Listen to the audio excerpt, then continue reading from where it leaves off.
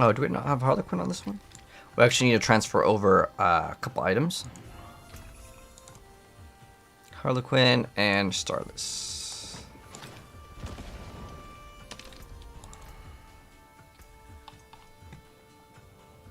I'm actually going to see if we can create a new character if we get some of the uniques. Because I think one of them, I think you might get Lockrens.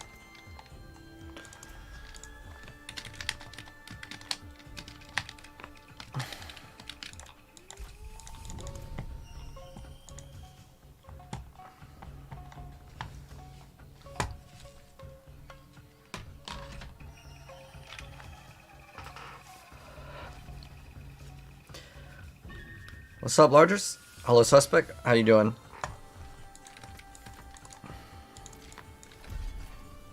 Ooh, a G8, a Pit Fighter? Hold on. What does Pit Fighter give us?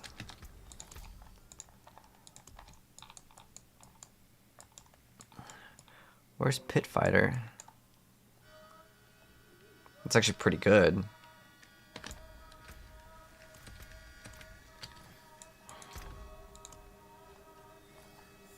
A couple of GA items on Barb. Ooh, plus to Rend. I don't think anyone uses Rend, though.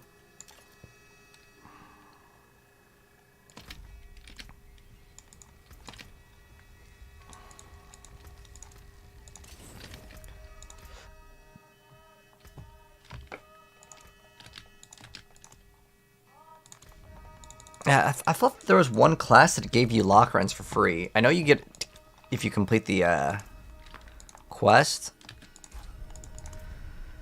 So, I mean, we could get one every 20 minutes, but is it worth it to do that? I don't know, man.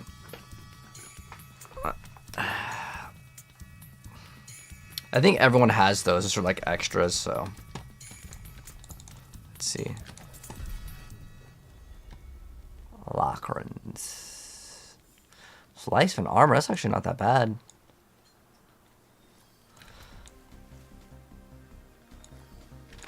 Oh, we got a plus, decent one of those. And this isn't bad for like the armor and the life.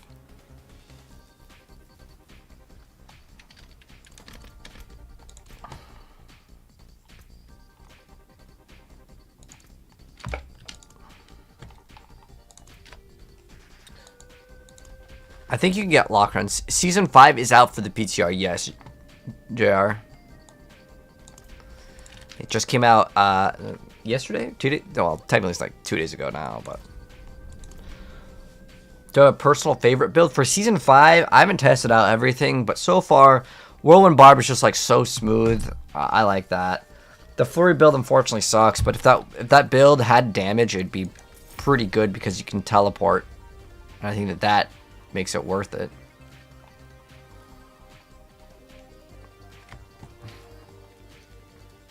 You get 1,000 opals every single time. Okay.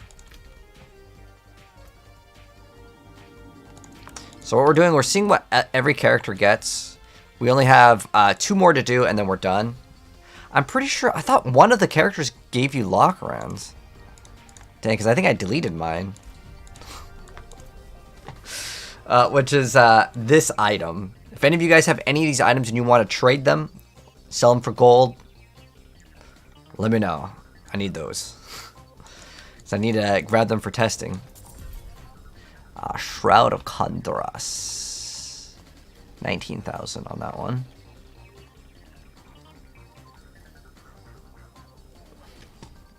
+3 to Puncture, not too bad. But it doesn't look like you get one on this one either. Druid. So this is our last test one over here. If we don't get lock runs, I don't know if it's just random, but I swear I had like multiple of those before. Maybe we just got it as a drop and I just whatevered the thing. But it's not a bad item considering you can get it on every single character, and if the thing only takes 30 minutes, I mean it's a 1 through 50 roll, but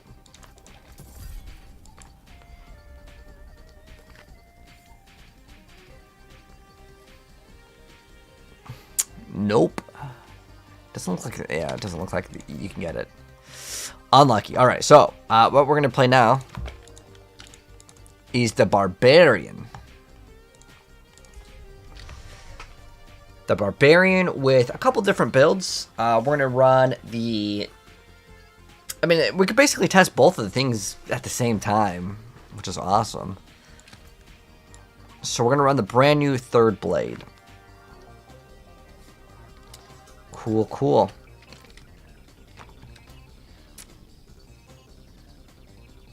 Alright, so what we're going to do is... So the weapon mastery skills are now core. So we're going to put points into here. And ideally, maybe we would have plus the core skills. I think that might be on my Druid for like the gloves. Core skills. Twisting blades. I need ranks to core skills.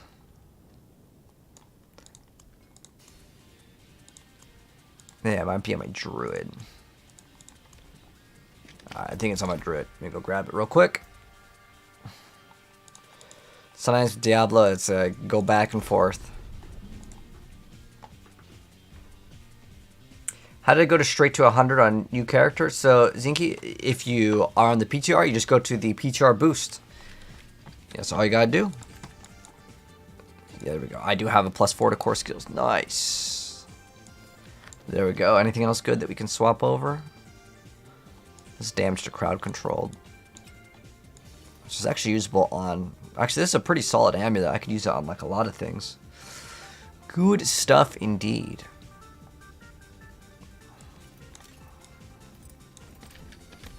Unfortunately, the Druid unique kind of sucks. Hello, Durant. How you doing? So yeah, now I think we got everything ready to go. And we're going to test out to see if Rupture or the Overpower is good. I actually saw Rob's clip. He said Overpower sucks, and I pretty much trust him for most things. Oh, sweet. Thank God we got one of these. Ah, okay, cool. I got one of these. I don't need this one anymore. All right. So we are going to throw on, I don't know, a Ring of Starless Skies. So we get some resource cost reduction. And then I don't think we need anything else except for those gloves with core skills. There we go. So we got those ranks to core skills. Oh, what is it called? Anger management. We need to go craft those on, or we can throw it on one of these. Oh, those are the shouts spawned in Dust Devils. All right, so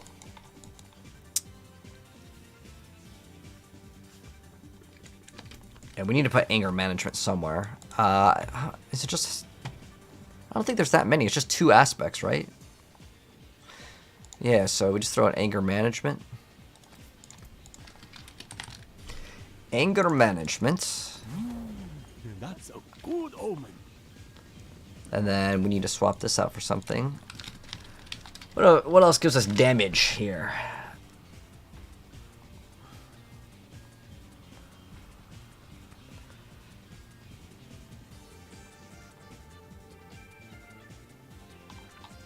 We want damage ones. Offense, yes.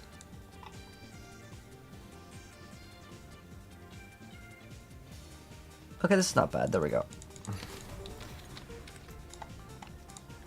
And then what we need to also do is... I mean, this has like Dust Devil size. Ideally, we'd get something else. What do we have for like the other options here? For tempering. We have Rupture size. So we can do Rupture size on 1. The crit strike damage is fine. I don't want to like completely remove this whole Barb build, but Rupture size isn't really that important. I mean, yeah, it'll help out, but I don't think it's like necessary. And I also want to do Death Blow. What does Death Blow get actually? Let's check it out. Hello, Jayhogs. How good is Sork? Oh, to farm? Well, you get those pants for free, but you need the brand new thing. I already have Lock Rents, but if any of you guys have the Crown of Lucion, Vox Omnium, or Shard Varathon, you want to trade it or sell it for gold, let me know. I need to get those items so I can test them out too. But with the Sorcerer's Pants, you literally get them for free. Like, So no problem at all. So yeah, let's go see what do you get for oh, there's nothing to gain for it. Oh, that kind of sucks. Oh, all right. We're gonna go test out the damage here. So instead of Whirlwind, we play with Rupture, because now it is a core skill. But we need to put some points out of some stuff. Core and Weapon Mastery. Okay, we keep that. What else do we need to like remove points out of? It's not really too many points to remove in this build, to be honest.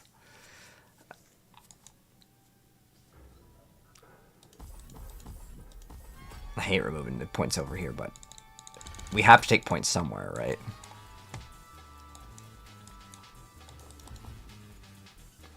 That one's required. Alright, so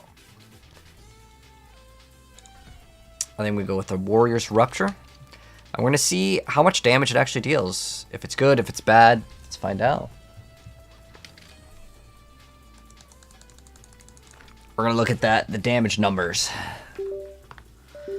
Like my controller. Alright, so let's see what is Rupture doing for damage.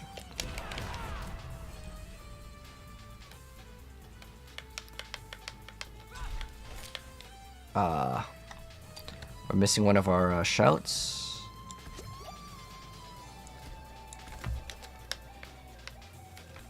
Yeah, am I missing a shout or something? I think, oh, there's that. How much resources it cost though? 60. Jeez, that is a lot.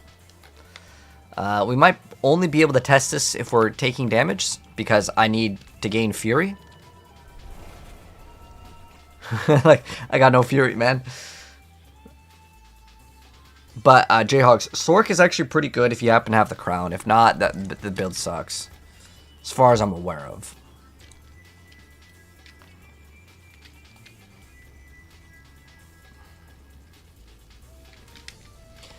Alright, let's go to over here. Oops. But yeah, we need to take damage in order for us to gain the Fury. So we're gonna test out two. Actually, is there extra Rupture ones? A Rupture? Okay, so there's only a wonton.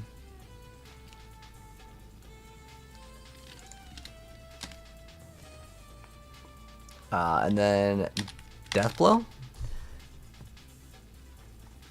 There's no Deathblow ones? Wow, that is crazy.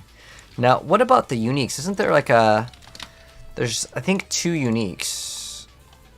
The season's on your birthday. Oh, the new one. Ah, I got you, Suspect. That's cool, man. Well, we need the...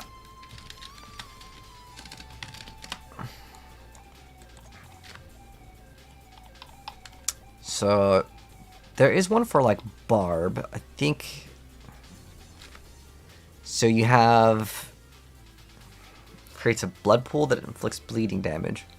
So you get 30x damage, which isn't that bad. Is it better than Grandfather, though? Hell no, I don't think so. And then there's also this, which gives you ranks at Deathblow, which is good. Deathblow clears Shockwave. Ah. Well, I mean, resetting the cooldown doesn't really do anything, though. I don't know if this build's even going to be, like, usable. But let's just try a 60. See what the performance looks like.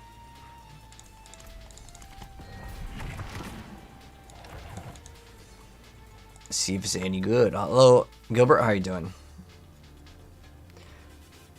What's up, Don Juan? The speed at which you click that. Nice.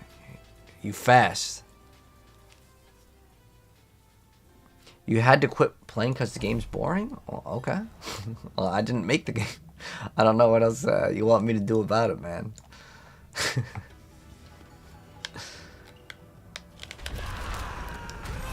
Alright, I needed them to do damage to me. There we go. Okay, there's some damage. Okay.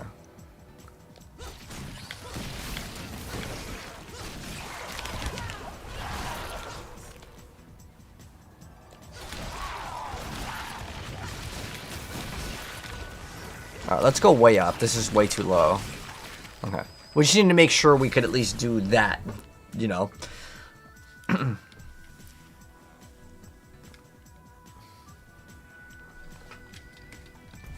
Had to make sure we could at least clear the lower tier. Alright. So I want to try 100. Alright.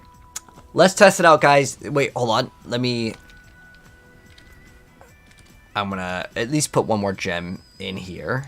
And also, what are our resistances at? Poison is 50 over.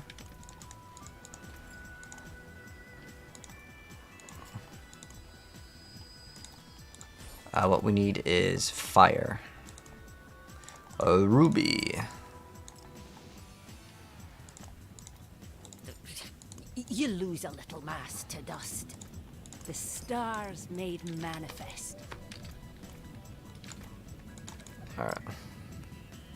Alright, so let's test it out, guys. The brand new unique called the Third Blade. So how this works is your weapon mastery, but hello Largest, how you doing, mate? Thanks for reminding me. I need to remove the sound on the blurb thing. Sometimes the thing like distracts me too much, especially if I'm like trying to like get a vid done.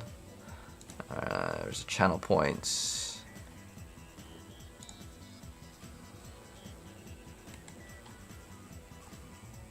Oh, streamer dashboard. There we go. There we go. All right. They don't play software that wouldn't mind pushing you through the capstones. So Zeus, you don't need to do the capstones. You just need to talk to the PTR boost. It'll get you to level 100 instantly. You don't have to worry about that. All right, now let's get started. All right, so let's try it out, guys. The Third Blade, the brand new unique for the Barbarian, that makes it so your weapon mastery now are core skills and have no cooldowns, but they cost more. What we're going to be focusing in on is trying out Rupture and seeing kind of the performance of this. And there's also another nice new Barbarian thing called Anger Management. And keep in mind, I don't have like the perfect piece of gear. All you really get with Rupture is the size of it if you do mess with the tempers. But it would still be like in your benefit to do it. But we still have basically most of the stuff that is for the Dust Devil Whirlwind Barbarian as our gear. So you can get to do way more stats in terms of damage. But specifically, Rupture is going to be spammable. We can keep on using it. It costs 48 resource, but I may have resource cost reduction in a couple areas. I also have Ring of Starless, guys. So let's go ahead and just do pit 100. Keep in mind, though, the pit is still bugged. So we'll do like a run here and we'll kind of talk a little bit about it. Although the boss, yeah, the bosses in the pit are kind of like not working correctly. You'll see some content creators, what they'll do is they'll die really quick on the boss and they'll try to fight it again. I'm not sure what exactly is going on with the pit, but it's just another bug. It's PTR, expect to see those things. But I'll show you guys the performance of this build. And you guys can see if it may be something you are interested in running. Now, if I was to compare this to like a current Bash Barb or a other Barb build like a Whirlwind, it's not bad in terms of damage, but it's not as smooth. Like the Whirlwind Barb is probably top tier still. But we can at least do the run up until the boss. And the reason why I say up until the boss is the bosses aren't working properly right now. So hopefully they can fix that soon. But you can see like the damage that we're dealing and see if that is up your alley if you want to run it. I mean, it does good damage for Rupture, and this is just spamming Rupture consistently. So if you wanted to run this for like an endgame build, I could see it being viable. Definitely. I mean, it's good damage. That's because they did not nerf Gushing Wounds, so it can be kind of fun. And we'll also test out Death Blow. There is a unique for Death Blow, although I'm not sure if it's really required. I mean, losing out on a two-handed temper to get AoE damage, I don't know if it's going to be worth it. It's an option, though. But one thing I do like with Rupture is that it is always going to overpower on every single hit, which is awesome. So you can maybe think about running something like Banish towards Talisman, which gives you another like 60 multiplicative damage on a crit. And you can get pretty easily with Barbarian 100% crit. You know, it's not that hard. But I would say this build's like, it's usable. It's because Gushing Wounds is OP. Oh, we're out of resource. It does cost a lot of resource, and with Barbarian, you just gotta upkeep your shouts, and you'll be okay. And you need to take damage, so it's actually ideal to be in a bigger crowd. But if I was to compare this to like the Bash Barb, now keep in mind, Bash Barb is going to be, as far as I'm aware of, it's not really that insane. There's like a 39 mil tick over there. So it can hit for a good amount of damage. Okay, here we go. Now we have infinite resources. But you can see resources weren't really a problem. I don't have the new crown equipped, which could increase the damage by like a long shot. But I'm curious to see how the pit boss looks like. I mean, bleed builds do crazy damage against bosses, just in general, like the Flay. But the point of this was to try something new anyways. And that's pretty much the main new thing that, you get with this build. I mean, it does okay damage. And if you increase the size of it, you could probably hit most of the screen. I mean, look at the AoE's already pretty good.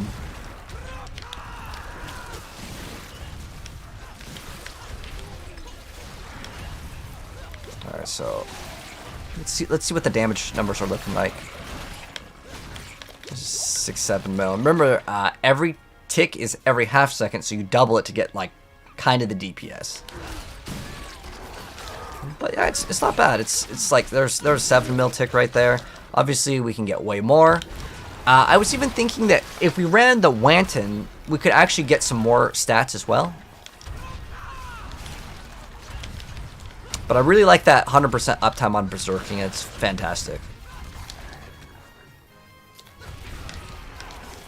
Let's see what we can clear up Pit 100. And my guess is it's definitely going to be slower than like Whirlwind.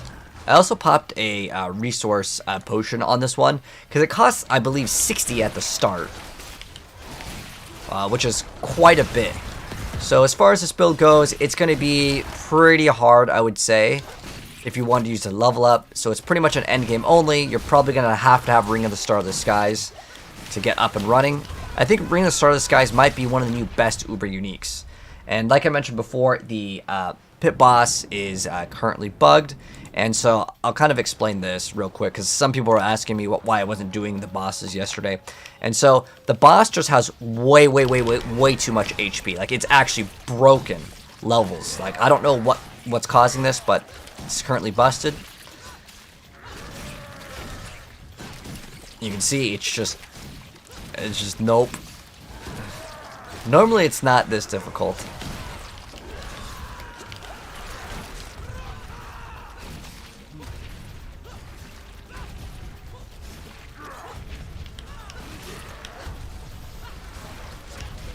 But there's not enough aspects also for this to make it like viable.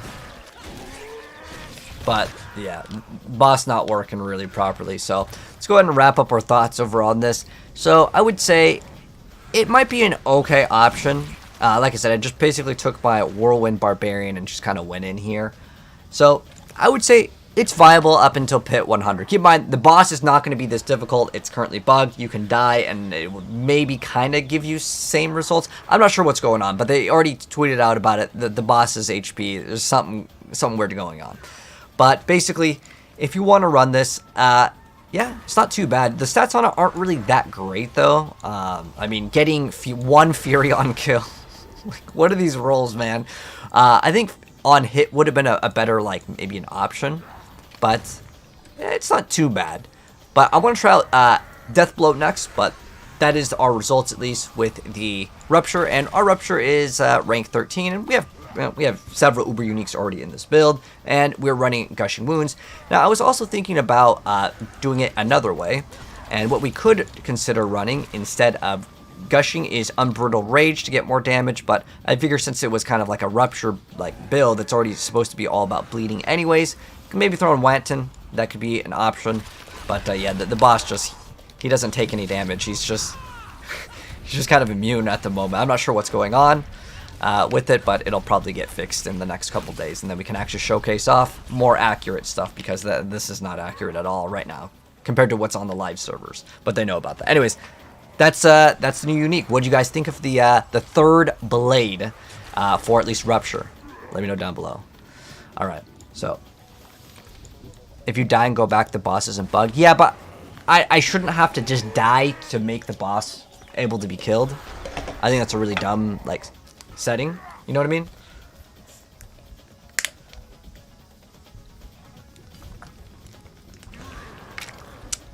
You have to farm the Uber uniques, Jamie. They don't give you all the Uber uniques for free. I wish they did, but... I mean, it's a test server. You should get everything. You shouldn't even have to farm the uniques. But let's see what it looks like after. Maybe it'll be like, we'll just one-shot him. Okay. So, we let the boss kill us. So we do a reset real quick and then watch. There's going to be like a night and day difference in terms of like the boss's like stats. And now we can actually do damage. Although there's still a bug, I think, with some sort of like bleed and berserk ripping where the boss actually heals himself. But basically, it's doable. It might take a couple moments to actually get the kill. But you can see it's very achievable.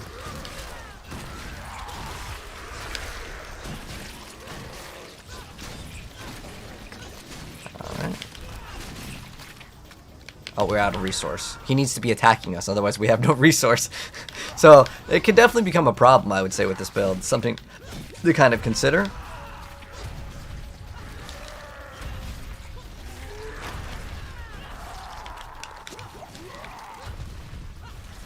But I want to try Death Blow after. But, I don't know. Maybe like a 2-minute kill for the boss? With suboptimal gear, very suboptimal gear.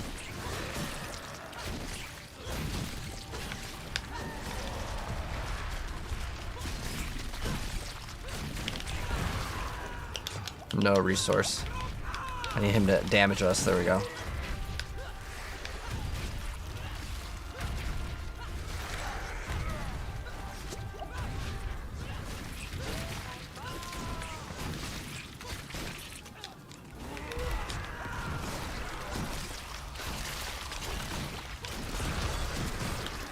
What was that time on that? Yeah, about a 2-minute kill. That's pretty accurate. You can just look at the damage and kind of notice about how long it's going to take, which I think 2 minutes is a relatively, like, okay-ish boss time.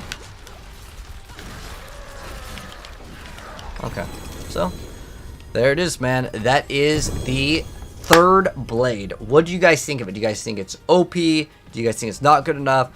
I mean, honestly, there are much better results, and yes, I could masterwork this and get everything to 12 out of 12. And then don't actually have the Dust Devils stuff, you know. That obviously will be something that we can actually fix to get even more damage with this.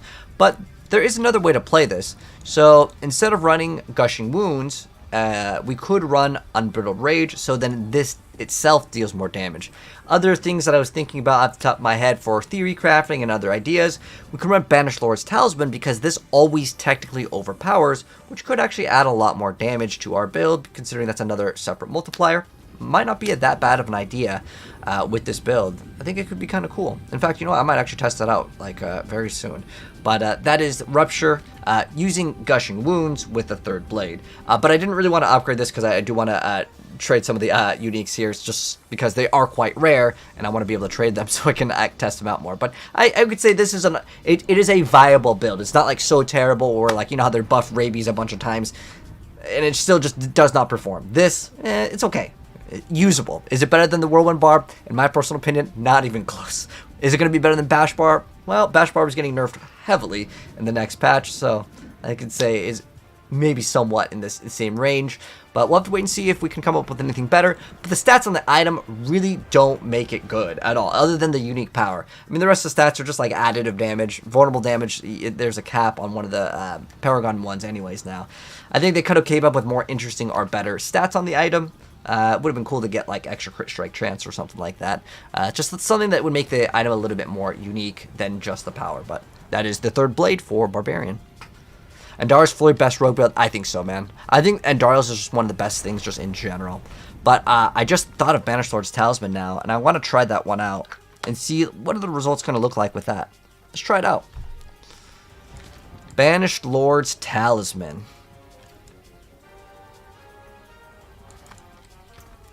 Banish. Oops.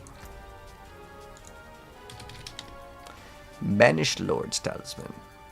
Boom. Is that the Greater Affix one? Oh, it's the one Greater Affix. We need the multiple Greater Affix one. There we go. That's the one we want. Let's try it out actually now with this. Let's see if it's much better.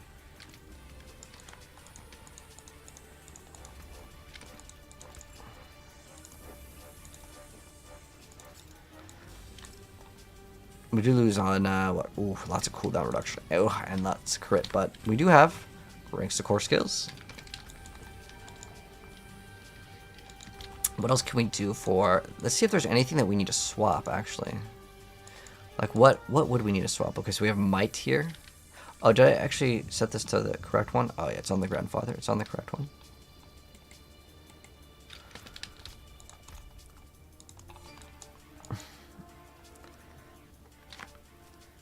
Gushing Wounds not getting nerfed is pretty crazy.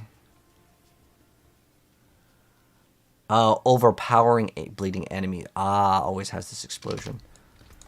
Okay, we can maybe mess around with that. Maybe we'll go get a two-handed mace. Have a wee gamble. But then I have to level that thing up. Don't want to do that. I mean, getting the extra size doesn't really matter, though. You know what I mean?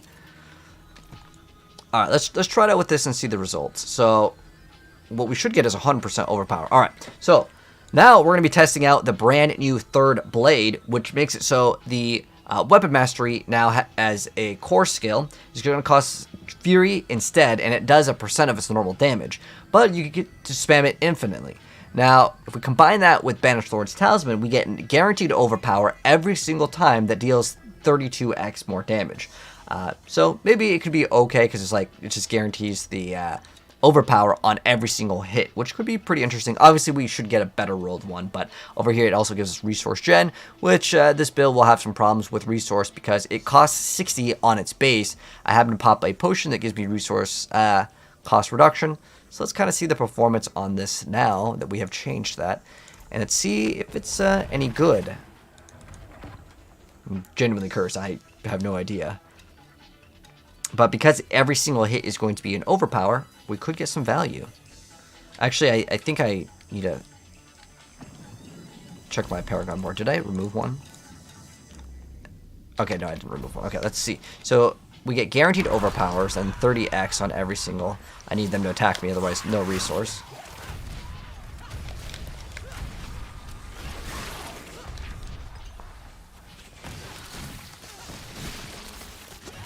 Alright, big hit coming up. Oh, wait. It overpowers on every single hit. Putting that in doesn't do anything. Kappa. I didn't think that through.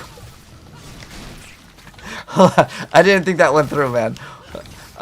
Yeah. If everything overpowers, Banish Lord's Talisman is worthless.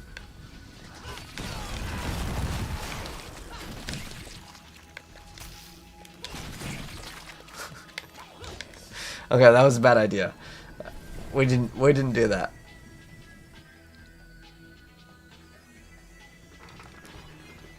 Okay, I'm trying to think what else can we do with Rupture.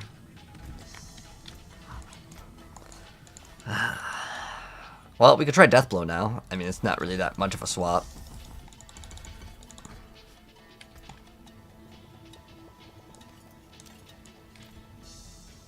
Just need to go swap the gem over here. Amethyst. Let's go make that.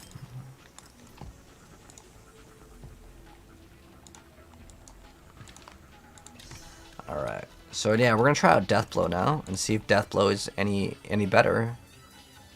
We also can get Berserking, which is good, but I already have the infinite Berserking. I think resource is the main thing that we want to make sure we max out. And we can also check out if there's any better Paragon glyphs, actually, wherever Might was. Whoops.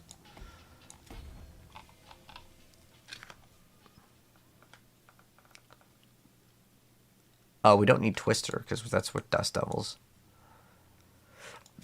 And I'm pretty sure that one's still broken. It doesn't even work. Let's see. Pole arm. At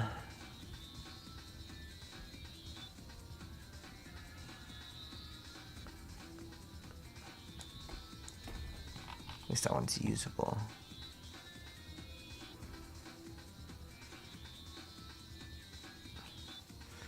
Dang, I was thinking about Dominate. It wouldn't be that bad. Just get that overpower.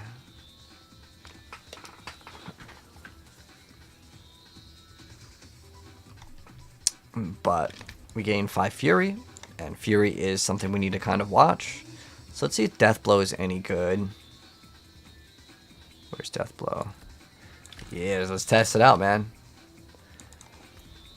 Alright.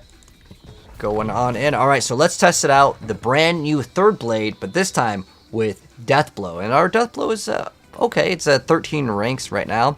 We get to select what we're going to be using for the Death Blow, and we actually want to specifically select, for us at least, I want to do the Grandfather as the weapon. Just needs to be the two-handed one because there's a bonus with it. So we're going to go to Death Blow, make sure that we have the Grandfather selected. Unless we want more attack speed, which could be another option. But I want to see if we can hit once and hit really, really hard. See how it's going to be performing. So we get to spam Death Blow, which actually does a crazy amount. Well, it's supposed to do crazy amounts of damage to bosses. I can't even see the numbers, to be honest. This is still using Gushing Wounds because they did not fix that. So if it's OP bam, we're going to be using it. So is it doing good damage?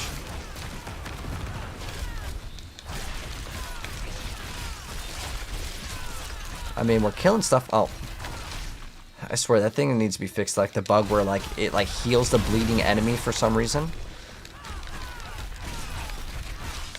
There is a unique that is for this build. Man, I feel like this build is like way too squishy or something. What's going on? Maybe my shots weren't up or something. Okay, it's like, it's doing damage.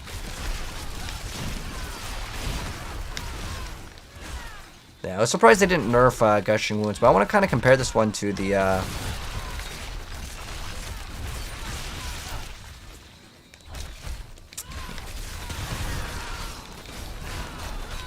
Rupture variant, and I would say Rupture is way better than this one.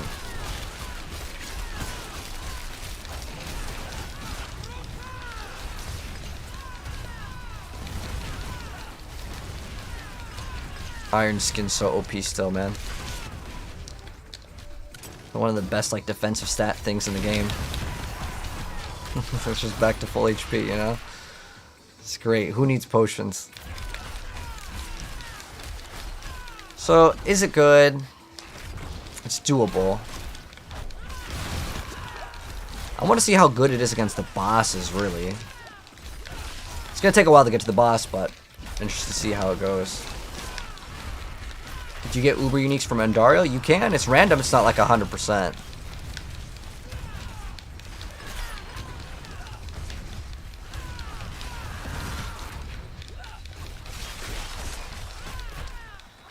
We're getting like 200 or 2 mil bleeds, which is it's okay. Still would rather play Whirlwind. This is only a pit 100 because got subpar gear, just trying to test it out, see if it's actually worth running. Well, that thing's gonna be dead in a second from the bleed. I'm gonna go this way.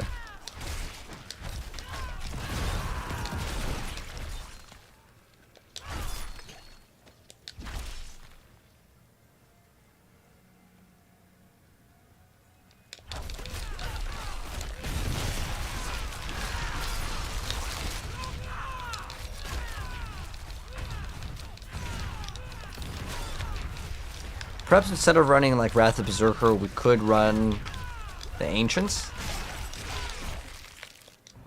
That could be another option if we want to.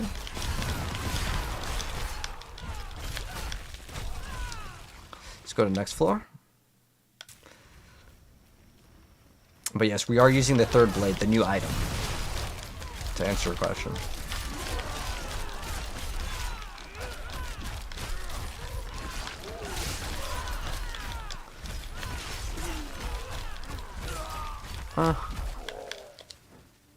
There's, as far as I'm aware of, I don't think there's anything for the tempering on like Death Blow.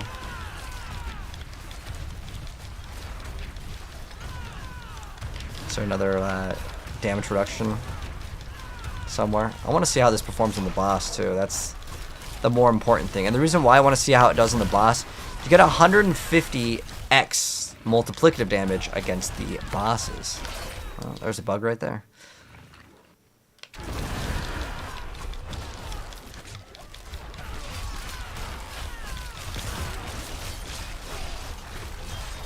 The build can obviously clear 100, but it's so much slower.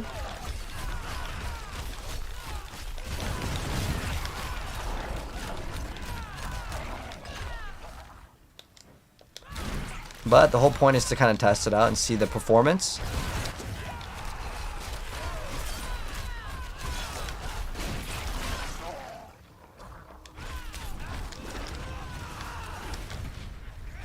Of course, the elite over here.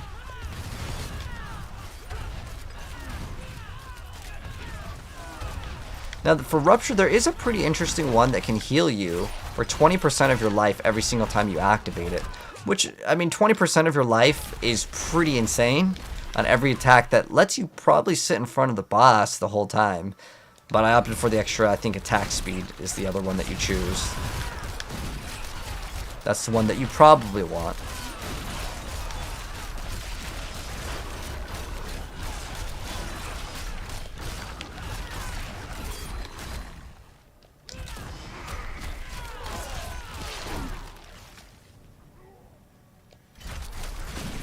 Oh wow, that thing just melted instantly.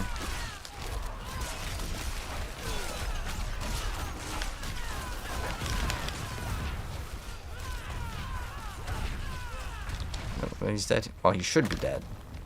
Now, if he decides to heal because of a glitch, then there's nothing I can do about that. Alright, let's get to the boss. Die once so we can reset the thing. Because the bosses are still currently bugged.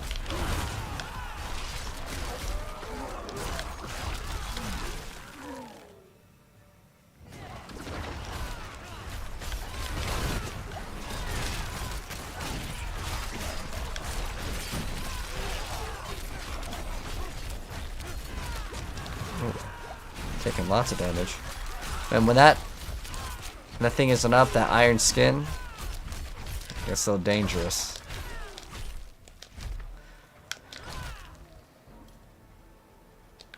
Oh, we could probably kill these small groups.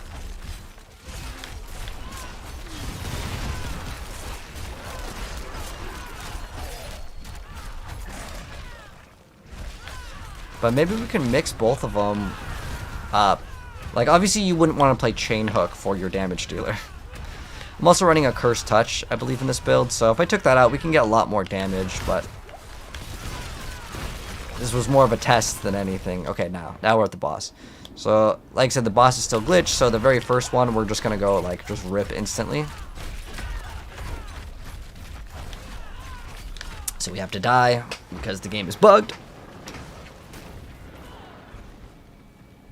And come on. There we go.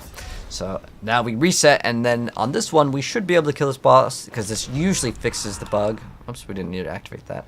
The same button as reset. I just was spamming it, but I need him to hit me so I can get my resources. And then now you can see we actually deal damage. It's a really weird bug, but that's how the game works, man. Ooh, that's a lot of damage. The weird thing is that I may run out of resources if I don't get hit.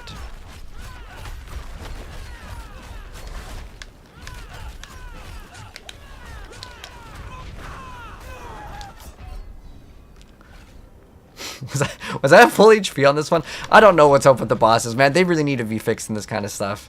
It is quite frustrating to die because the game is bugged. I mean, at least they know that it's bugged, which is good, but I thought we were at full HP on that one, but I'll have to double check. Maybe I was standing in some AoE for too long, but I do need to take damage again to be okay on resources. Oh, okay, that does a lot of damage. I wonder if they like tune the bosses in some other way.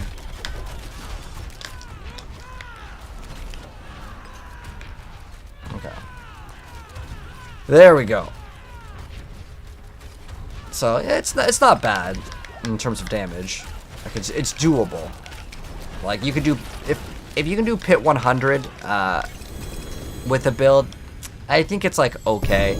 Now I still would just rather play Whirlwind because I think Whirlwind is like just way smoother. But there it is, man. That brand new unique, the third blade with the death blow. But there's really nothing else to make it like that much better. There is a unique that you can get like +4 more ranks, but you can get greater graphics. Maybe you can go up to like 20 with this thing, right? So you could think about that. But being able to gain 20 fury if it damages one enemy, or you can get berserking. But right now with the anger management one, I mean, you just get berserking anyways, and I'd like to keep that. Keep in mind, I just have my Dust Devil gear still on, so we could definitely make this build way better. But that is the Deathblow Barbarian. But yo, Xander Cage, thank you so much for the gaming controller on TikTok. Let me give you Katana Flip. Arigato, my friend. Very appreciative of it. I'm on the Detour Dueling Discord League. I am not, mate. I don't really play D2R. I mean, I like Diablo 2. I actually really want to try D2 Remodded, but this is only up for a week. Hello, Mograt. How you doing?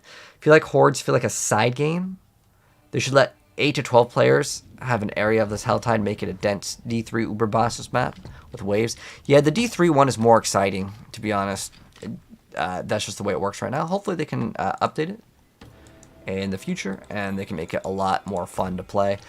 But as far as this build goes, I think it is a no-go.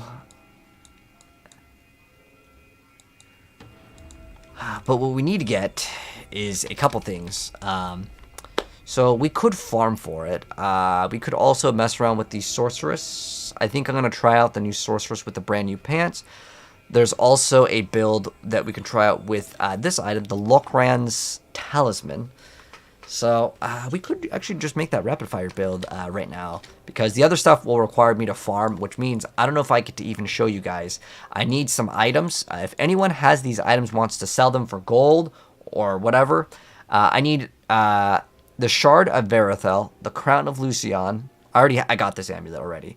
Or Vox Omnium. I don't really care what the rolls are on any of these. I originally wanted higher rolls, but like, well, I mean, if this one's only 5%, gosh, that thing is terrible, and it'd probably be in like the garbage.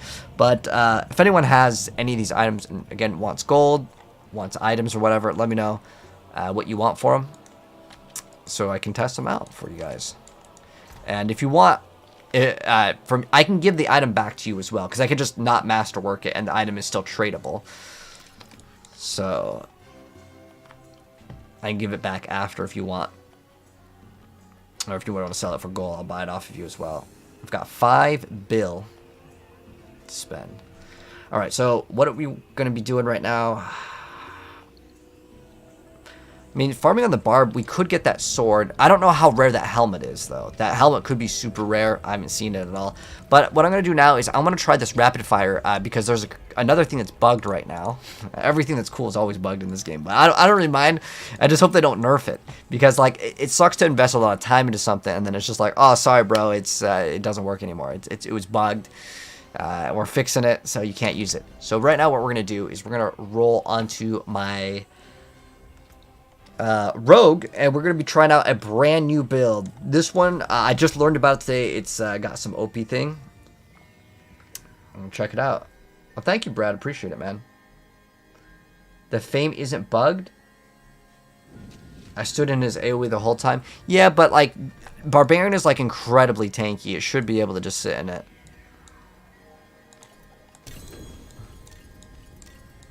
I think the bosses are still way overtuned.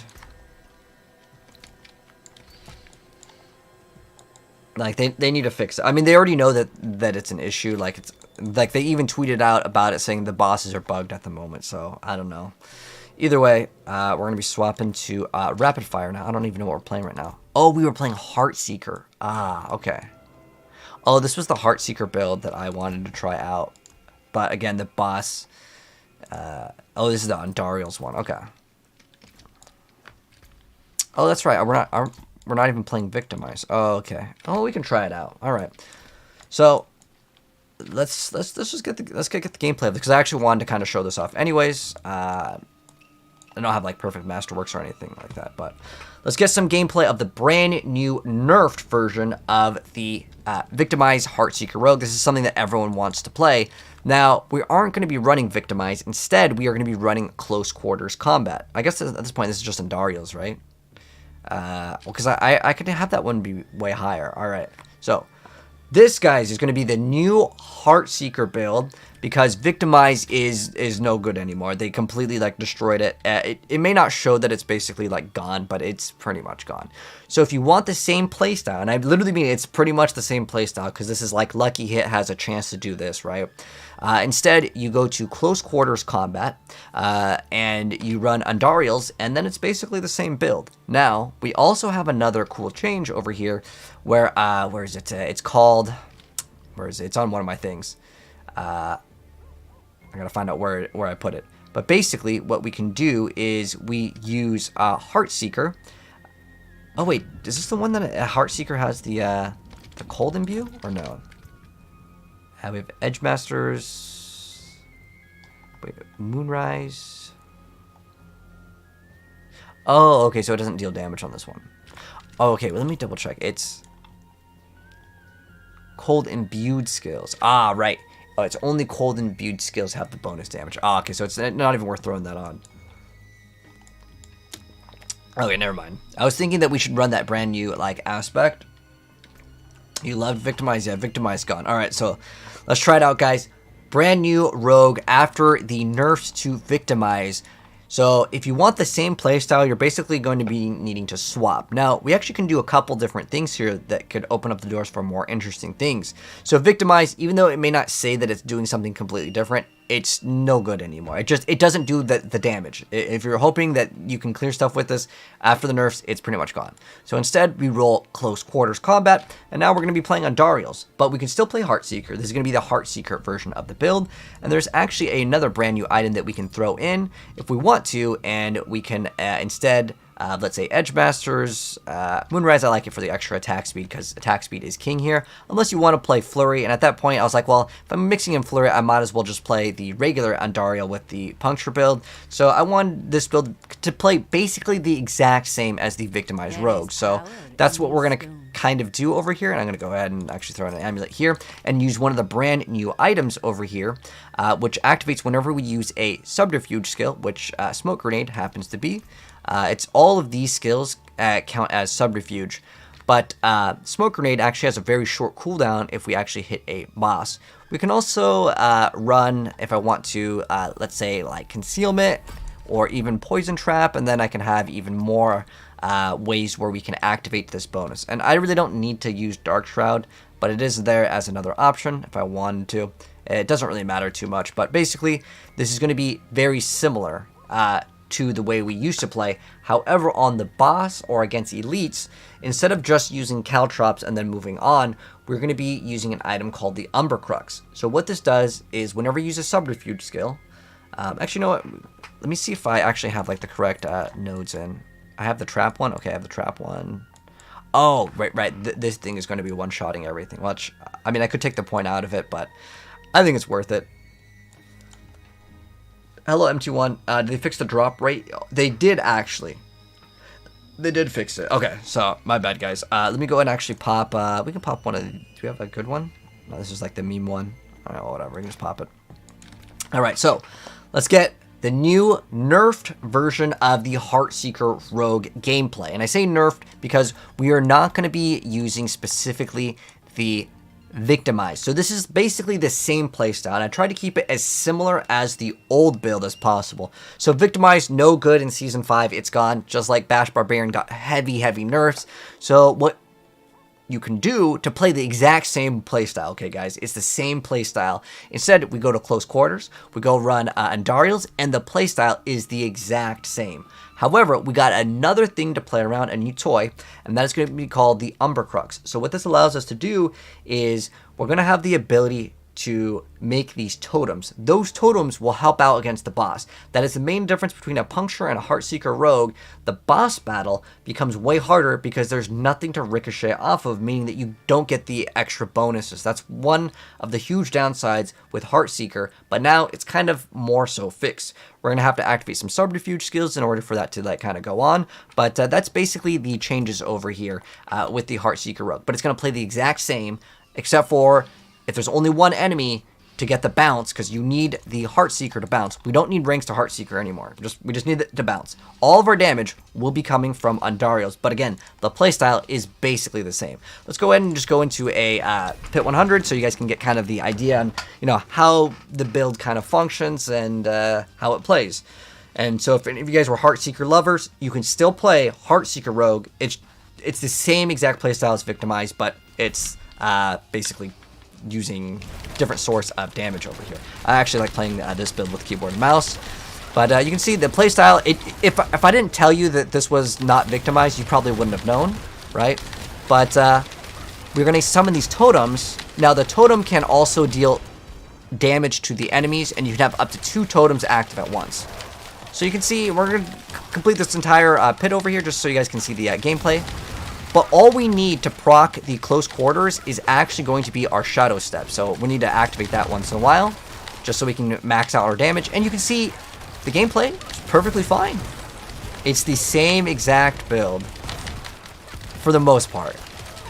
Again, you are technically dealing poison damage instead of the Victimize explosions, but does that matter to you? Well, probably not. So the gameplay is the same, and you just stack like you know, non-physical. You can get anything to poison, like Bane, Tracker on your glyphs, and the build will be a little bit different.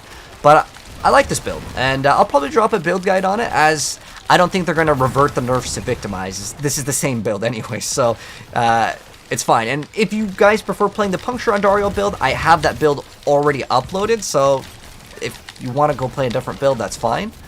If you're done with this, there's also a pretty cool rapid fire build that I do want to make a guide on, but I'm going to complete this full one. This way you guys get to see kind of how it performs. Also, if you ever see the thing say executed, that is a mechanic where it's off of this over here. It's one of the newer Paragon nodes that after you reach 50 lucky hits, the whole screen explodes and it kills everything on the screen except for the bosses. It's not supposed to kill the elites, but it technically is a little bit broken now, and it does indeed. But just make sure you Shadow Step every once in a while. You can also run Dash if you want to, but we're also running Dark Shroud because we can also summon the little totem. So here's what the totem looks like, and it actually spawns where you throw the item, and it lands. So it won't throw it at your feet, which is a good thing. You don't want it to be at your feet.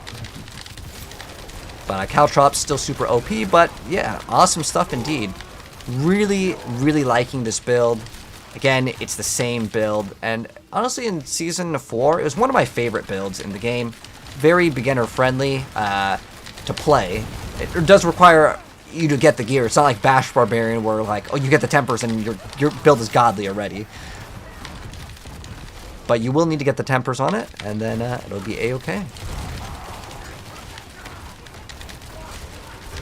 Activate that concealment so we can get the little totem, and you can just shoot the totem. You don't even need to shoot the enemies, which is kind of cool. If you want that playstyle, let's go find an enemy over here and throw that thing. Then we can just focus on shooting the totem. Now, unfortunately, the totem cannot be executed. Otherwise, that'd be pretty cool because then you can actually one-shot the boss. And Dario's with crit doesn't really matter, so picking this thing up is not going to actually increase our DPS.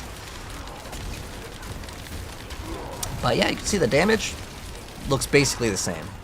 Now, overall, is it probably a nerf to, well, I want to say Undario's kind of got buffed. In terms of the numbers, I want to say it is buffed. But the pit is also still bugged, so when we go into the boss, we're going to have to die one time. And the reason why we're going to have to die one time is because the way it works is in the pit, the boss's HP is currently bugged. I don't know if the damage is also bugged. I feel like the damage is not the same as the live servers. So I don't know what's going on with that. But they already tweeted out about that, saying that yeah, we know it's broken. But this is PTR. I expect things to be kind of not working properly. But it's just a kind of a constant thing, honestly, with Diablo 4. We're like, oh, this isn't working right, guys. Sorry about that. Like, if it's an OP bugged build, dang, this is a really unlucky one. We're gonna have to like walk back.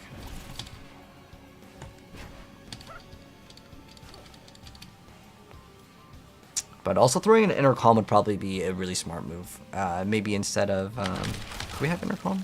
I don't know if we have intercom in this one. I just kind of roughly threw this together because I was really excited to test it out. And boom, it's already gone. And there's actually another node that you could consider getting for any other build that is doing like base damage, where it's like your cutthroats increase your marksman skill damage. But what really matters is the boss fights more than anything. Okay, so we're gonna get to the boss, and you'll see that the boss is bugged. Like, we're not gonna be able to do any damage to it. I mean, I'll try to do damage to it, but what's gonna happen is the boss just takes no damage. And that is caused by a bug.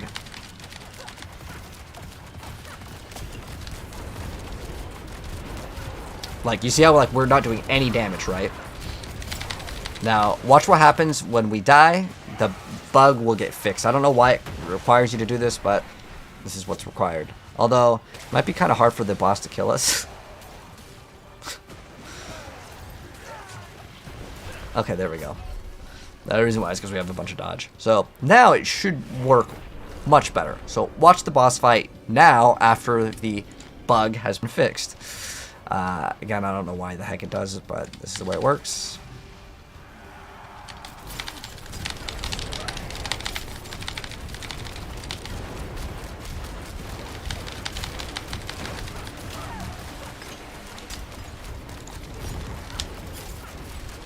Look at that. Like, you guys see it? It's like a night and day difference. It's not even the same fight.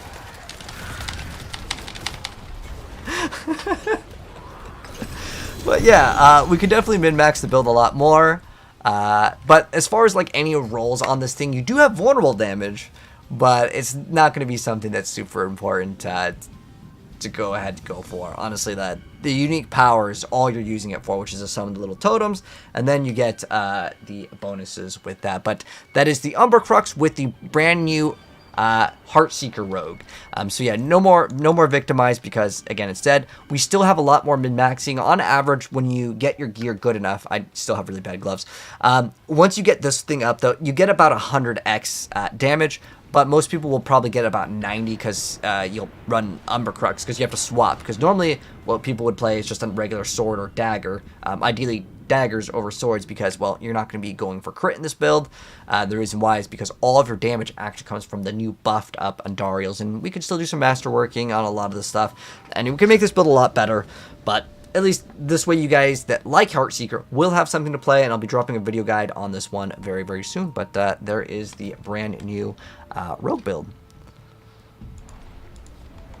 The Umber Crux. What is it? The Umber Crust Rogue, the Heartseeker. But there's something else I want to do too.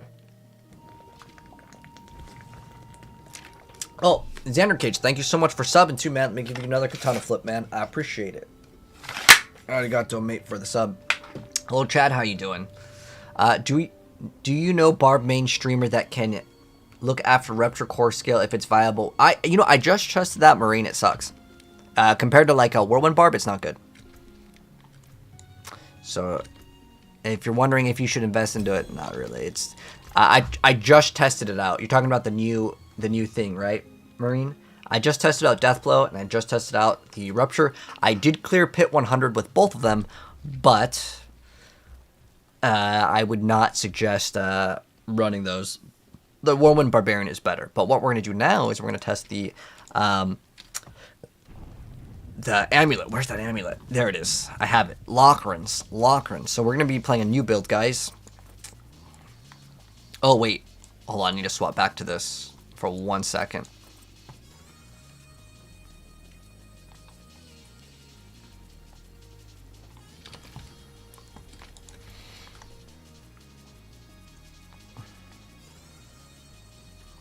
All right, so what else do I need to do with this? Okay, so that's right. I need to grab the inventory. So obviously we're running on Dariels, Umbras, Intercom, Crowded Sage. We could use Might as well. It's a good one. Retribution, because it double dips. Umber Crux, Moonrise, Elements, Cursed Touch, a Rapid. And then...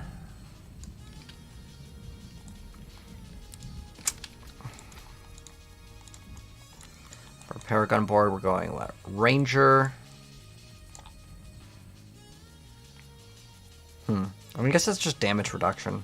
We could remove that one, but it's not bad. So then we run Exploit in Exploit Weakness.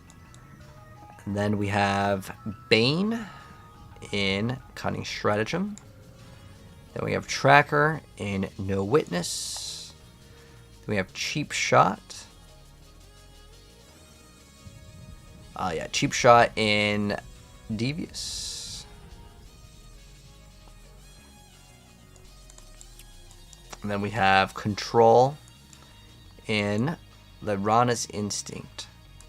And then we have Deadly Ambush, which is currently still bugged. Okay. And then I think we're good on the build. Oh, we need the skill tree. So the skill tree is going to be, well, Heartseeker. And then Sturdy, Siphoning. Then Shadow Step. Caltrops. I don't know if we actually really need this, though. Using a healing potion. You know what? We can maybe change this. Healing potion is good.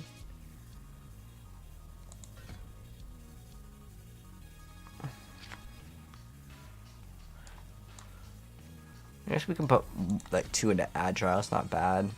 And then it's Concealment, Smoke Grenade, Dark Shroud. Those are all like good. And then we need all the damage reduction. This one could be okay too to get 15% more damage. Non-physical damage. We probably don't need that, to be honest. I don't think we need any of these if I was to look at this build.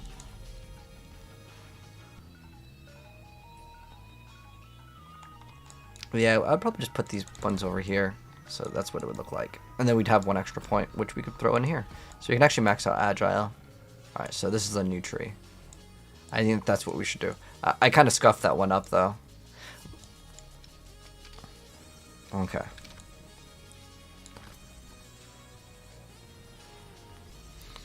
So we could, instead of this, run the other damage one. Because you can throw utility on Pants and run, like, what is it, like Noxious Ice. It's alright, though.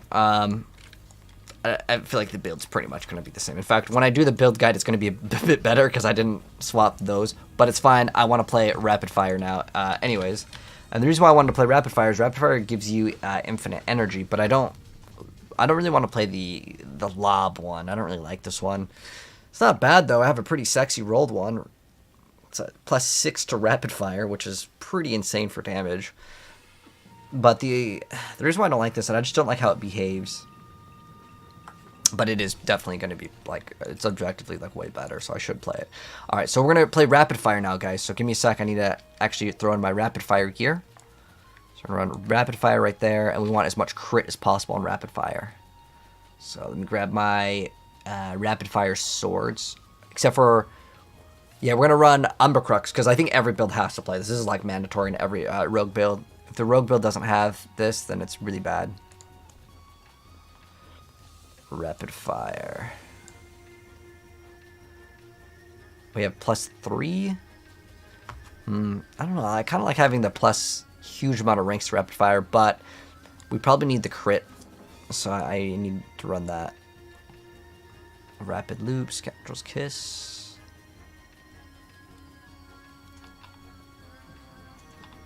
Where's my Rapid Fire gear? Shoot. Oh, is it right here? Oh, perfect. Boom, that's all we needed. Which one's better? This one has greater affix crit. 90 and then crit strike damage. Alright, this one's better. Alright. And then this one, we want as much crit strike. Ooh. We didn't roll crit strike damage on it, but we got marksman crit strike chance, which is still pretty nice. But we're going to have to do something with these gloves too. Because we need to have... Ideally, attack speed wouldn't be a bad stat either. I don't think we need resource cost reduction, but we're going to actually have to run double unique rings because, well, I mean, 50x damage is kind of hard to give up. Like, it's a pretty good thing to have. And then for our necklace, we have to run... Oh, man, there's so many uniques in this build. But if anyone in the chat has these items and you guys want to sell them for gold or trade them for other of the other new uniques, I don't need the talisman unless it's like a really high roll. What is mine currently? It's a 38. So if you have like a 50, I'll trade for it. But if not, I already have that one. But if you guys have the Shard of Verithel, the Crown of Lucion, or Vox Omnium, and you want to trade it, or if you just want to loan it to me, for the PTR, this is the test server, so all of your stuff gets deleted, by the way. So if you've tested it and you're done with it, that'd be awesome to hook it up. But I will give you gold. I will give you items if you have any of these items. What unique helm do I have? Right now I have Endariel's, but the helm that we want to run in this build is going to be Harlequin, and we're going to be playing Rapid Fire now. So I'm going to go have to temper on. We need specifically to temper on the crit strike damage. That's the only thing that's good on this one. Crit strike damage. No overpower. Overpower very bad on Rogue. Yeah, that's what we want. Nice. And then we have a chance to do whatever. Freeze, chill, stun. All those are great. Okay. And then we don't need a rapid fire. We want retribution again because it's really busted. However, thinking about it now, you might be able to get away with the rapid fire projectiles bouncing. I don't even know if that works. Does anyone know if their projectiles bounce works? Okay, so what we would want is a Cursed Touch is still pretty good because we need a vulnerability somehow. So that will be good. You lose a lot of DPS if you don't use Scoundrel's Kiss, really?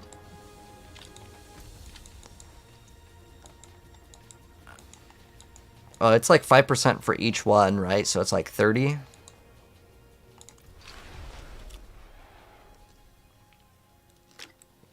Have I found the third blade yet? I have, Chad.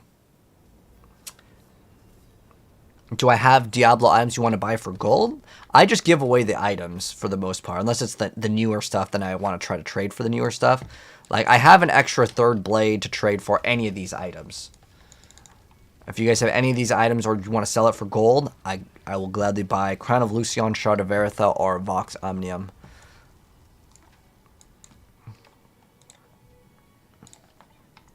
You want to buy for gold? What item do you need, love here? This is the test server, yes. So is Rogue dead? No, not at all. How do I deal poison damage? Oh, the Andariel's is the poison damage. Okay. So what we're going to test out now is, I don't know if you run this, if rapid fire can actually bounce the grenades.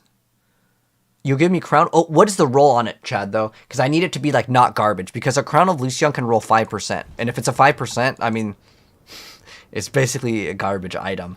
But what is the roll? Like, see how it says each time you spend primary resource, you gain some sort of damage? What is that number looking like? Mine, by the way, is a 65 out of 70 for the third blade. Need something for it? Will it be even worth it to make the build first? Which one, Parker? All right, so now what we need to do is we need to... Oh, that's right, I need to craft it on one of the things. So we can do... Instead of accelerating. Does it even have a good roll? Oh, it doesn't even have a good roll anyways. So we'd have to replace this. So I want to run the rapid fire to bounce. And the reason why is because with the new Umber Crux, well, bouncing is going to make our DPS just go crazy. So we're going to go ahead and imprint the rapid fire. Has like a chance to bounce. I was even thinking about throwing it on the other one. Like throwing it on a two-hander might not even be that bad of an idea. Because this gives it a huge amount.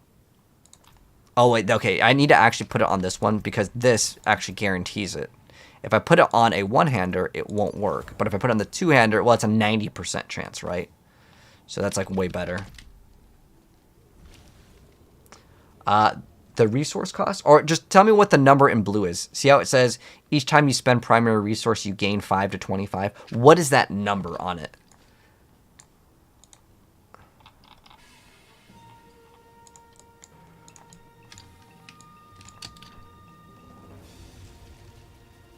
I can look you? I'm not sure what you mean, love here.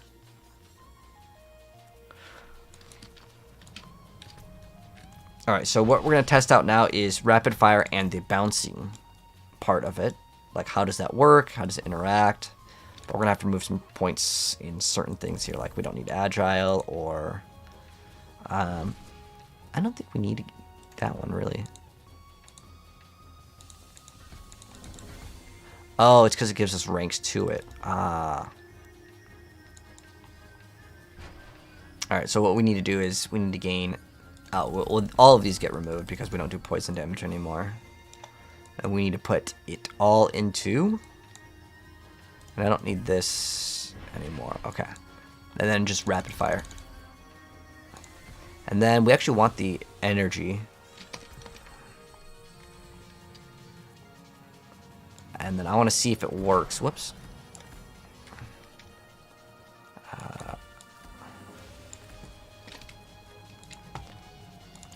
Okay, so... Is it balancing? I don't know why one arrow randomly shot over there, though. Is it bouncing, guys, or no?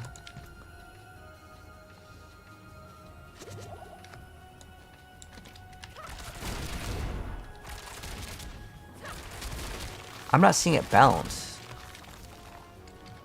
Like, that might be bugged. Where's my other one? Dang, I lost track of it.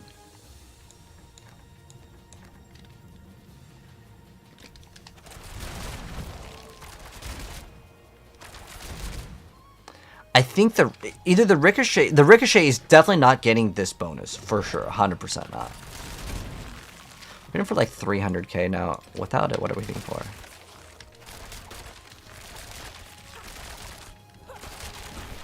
Why is it doing less damage? Wait, are we even running precision here? No. I'm just trying to look at the damage numbers. It doesn't seem like it's doing that much more damage.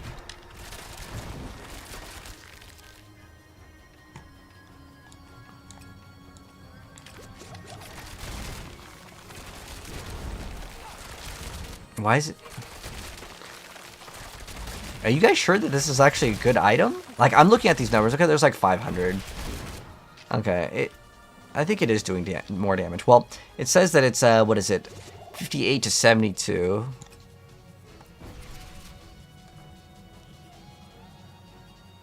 I mean, at least these numbers are showing that it's going up. Obviously, this gives us extra crit, which kind of helps out. We do get a decent amount of dodge. It's okay. I mean, it's not, like, terrible. But, I'm not sure if the bounce works. That's what I'm more concerned about. It's really too hard to see. I don't even know how we would test this. Oh, wait, what the heck? Oh, wait, hold on. If I shoot it at the ground... Oh, it 100% is not shooting out exploding arrows. On the imprint.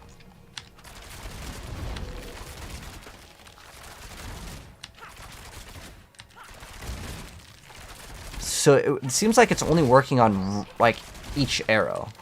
Ah, okay. So that's where those extra damage numbers are coming in. Okay. So it's not too bad.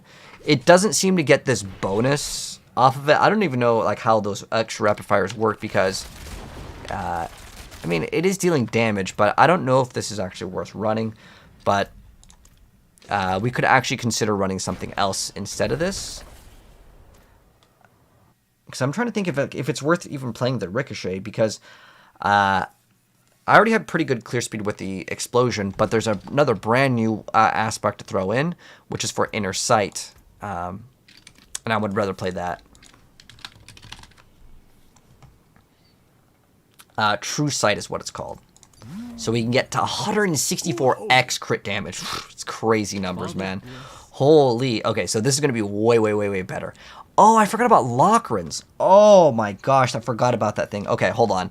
Our crit strike chance is going to be, I think it's 100% now. Let me double check. So crit strike chance is 40. What?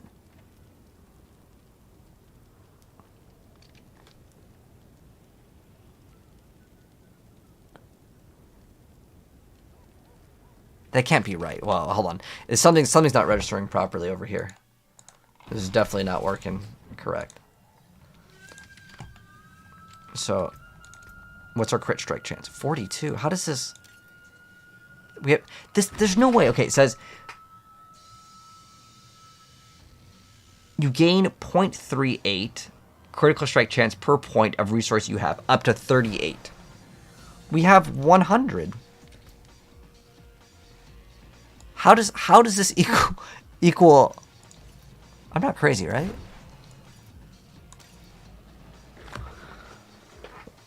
What?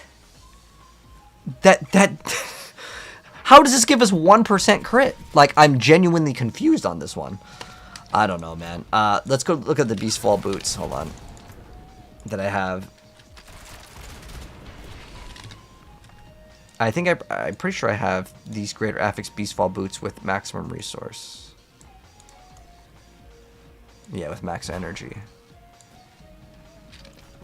Okay, let's try this again. Okay, we go from 49 crit. That cannot be correct. How does Okay, how does this work? It's got to be bugged. It is so bugged.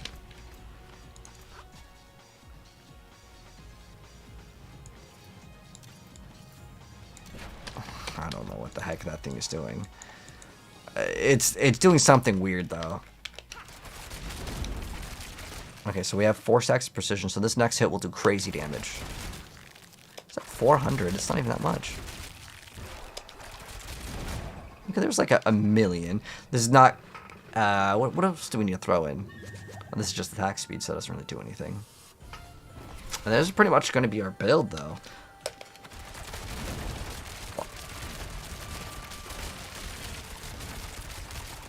Which one is marked, though? Okay, so let's look at the numbers when it's marked.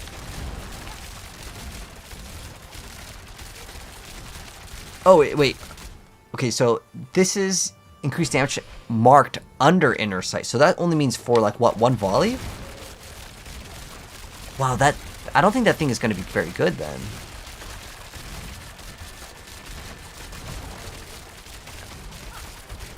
Because that only works for 1 volley. Like, watch. So... Okay, so it's this one. So it's going to activate, and then at that point, this does 0 damage. Oh my gosh, that is so bad. That is so bad. Okay, so that thing doesn't really work. You excited for the new class? Me too, man. Do I know where you can buy equipment? I would say farming equipment is better than the vendors. The vendors in this game suck. Love, they're not very good. Like, they don't sell legendaries, so you don't want to be buying anything from the vendors. But as far as this goes, I mean, we could swap resource cost reduction off for like a better stat like attack speed or something. But as far as this goes, I got excited about this, but the main problem is that you will build that up within 1 attack. So it's not really worth running. The other one, I don't think it's really worth running either. So let's see what else we have as options. I actually haven't tried the arrow storms, so we may experiment with that too. I think the barrage to split will be kind of cool to run too. But the reason why I wanted to play... Why did I want to play rapid fire? I think we could do branching volleys instead. Yeah, I think this would actually be better. Oh shoot, this doesn't work with this. Because it has to be for barrage. Oh shoot, I wrote barrage to be crowd control. Damn it. I needed to be what is it? Crit strike chance. Well, I guess these don't have any like crit damage. That's what I need to actually roll. Okay. So I could go... Wait, can I just temper on the barrage? What do we have for tempers? We have 4? Oh. So instead of damage to crowd control... I mean, it has resource cost for it. This thing kind of sucks anyways. It's like really not even that great. I can just get another bow. Let me see if I have another bow. I probably have another bow. Ideally, though, we'd find a bow with crit on it. I think this amulet's broken. There's no way it's working properly. So let me find another bow real quick. We don't want vulnerable. That's really good for Heartseeker, but Heartseeker is going to be deleted next season.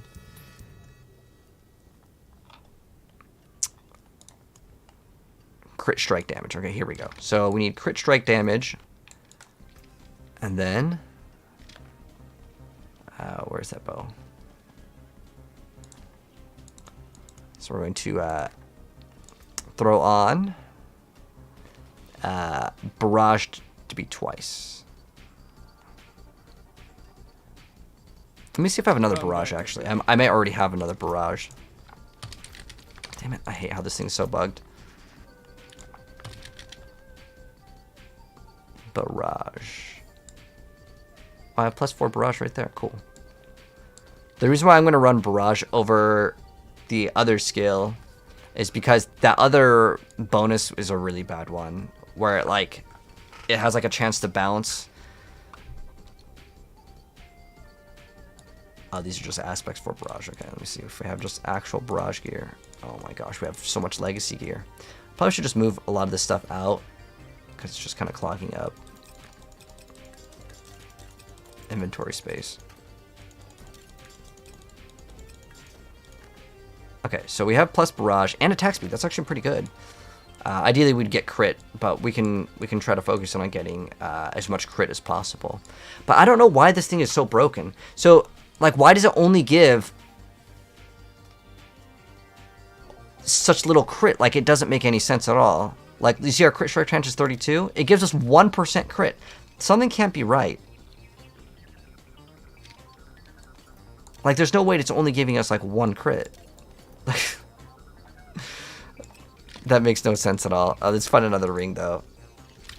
Oh, my gosh. Like I said, I'm sorry. The bug, I'm so not used to it. So, like, the reason why it does it is because it always goes through all of your items first.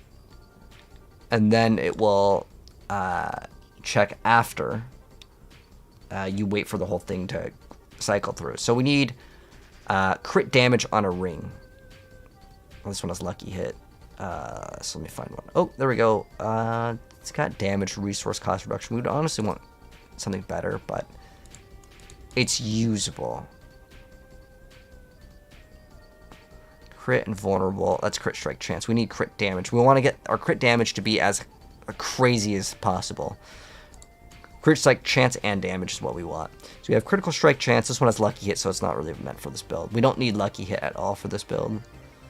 So we don't need that. And the amulet, we're still running that amulet. Okay, it's got crit damage, it's got cold imbue, it's got crit strike damage. This is fine. This is totally usable. Ideally, yes, we would want the thing to be greater affix on crit strike damage, but I'm going to be forgiving on it because I don't want to sit here rolling forever.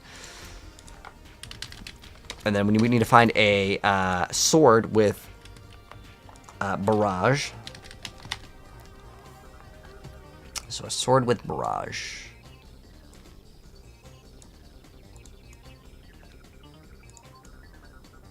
As barrage.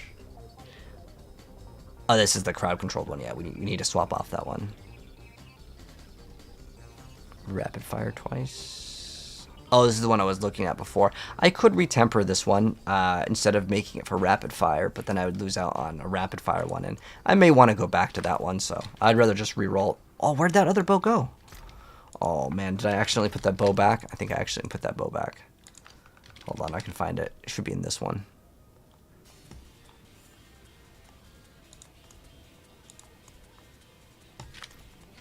Is it right here?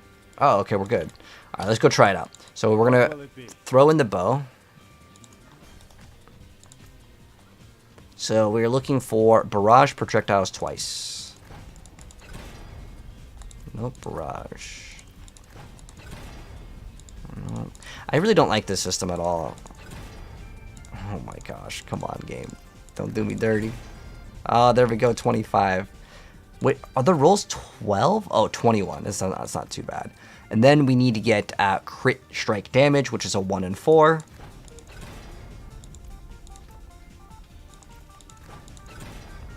No, come on, come on. It's our last roll, guys, our last one. Yeah, we are on PTR. Oh my gosh, it's bricked, guys. Unlucky. That sucks so much, man. It feels so bad. There's nothing you can do about it, though. Once it's bricked, man. Very nice. But I know how we can get, like, infinite obols, so it's not really super bad. Came apart nicely.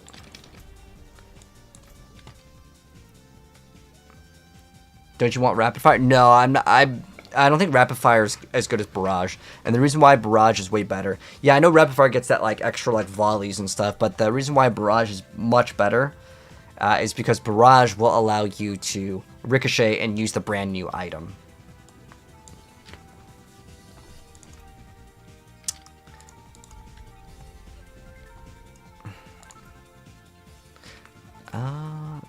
We could actually keep on making sorceresses, and the reason why is I want to test out that new item on the sorceress, and I have a greater affix one, but I want it to have like the best stats ever. Alright, so we're gonna do this. This is a great strategy, guys. So let me show you guys how to get basically infinite obols, and if you want to, you can get infinite crafting materials, with the exception of Angel Breath. You won't be able to get that. So it'll be infinite ways to get infinite obols, and also you can also go for greater affix gear on any of the characters. So you're going to see us constantly just click on the PTR boost, and we're going to go back and forth. Now every single class will allow you to get one unique. Now it gives you basically the same thing every single time. The sorceress will get the actual conduit every single time, but you can look for greater affixes here, and if you need them, you can obviously just throw them in this dash. I'm only really doing this for obols right now, but I'm showing you guys how to do it. So on the PTR, what you do is you just keep on making another character again and again. I'm just naming this one Obol Holder. So I'm creating, let's say if I wanted a specific Druid unique, like I wanted that brand new lightning one, right? So I'll just go ahead and finalize, and I'll just create a character, skip the campaign, and all you need to do is talk to the PTR boost vendor. You get 1,000 obols every single time. You get a bunch of different crafting materials. You'll get, you could technically get infinite gold this way because you can just sell the items. Although, like I said, I'm just doing it for the obols, but you can see we have now 2,225 obols. If I needed any greater affix gear, you get basically one of everything. So if you need to get a bunch of greater affix pieces of gear on a brand new character, this is not a bad idea at all. Like, actually, those gloves aren't bad for a build that I actually kind of want to mess with because I need armor. Usually with gloves, though, you do all offensive. But if you needed to, you can go over here and you can see you can sell it for gold, but you can also get aspects. Okay, you can see how we have a little icon here, and what you can do if you need to get aspects for any of the character classes, this is actually good too for aspects. This is really good, actually. You just go here and you can see this aspect I don't have, so I just salvage everything. Boom. So this is the fastest way on the PTR to unlock everything for the most part, with the exception of like if you need the uber uniques, you as far as I'm aware of, you can't get an uber unique, but you can see I'm just copying and pasting this name, the Obol Holder, because I'm literally just creating the character for whatever thing. Now, if I needed the Rogue brand new item, you can actually get the brand new unique. We're just going to finalize skip campaign and just start. And you'll see that we're going to be maxed out on obols in like just literally a few minutes here. We'll be maxed out on obols. We can get greater affix pieces of gear for the Rogue, and it's the best way to gear up on the PTR. It's kind of weird that they don't just give us all the uniques when we only get a week to test. But look at this, guys. I just got a greater affix Shred of Conduras, which is the brand new Rogue unique. This is the easiest way to gear up, and maybe I needed a brand new crossbow there. That could be an option. Maybe I needed a dagger that was greater affix. Not that bad. Let's see what else we got here. But this is a way that you can start to gear up your other characters a lot faster. I like that. That I actually do want to keep. And then if I need to, again, get crafting materials, or since we have a lot of brand new aspects, guys, this is the fastest way to get them. So you can see I can just, all items, boom, and then we'll unlock over on the left side. We just unlocked all these aspects. So at this point, I feel like it's going to be repetitive. That's all you need to do. Just keep on creating new characters, and then just delete them when you're done. And then boom. And once you're done, you just go on your other character, because now we have maximum obols. You can only hold 2,500, so don't do this for like an hour and be like, whoa, I got, all the obols, where are they? I'm doing this specifically because on the Rogue, I am looking for a greater affix on specifically crit strike on a bow. So instead of re-rolling a character every single time, which still in theory, you could maybe get like a really good crossbow or bow. But now I have all of these obols, and then I just go to the obol vendor, and I just get whatever I need. Now, there's also another update. However, I've gambled like probably at this point, maybe 50,000 obols because I've been doing this method, right? So you can get infinite obols, which basically allows you to get infinite items. You're supposed to be able to get uber uniques from this, even if I use my obols to get an item that isn't, like, there's no uber unique bow, right? But if you were to get one, it's supposed to give it to you, but I haven't seen any of that. But you can see we've just got a greater affix, which is not the stat we're looking for. We're looking for specifically crit strike, which I'm not going to be maybe that picky right now on the PTR. But this is a way for you guys to get your gear, get your aspects. If you need any of these materials, hey, it's a way to do it. But that's how you can progress the fastest on the PTR. That's getting all of the aspects for the most part. You'll get most of the aspects. And again, just keep on rolling it. On the class, if you need a rogue aspect, don't be making barbarians again and again and again. Every single class, though, will get a brand new unique. Now, it's not going to drop Umber Crux or any of the other ones. There's just one specific one that it drops for every character. I have no idea why they didn't just give us all the uniques, like at a vendor or something, because we're limited on the testing. But nonetheless, that's how you can do it on the PTR to get fast progression on PTR, how to unlock a bunch of the uniques. And if you want like a greater affix one, like I just got that Shroud of Conduras literally on that, and I needed one of those to be greater affix on specifically that Dark Shroud. So do that again and again. It's better than just farming in the open world, is what I'm saying. But yeah, infinite obols as well. Where did the third blade? Oh wait, Chad. Did you tell me what the? Yes, I still need that helm. What's your battle tag, Chad? Add me. I guess you could just let me know what the stats are. Because if it's like a 5% one, I'm honest, I don't really want it. What's the stats?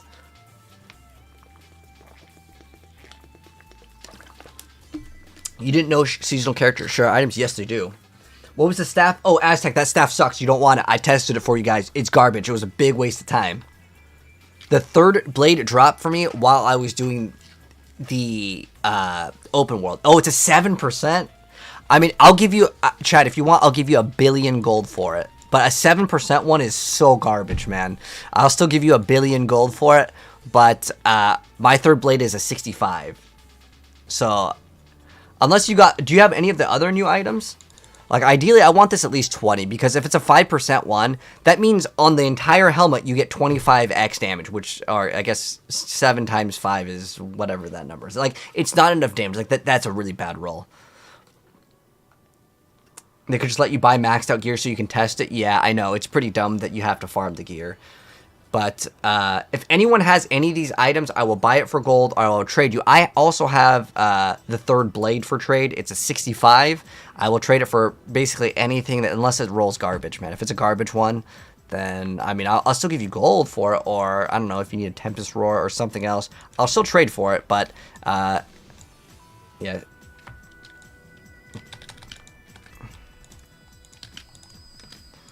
Yeah, 7% is like, it is low. If you want 1 billion gold though, Chad, I'll give you 1 billion gold, and then maybe you can go buy the item that you need off someone else. But I need to trade that item for specifically something that's like usable. But I guess this would be better than like, 7%. This is kind of better than nothing, but you got Twin Strikes with 4 greater affixes. So Twin Strikes is not one of these items. I'm only looking for this. If you don't have this, then I don't want it. So, yeah, I'm only looking for the brand new stuff. So if you guys want to trade it, sell it for gold, whatever, let me know. So Vox Omnium, I actually already have a Lorcans, but if you happen to have like a 51, I'll buy it. I actually have a 38 right now.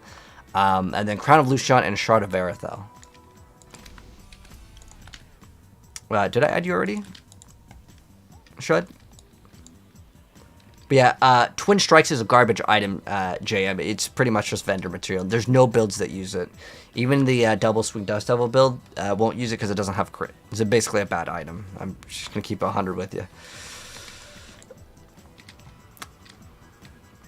A Banished Lord's Talisman. Wait, Slay, I'm building Pulverized Druid. Do I have any spare Fury for Druid? A spare Fury for Druid?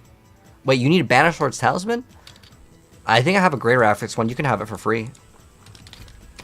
Yeah, I got you, man. I might let me see if I rolled on it though, because if I rolled on it, I can't trade it. It's like account bound. That one's account bound. Let's see if this one is.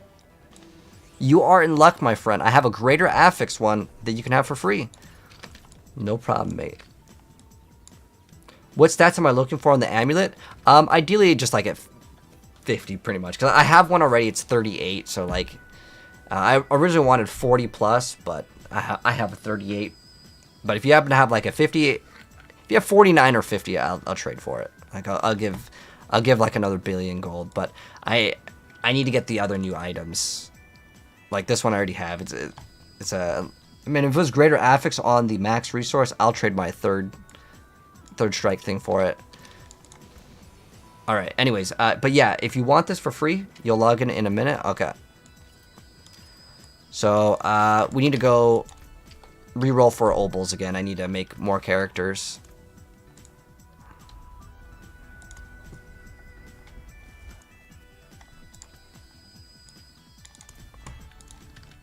No, whoops. Obol holder. Okay, there we go. What's the best way to get good gear? If you haven't seen what we were doing, Aztec, just making new characters. You have 3 perfect items in your Game Boy Color? Dang.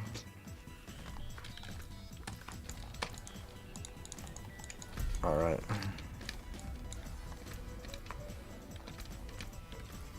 Oh, dang, look at this, guys. We just got a greater affixed unbroken chain. Now, these items, by the way, you cannot trade. These items are all account-bound locked, sadly. Wish they weren't, but they are. Anyone need trade? Anyone trade? Wait, what? Whispers, Staff of Endless Rage? I don't need this. Do you have a 42 lock runs?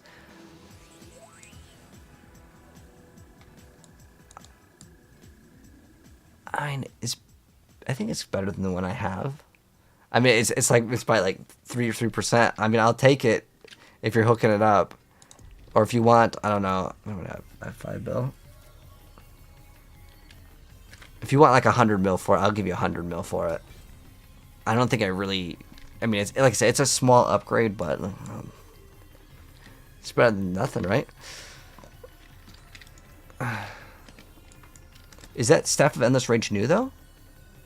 No, I think it's the same. It's still garbage. They need to update that item. Update free, no problem. And I'll give you at least 100 mil so you can do a couple rerolls, Kappa. Where are you at the moment? Are you in Kovashon?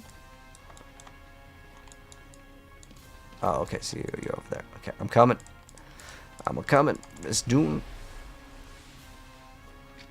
Yes, this is Season 5 PTR. Insatiable Fury. Ah, dang, I got rid of that thing yesterday from we were doing the Uber bosses. I don't think I have another one. Let me see.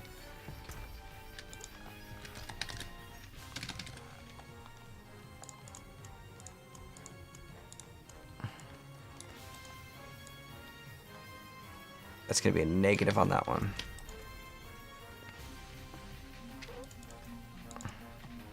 Alright. Let's get the brand new amulet. 100 milli. Lock it in. Easy. There we go. The lock runs. Oh, there it is. Oh, dang. I don't really need the Staff of Endless Rage, but hey, I'll take it. It was a buy one, get a Staff of Endless Rage free.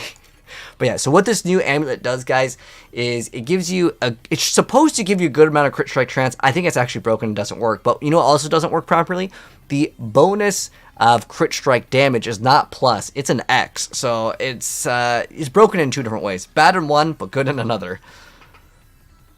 You never play Sork? Ah.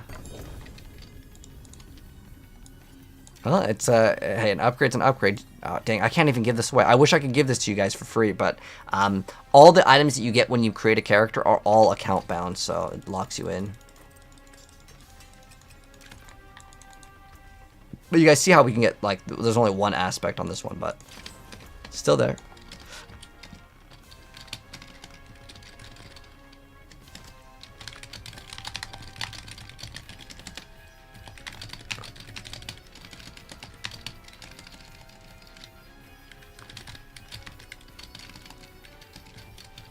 Yeah, the class is pretty bad, but GG's. Thank you again.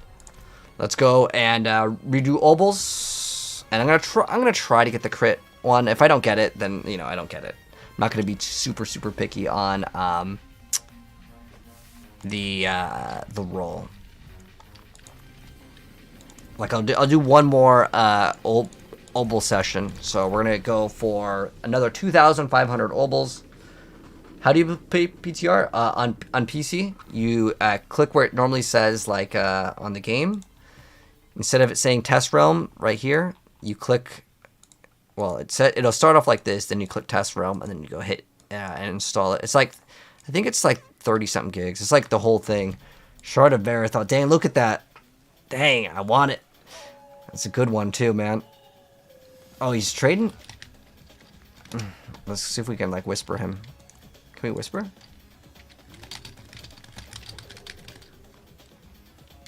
I want to see if we can buy it off him for gold. Oh, we need to go talk to the NPC first. I'll watch him say offer on a PTR. What is the other item that we have?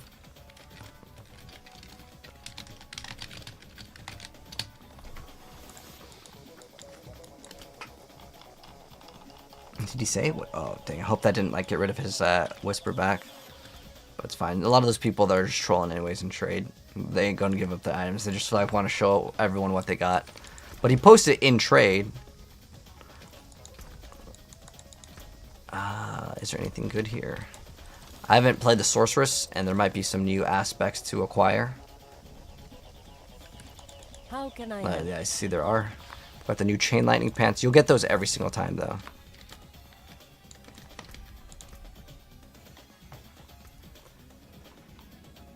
Let's do this one last time, guys, and then we are going to go for the big Gamba. So we're going to spend all of the Obels in hopes to get a critical strike damage bow.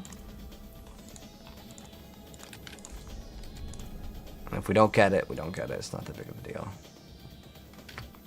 Do you keep all the gear from PTR? Absolutely not. That would be pretty cool, though. You can't join my game, Gojo? You know we're on PTR, right? Gojo, like, we're not on the normal servers. This is a special server. So you have to be on the special server, too. This is the Season 5 server. Alright, so now we're maxed out on Obels. And then we're just gonna salvage one more time.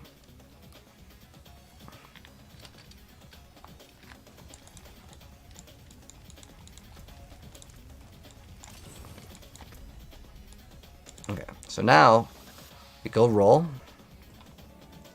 Let's go delete the Obel holder. The Obel holder. And then go back to our Rogue. Try one last time. Then we're good. What's the benefit of playing the PTR? What's the benefit of playing any video game? It's fun. Like Blizzard doesn't pay me to play the PTR. I wish though, man. No witchcraft here.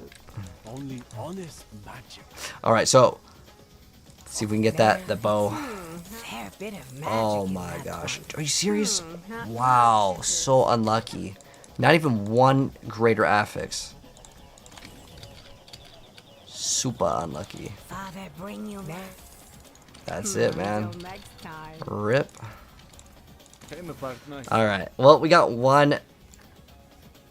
Then we're gonna swap that damage into crit damage. That's all we can really do with it. It's not that bad of a difference, though. Ideally, yes, we get the thing greater affix, but let's go and go for the barrage projectiles twice. Barrage projectiles twice. Okay, cool. It's not the perfect roll, but all right. So this one we should be able to hit it though, man. Overpower. This is what, 6 rolls. 6. It's a 1 in 4 chance, guys. It's a 1 in 4 chance. Don't troll me, game. Okay, there we go. We got it. So now it's usable.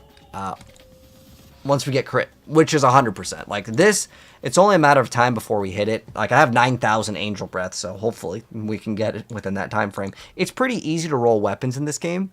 The reason why is it already has. Like it's not gonna hit like resistances. Basically, it's what? 1, 2, 3, 4, 5, 6, 7, 8, 9. I don't think any of these are weighted to, except for dexterity, which it already has on it. So the only one that is considered a weighted roll, I think, is just the main stat. So that means it should be about a 1 in 4.5 to get what we want, which is really easy. Look at that. Easy. Easy.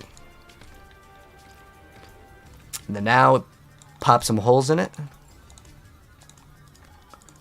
Boom. There we go.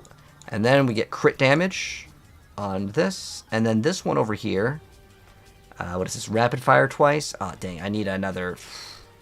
Do I have another? Do I have barrage? Oh, dang. Wait for that thing to load. So I need a sword with barrage projectiles twice. I don't think I have one. Which means we're going to have to craft it. Okay. So we don't have one. We need to get a sword. It has to be a sword. And the reason why it has to be a sword, we want crit damage. And I'm pretty sure I have like a bunch of those. Ah, there we go. Sexy. Nice. Nice, nice. So this is another one where we have to roll the correct stats on it. So we need that crit damage. Ultimate damage. No, we need crit damage. Crit damage. Nice. Okay, now we need barrage. Barrage double. First try with the most low roll. It's a 1 in 3.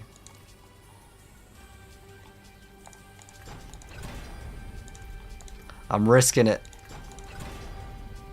Oh no, am I gonna regret that? It was the lowest roll. I wasn't gonna accept that. Oh my gosh, it went from 10.5 to 11. We have how many more rolls? One more? Yeah, I'm good. I'm not gonna be super picky on it. Precious stones to catch the light. Come and see. That there is worth the coin.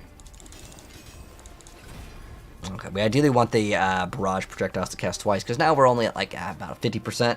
Ideally, we'd get both of those to roll like really high, and then masterwork on them, and then we eventually can get 100% double barrage projectiles, which would be good. But the reason why we run barrage over the other one is, again, because the barrage splitting, which is what we're going to run now. So we're going to go throw that on, because we want to run the brand new thing. Where is it? Yeah, 80%. Ah, good fortune that is. So now the arrows that ricochet actually do 100%, and the arrows have a 120% chance to split into 2 arrows when they ricochet. So this is going to be crazy damage, guys, with this build. But anyways, give me a sec. I got to take a quick piss, and then we're going to be playing with a brand new unique, and we'll see if it's any good. I actually think it might be actually pretty good.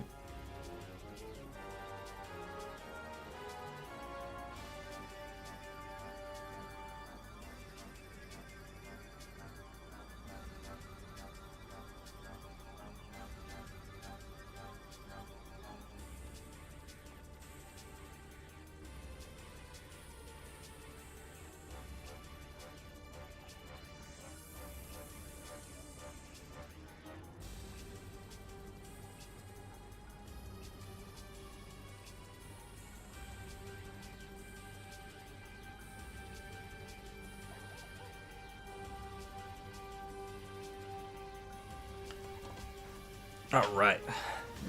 So we actually need to do one quick thing with the paragons as well. We need to actually add, or maybe even remove one thing. We don't really need damage to crowd control. We can actually probably just remove this whole thing and put in the other board, which is the one where we get to do more damage. I mean, it is a 20x multiplier, which it sounds good, but like it's 100 additive damage. The other thing is, I think, is going to be way better, and then we can get more like other stats, which I think is going to be more worth it. So we're going to move Bane, and we're going to remove Tracker. And instead, we're just going to put all the regular damage stuff. Let's see. I don't need the non-physical. This one's okay. Let's put Chip in the other one. Where is it?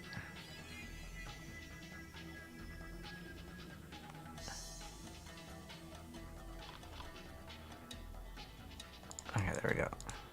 Oh, what the heck? Oh, wait, trip is already in. Oh, that's why.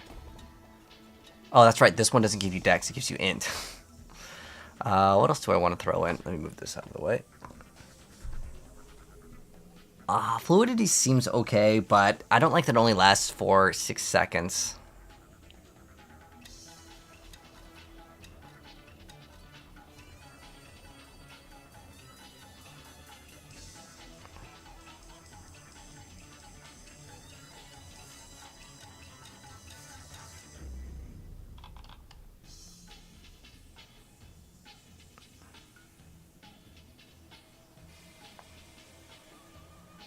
Oh, we actually have to run combat.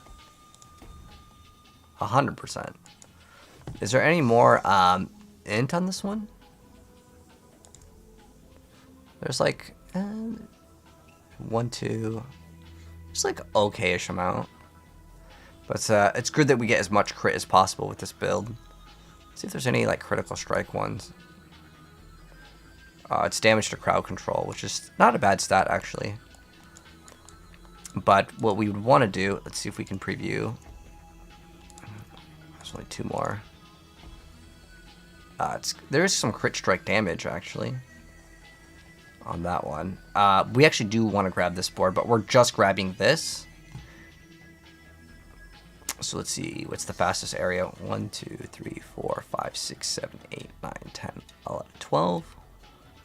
4, 5, 6, 7, 8, 9, 10. So it's the same path no matter what. It's either do I want... I mean, it's the exact... It's probably the exact same.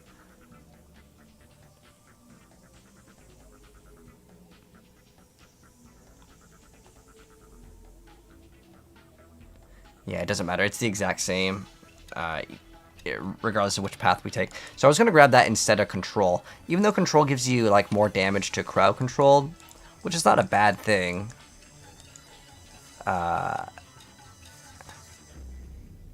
We could consider removing some of these points too. That's another option. All right, so anyways, we just put in combat here, and then we also wanted to put in, I think, what, chip? Chip could be okay.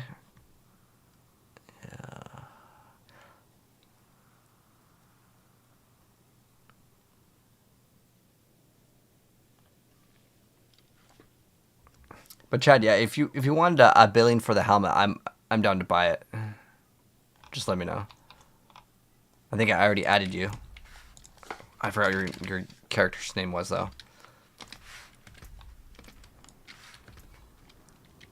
But we need to throw in all these gems. We're gonna have to swap gems now. And then we need to craft 1 more emerald. And then we have to check our resistances because they're probably all messed up. Oh, dang. Oh, we have to punch a socket in that one, and then... I think we're going to have, like, 1 resistance be kind of bad, but it's fine. I'm not really that worried about it. We need to equip the brand new amulet. Oh, that one already has a hole in it. Nice. I have many fine pieces, rare and beautiful. So, let's see. Are any of these, like, super close? Let's see. We could get, what is that? Is it an 8? So you're getting 24 to every single one. What is that? I think it's 8, right?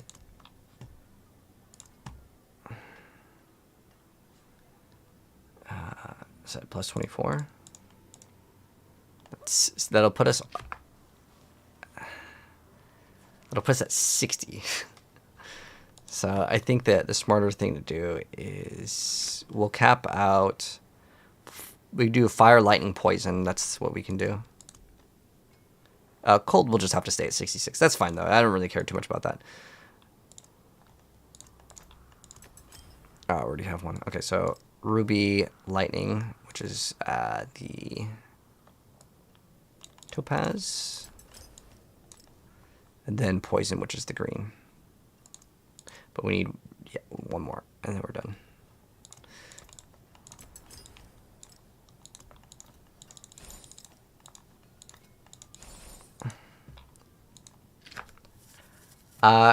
You could do 1 diamond, 1 ruby, 1 topaz, and anti-venom. Oh, smart, Vashun. That is another option, too. It's fine, though. But Gojo, thank you so much for the GGs. Did you want the item, by the way? The you can't get in? The PTR? Is it because you're on console, Gojo? But thank you, Vashun. So right now what we're going to do is, I think this thing is still bugged, unless the item I got was bugged. So if you guys didn't notice, it's supposed to give you a bunch of crit strike chance based on your primary resource, but it seems like it only just gives you, like, it gives you none. Like, look at our crit strike chance. We go from 32 to 33. Something ain't adding up over here, man. I have no idea how that registers as 1, but that's what it says. It's pretty bad, but we'll see. So we're running barrage now, so let me go ahead and throw in all the correct aspects. So we're running what? Accelerating, and we don't want edge masters. We probably want to run I think is there only 1 barrage one and 2 rapid fire? Oh, I think barrage actually has some good ones, right? Barrage, pierce, and has 25% attack speed. Oh, man, that's sexy. That is so good, man. Okay.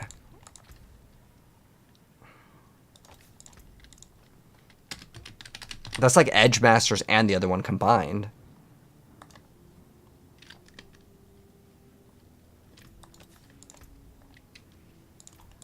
Pierce and they do more damage? Jesus. That is very good, man. Unfortunately, I'm going to roll off the dexterity. Even though it's great graphics, it doesn't really matter. What we're looking for is specifically getting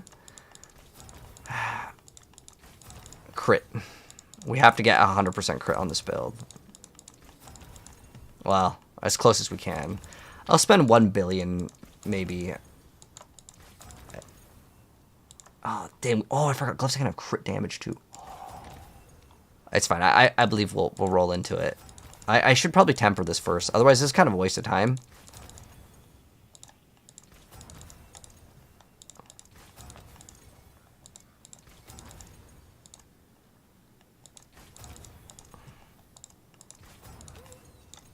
Oh my gosh, such a waste of time, though. I mean, this PTR just gives us the stats, man. Just let us, like, craft what we want. The problem is that it has so many resistances that I can roll all of those resistances. But I have like 9,000 the Angel's Breath on the PTR, so it shouldn't be that hard to roll. Man, it does not want to roll it. What we're looking for, guys, is specifically crit. 1, 2, 3, 4, 5, 6, 7, 8, 9, 10, 11, 12, 13.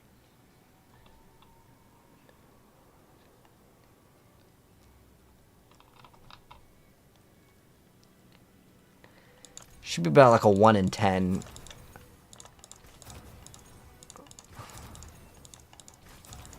Should be, huh? Oh my gosh. How is it this rare? Like it just doesn't want to hit crit. Oh, there we go. Oh my gosh. I don't know how much gold that was, but that was really bad.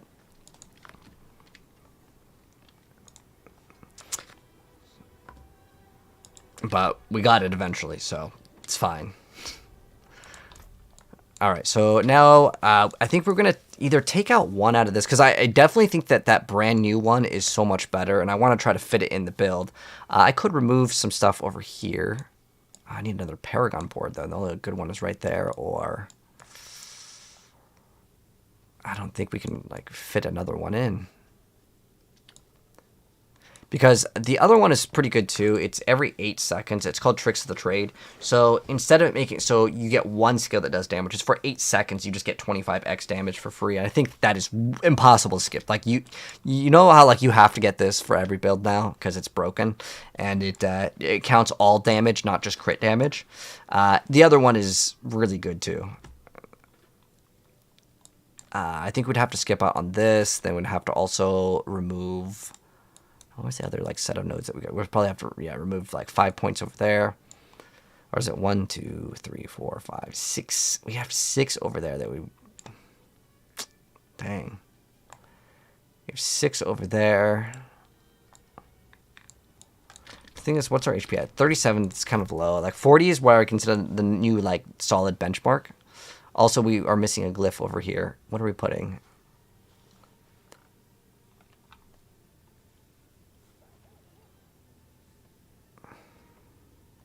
We need to figure out what we're putting in first. Let's put in... Do I already have Trip in here? Okay, I don't have Trip. Easy. Okay, so we want Dex for this one. Easy.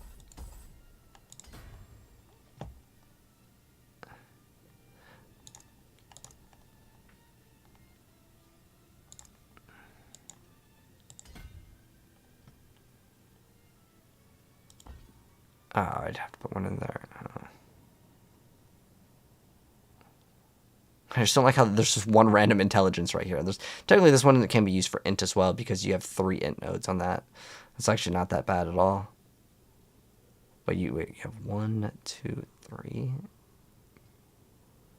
Maybe it's kind of bad for int then. You have 4 down here, but either way, we need one more dex. Okay, it's not too bad for dex. We don't need that one right there. What the heck was that? And then how's our... Okay, we're like barely armor capped, so I can't remove any of the armor ones. So I have to be very careful on like... I think there's a couple... Is there armor ones? No, okay. So now we have 1 extra point, which isn't going to get us another Paragon board, which is what I wanted to try to push for. 1, 2, 3. I wanted to push for the other Paragon board, and then I think it's 12 points no matter what. So if I can squeeze 12 points out here, then we can get it. And I can't really remove the cold res. Trying to figure out where we can get some points out, but I don't think there are. There's like 2 points here, I think, right? I'm trying to fit in another Paragon board. Unfortunately, 1, 2, 3, 4, 5, 6. This is, I think, that the fastest one, but I put this one over here. So if I actually, I got an idea.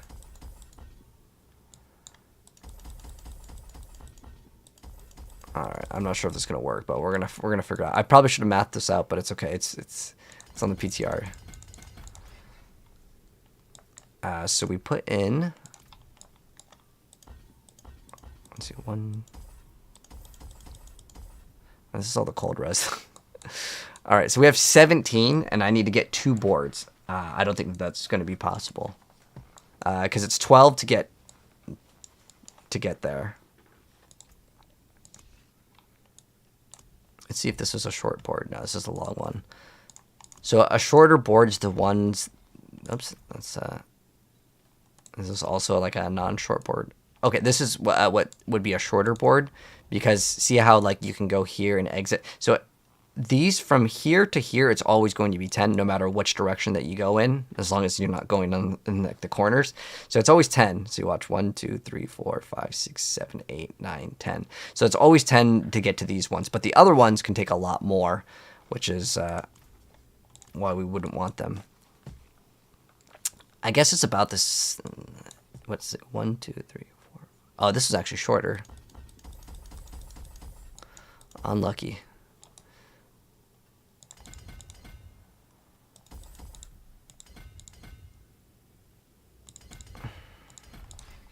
Yeah, I don't think we can get both. So, unless we remove a board, which is entirely possible. Because all I really want is this thing. We have 8 more points, but I can't use 8 points and get 2 different things.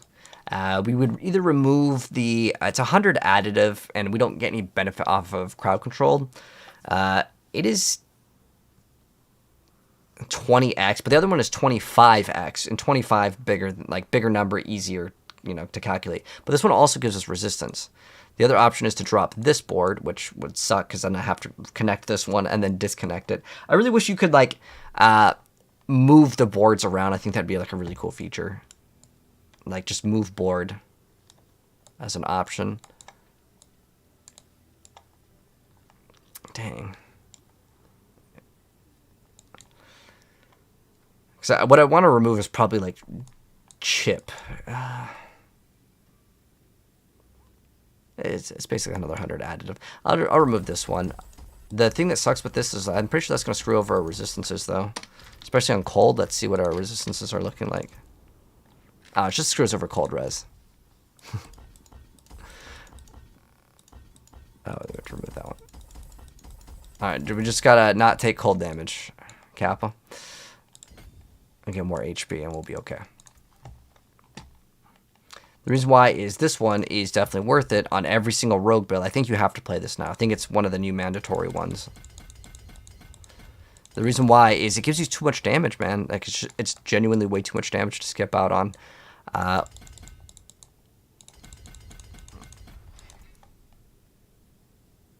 We can try to run this, but I don't think we're going to get close. Let's see. We have 8.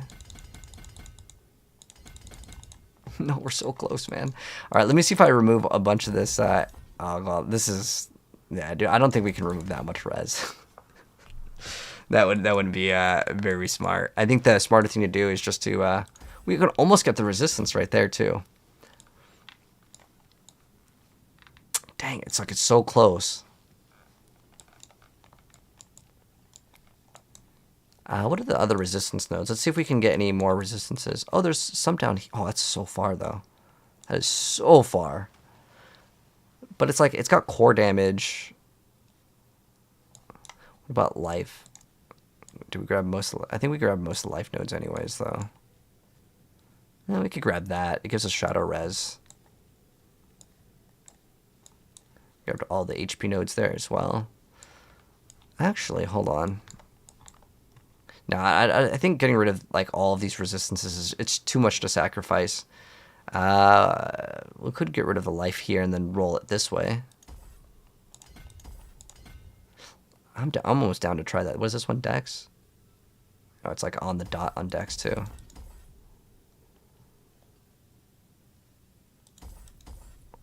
So I can't remove any out. I'm still gonna try though. Because this, oh, that gives us the res. Oh, but we don't get the bonus because we're not 590. Okay. And then we can run control here too. Hopefully.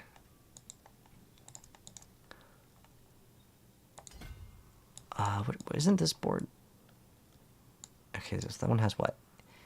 Int 1, 2, 3, 4? Oh, that sucks. It has 4, but not 5. 2, 3, 4, 5. We'd have to waste... Well, it's not really a waste. It's like 2 points for that one. And the rest are basically free. And this one's what? A Dex? Because Dex is really easy to hit on most boards. After dodging... Well, I'd have to go through this way anyways. So we'd have... If I went this way, we would have... 1, 2, 3, 4... I think that actually makes more sense to swap. All right, so we're going to swap these. Sorry, I know there's a lot of like doing movement around, but it's worth it. Where's control?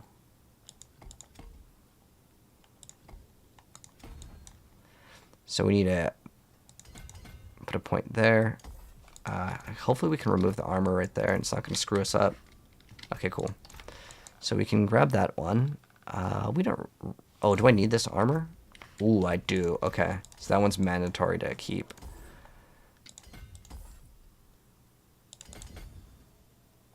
And that one should cap us out on that one. Okay, cool. Perfect. And then we need to squeeze some extra points somewhere else. Which I will figure out what to do with this one. Because this one is... what is it? Chip. Alright, so this one is Dex, so it should be pretty easy to hit. This one's, well, it's quite a bit to get that one. Alright, where are we going to squeeze out some extra points? There's this, but this is 8% damage reduction from vulnerable. That's like such an easy stat to hit. So I don't really want to remove anything there. I may have to remove the extra life nodes. 2 extra life right here. And what are we at for Dex right now?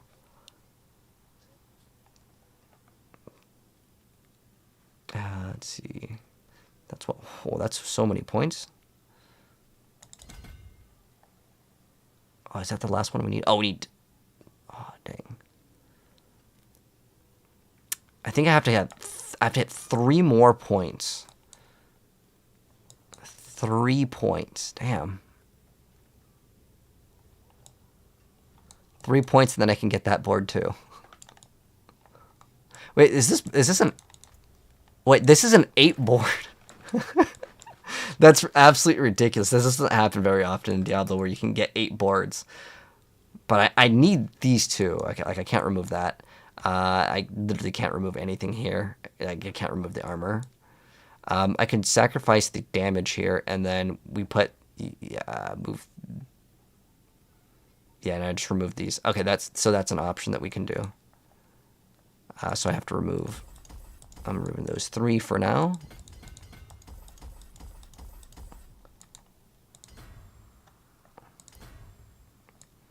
Okay, and we good.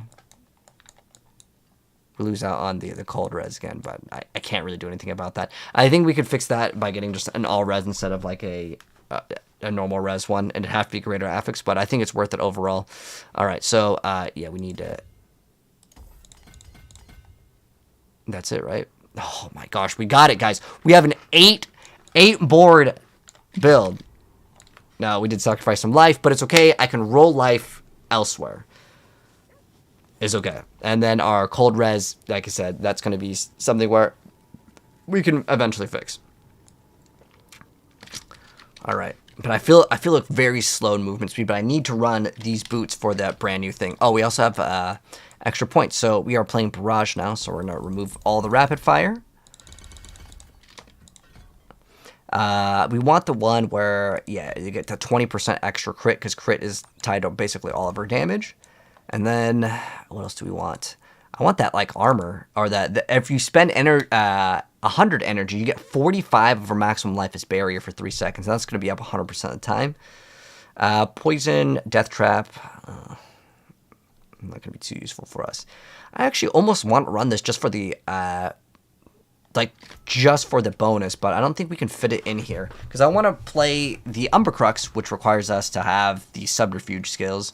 So that means we would want to run Smoke Grenade, Concealment, but these do have kind of a long cooldown. So if we just remove Dark Shroud, and we put 1 point into, I don't know what would be the better choice here.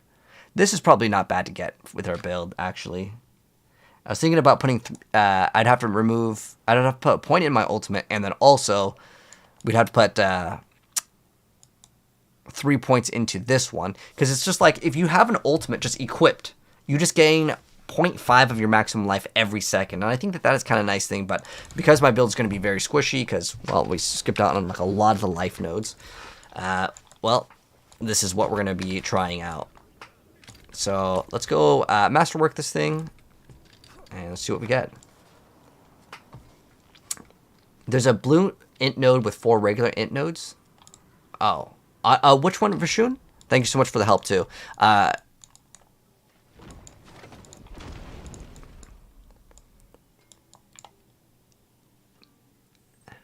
Was there, like, a better pathing that we could have done? Alt mesh is already found. Oh, okay, cool. Awesome. But yeah, ideally we'd want to try to get the extra cold res, but I don't really want to, like, lose the 8% DR. Like, it's not even like I'm trying to get, like, well, technically I'm trying to get as much damage as possible with this, but this is an insane Paragon board. Like, I'm genuinely impressed. We got to pull off 8. I don't know that there's that many builds that can pull off 8 boards. Like, that's incredibly rare. I want to say it might be, like, an actual, like, first where it's actually good, too. Because, like, obviously, yes, you can make garbage boards that have 8, but this one's actually, like, absolutely perfect, which is awesome. So, as far as I'm aware of, unless I somehow got on. You have 8 glyphs on your sorcerer? That's pretty crazy, too, man. Okay, so what we need to do is we need to roll specifically getting that, crit strike damage. It's a 1 out of 4.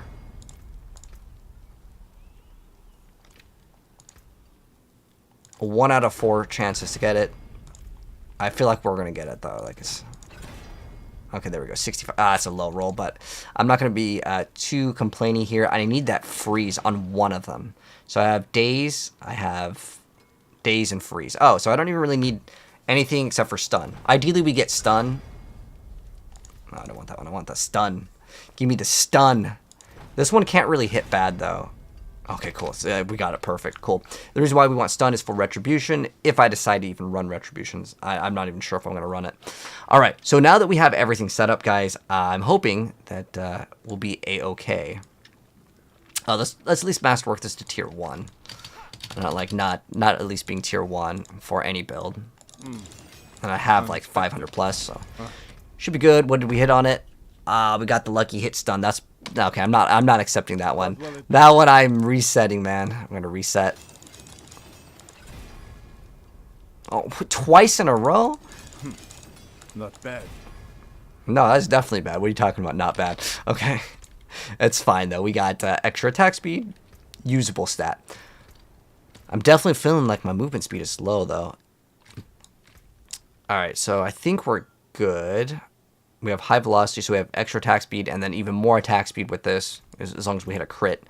But what we need to get, I think, is... No, I think we're good. We can't really push too much more crit. I'm going to see if we have movement speed or the other one. Oh, we have 10 crit. Oh, you get to heal when Dark Shroud is removed. Oh, that might actually be a pretty good stat. Wow, like, they give so much, like, defensive stats on the Rogue. I wish I could get that one, too, man. That is a really good one. So it's like, basically, it's just 10%.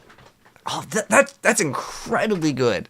But I do need the crit strike chance. So right now we're going to see kind of what the damage is looking like. What did we just remove on our build, though? Oh, we removed Dark Shroud. That's what we removed. We could just add Poison Trap in here. I'd have to put 2 points into it for it to be, like, useful, though. The reason why is it does activate a knockdown. Yes, Urzel, we're playing it. New season out today. It actually came out 2 days ago for the PTR. So that's how we have like the purple items. But let's go test this out real quick. And let's see what the performance is kind of looking like.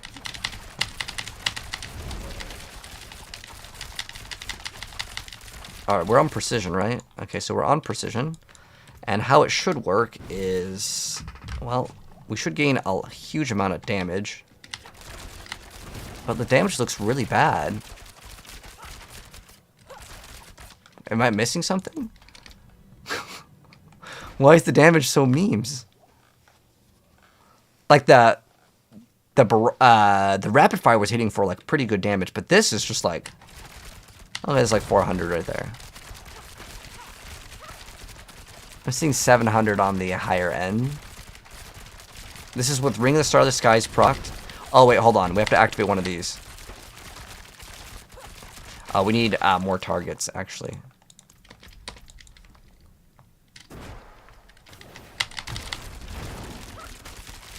It is not ricocheting. I thought we had the ricochet.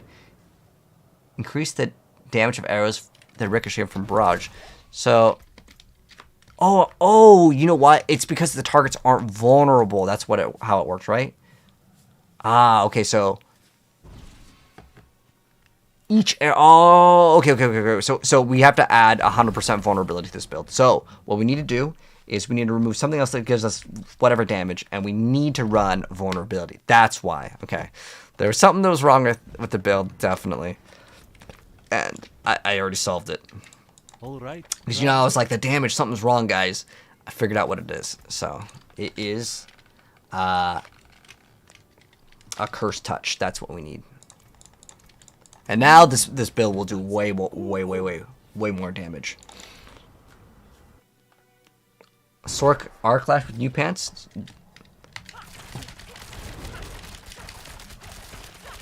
Okay, something's not working right. It says barrage. Oh, I was using rapid fire. That's not even barrage.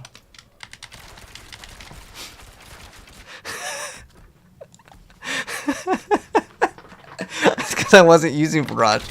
Oh my gosh. Thank you, chat. I was like, dude, the damage is so bad. Oh, okay, it's good now. It's good now. Oh, okay, we in the money, dude. Okay. Oh, I was like, dude, there's something wrong with it. I'm like, it's not bouncing.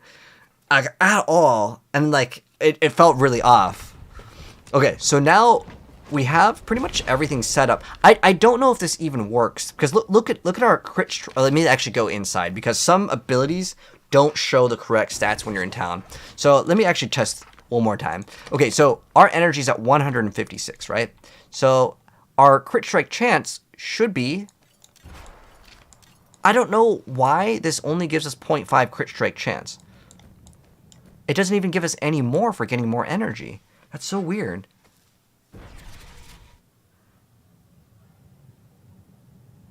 I don't know why it's so busted like this, but... What is our crit strike chance now, though? It should be like plus 10. It's like 50.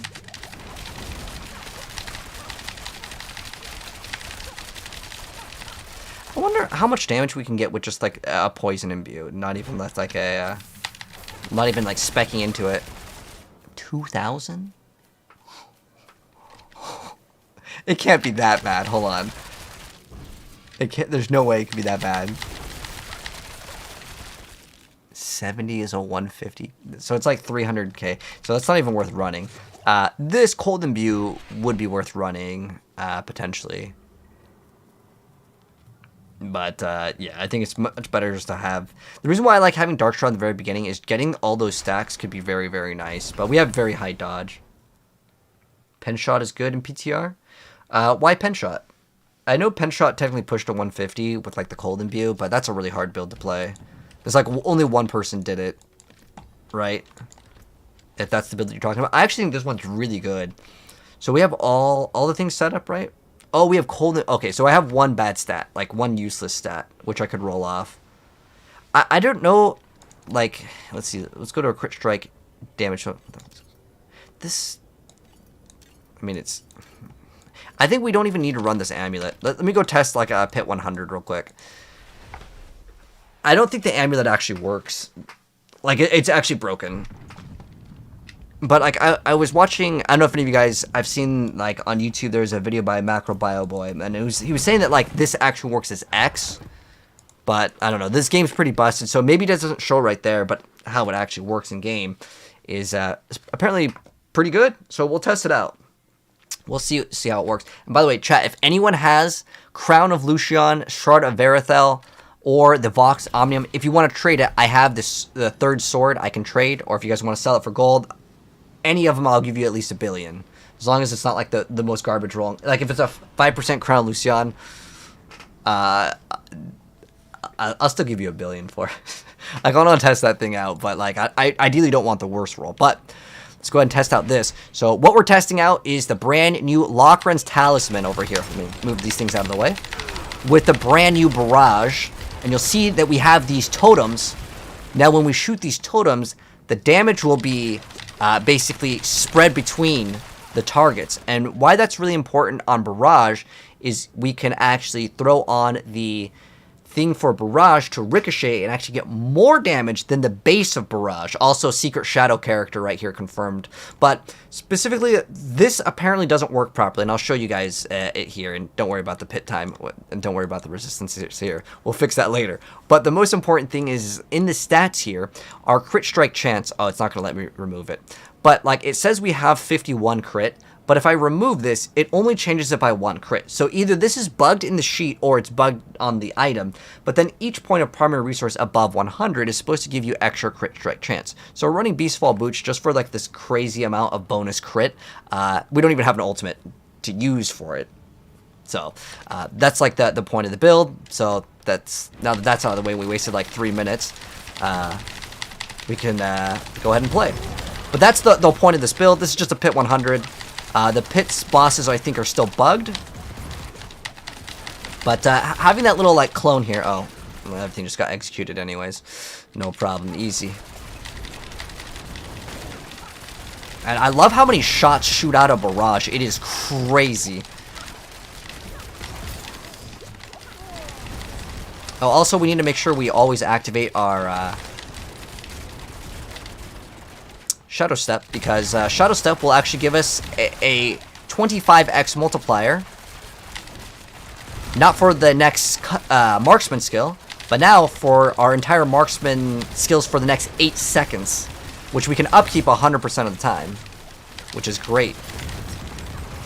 And anytime we activate our subterfuge skill, we get the little totem. Wait, the totem gets the damage reduction too? What the heck? That's really weird. So it definitely counts as an enemy. Very interesting. I'm really curious to see what you can maybe do with Yen's Blessing even with that item. I mean, there's so many potential things that you can do with the totem. It's a great item, man. Now, you can only have 2 totems, but it splits the damage. But we can never kill the totem. Otherwise, if you could kill the totem and execute it, then you can one-shot everything in the game.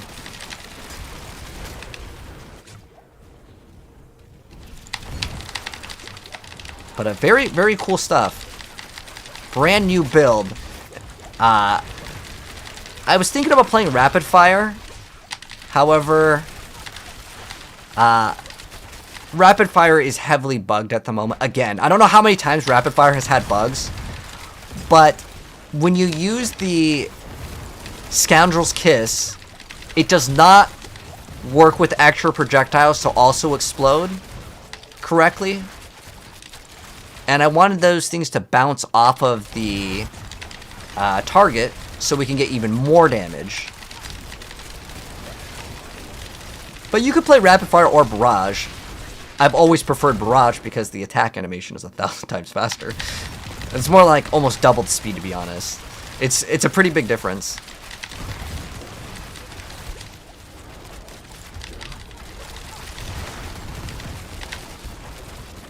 But yeah, we'll just go ahead and complete this, and we'll see how it goes on the boss. Because that's the main test here.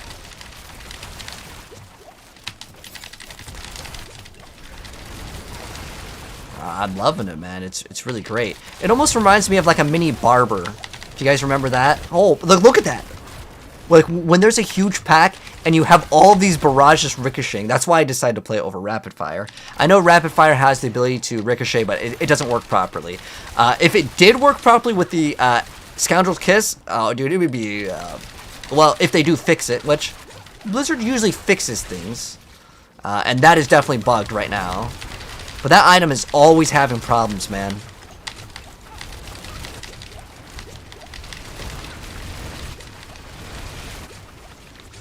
I love the poison. Deleting our HP every single time. Alright, where do we gotta go? But I really wanted to throw dash on it. Maybe that'd be a good idea. But right now I'm running a lot of subterfuge so we can spawn the totems. Yeah, the totem just goes crazy with Barrage.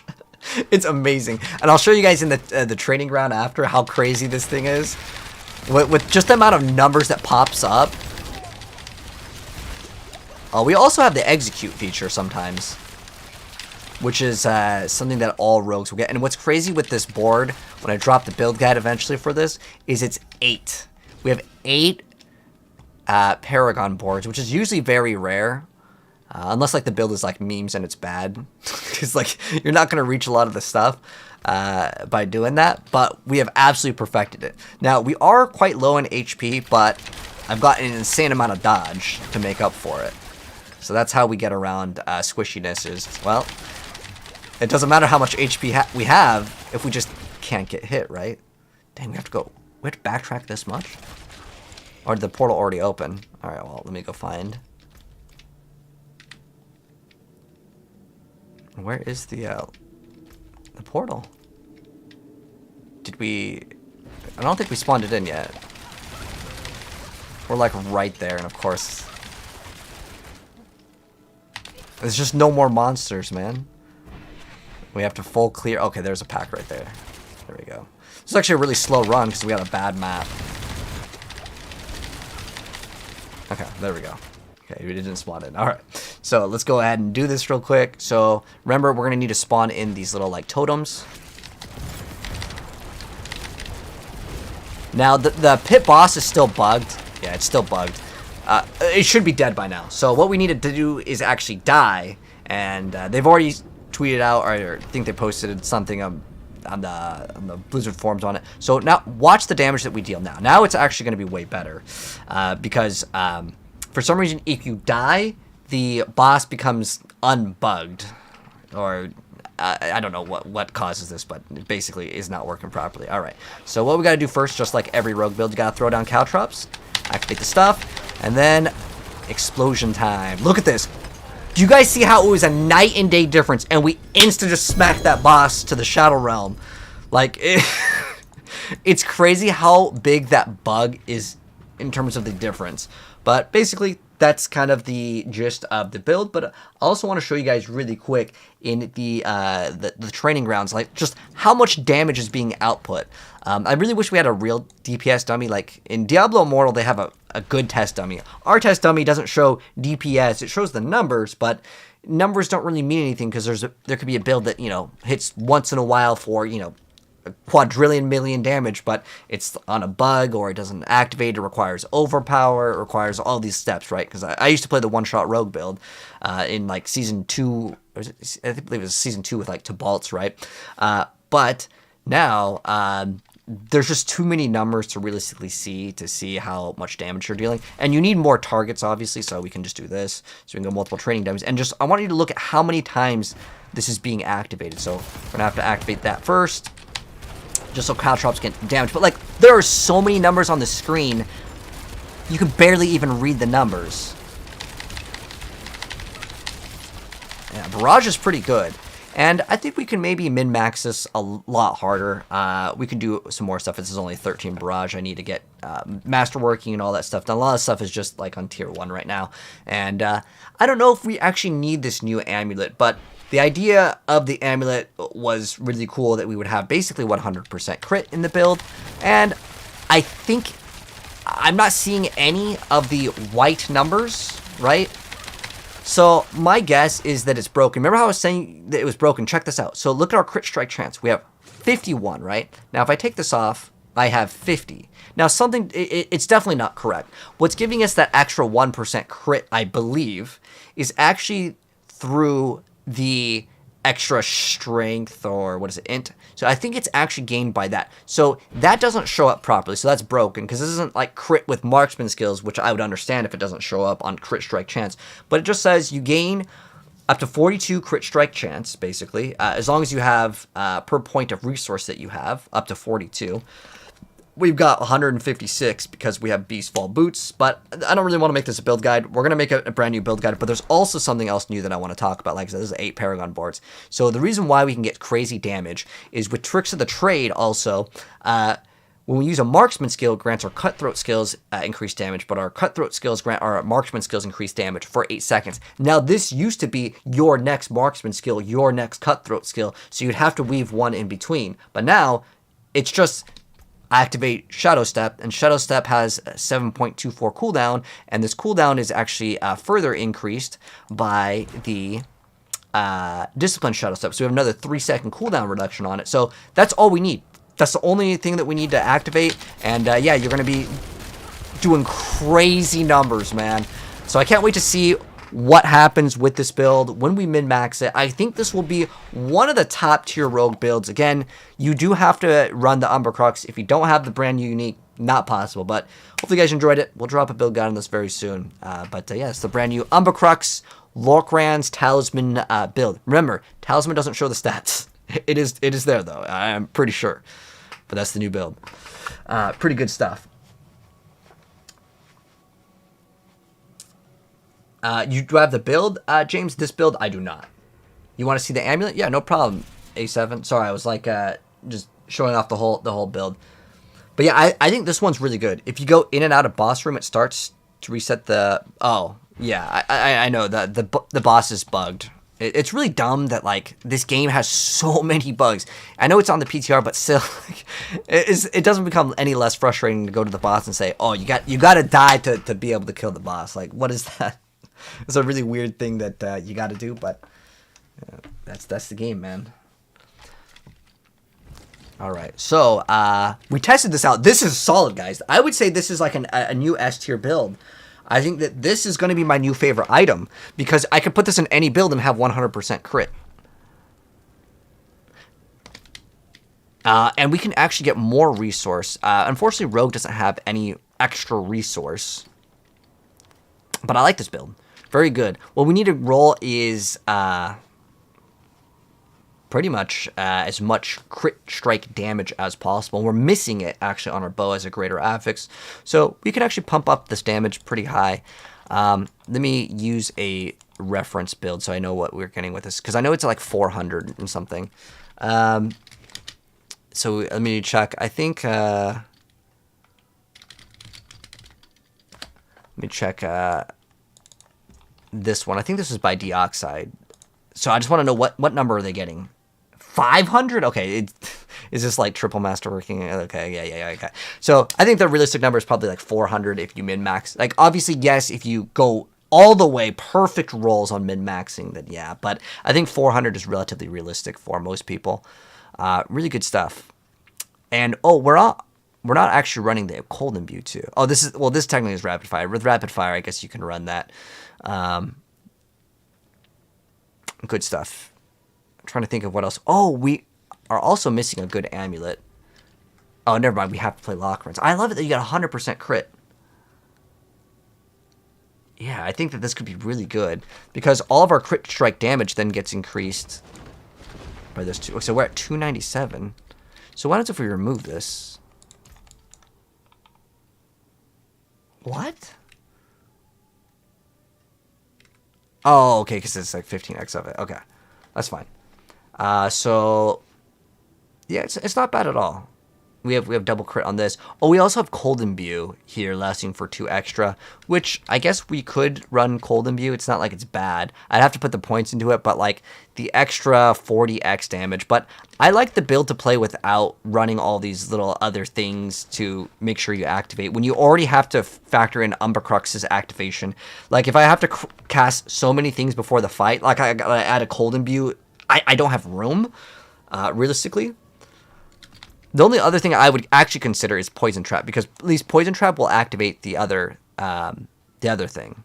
And Smoke Grenade's really good against the bosses now, because it has a really short cooldown. So this is good. Oh, its cooldown is 7 seconds? And its cooldown is reduced by 5 if you hit the boss. Damn, that's good. That is really good. So the other option I think we could play, guys, is we could actually play Yen's Blessing. Is it every point past? Each point of primary resource above grants critical strike damage instead. Okay. But this is like an X multiplier, so we need to get as much resource as possible. So how we can increase this further, guys, is to Balts. I think that's the only other like area that we can get with this, right? Anyone else have any other ideas? Oh, wait, we can actually get way more resource. I forgot about resource cost, the potion that no one plays. We get 25. This is 25x damage on crit. Wait, we can actually make this build go way further. I didn't even think about that. We could definitely run this. Hold on, let me go try test this out. We're gonna just do a take 2 of the vid because I forgot that even existed. Do I do runs for Uberlith on the PTR? Nah, definitely not. We're on season 5's PTR. So let's go try this again. All right, so let's test this out, guys. This is the brand new Umber Crux Barrage 100% crit build with Lockrins Talisman. This item is, well, it might actually have a couple bugs. One bug is that the stats don't show properly. So even that says we get 42% crit, well, it doesn't show. But in the gameplay, it'll show. It's just that if I open up my stats over here and you see crit strike 42, you're like, what the heck? It'll be 100% crit. You show me one white number in this. Let's just do a pit 100 real quick. So the other important things to mention is we need to run Umber Crux. Umber Crux is going to summon these totems. These totems can be damaged, and the thing that's crazy with Barrage is when we run Barrage, and the reason why we play Barrage over Rapid Fire is because Rapid Fire has another brand new bug, because there's always a bug with that thing.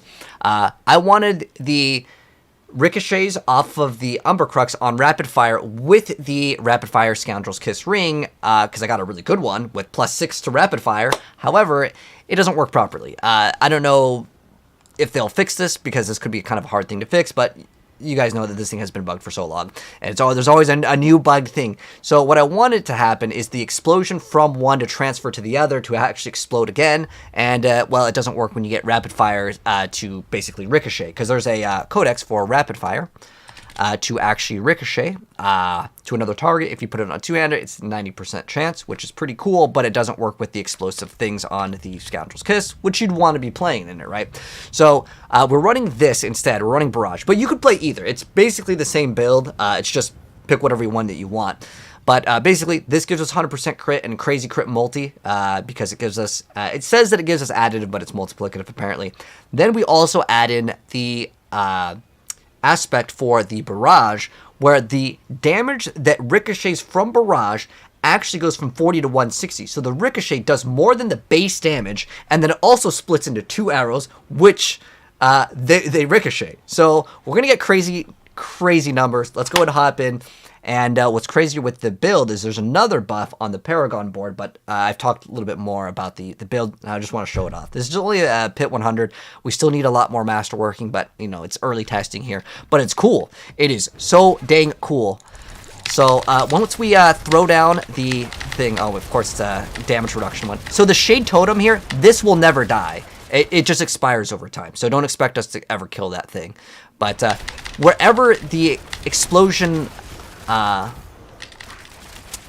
from the thing that does damage, it's just going to apply it to everyone. So you can actually utilize this for builds that maybe lack AoE, because it's just going to clear up everything for you, which is awesome. Very good build indeed. Let's go ahead and just finish this one, and then we'll talk a little bit more about the build. So, actually, hold on. Let me actually reset, because I didn't actually explain this good. Because I didn't explain that it splits the damage, which is actually pretty important.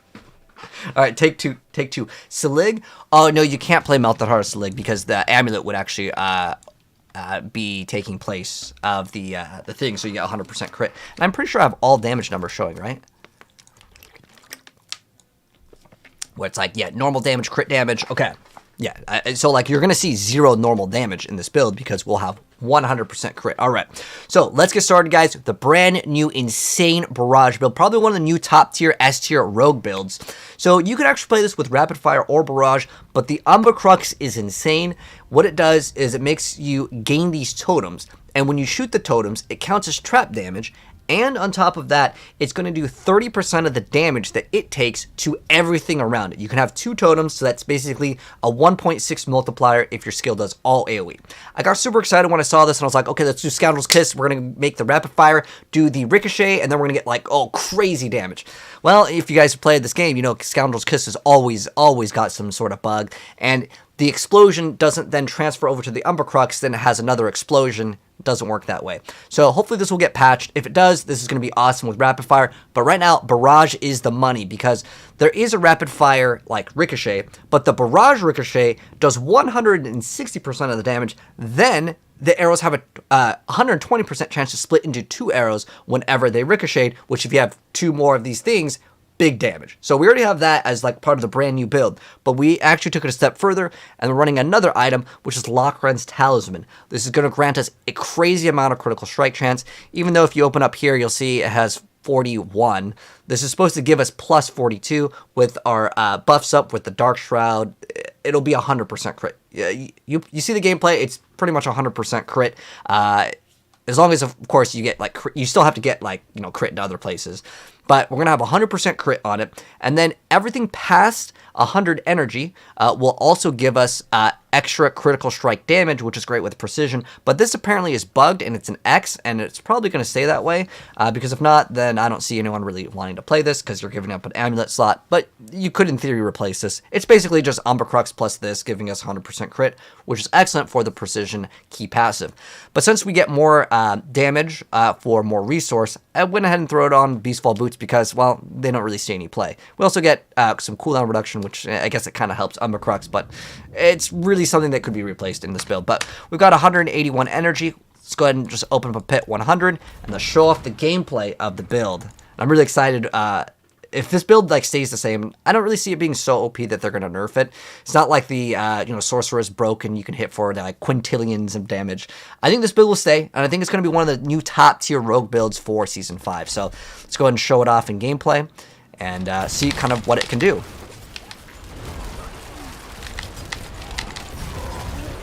Okay.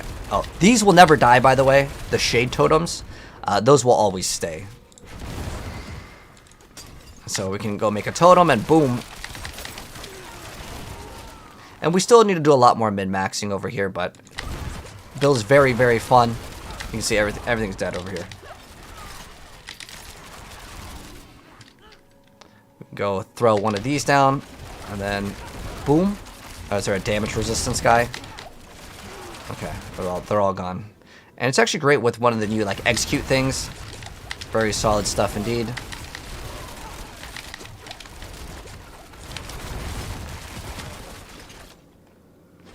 But I'm not activating like caltrops every single time, which, I mean, if you want to get min-max and damage, yeah, you do need to use that. But I'm just trying to show you guys how good the build can be.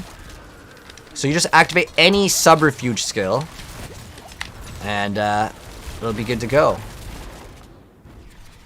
I was even thinking about running like Yen's Blessing in the build too, just because what that allows us to do is basically get 2 casts on every one of our subterfuge skill.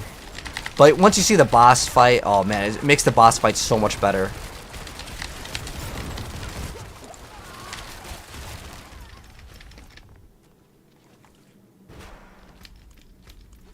It's kind of empty over here.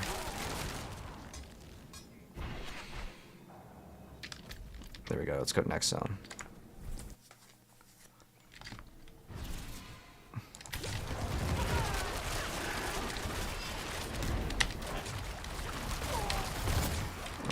Activate our caltrops. This one has increased health. But yeah, I think if you min-max this build, it's got a lot of potential. And we're about like half the damage of our precision, which is heavily tied to the damage in this build.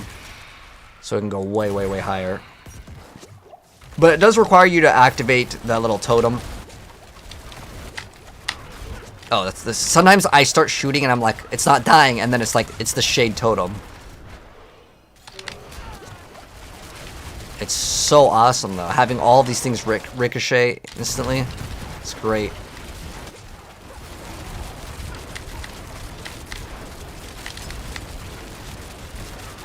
Because you're basically ricocheting off of them, which is so dang cool. And we don't even have the Crown of Lucion. If we have the Crown of Lucion, this build will go even crazier for damage.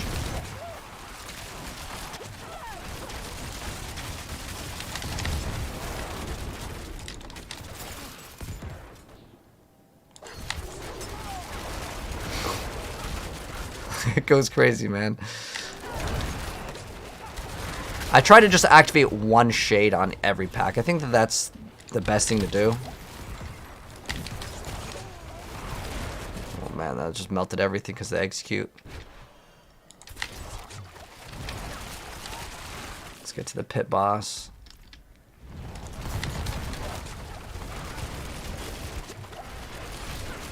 I think Andariel's will still probably be the best though, to be honest, thinking about it now. Oh, I'm shooting the shade totems. Like, sometimes I'm shooting something. I need to maybe practice more with this build. I think Yen's Blessing would be actually a really good option. Because Yen's Blessing would give me... Every single activation gives us double. Every single time. And that is worth more than the extra, like, resource. Yeah, I think that we're gonna do that.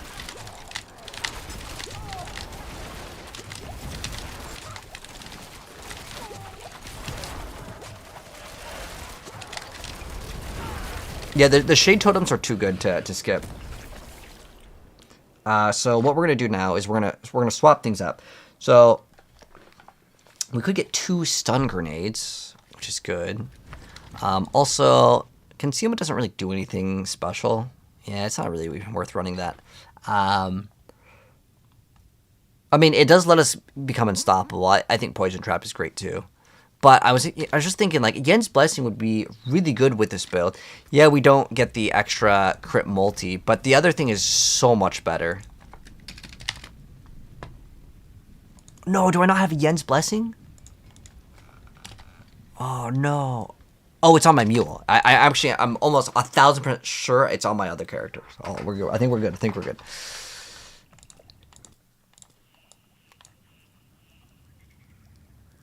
I think I saw this one.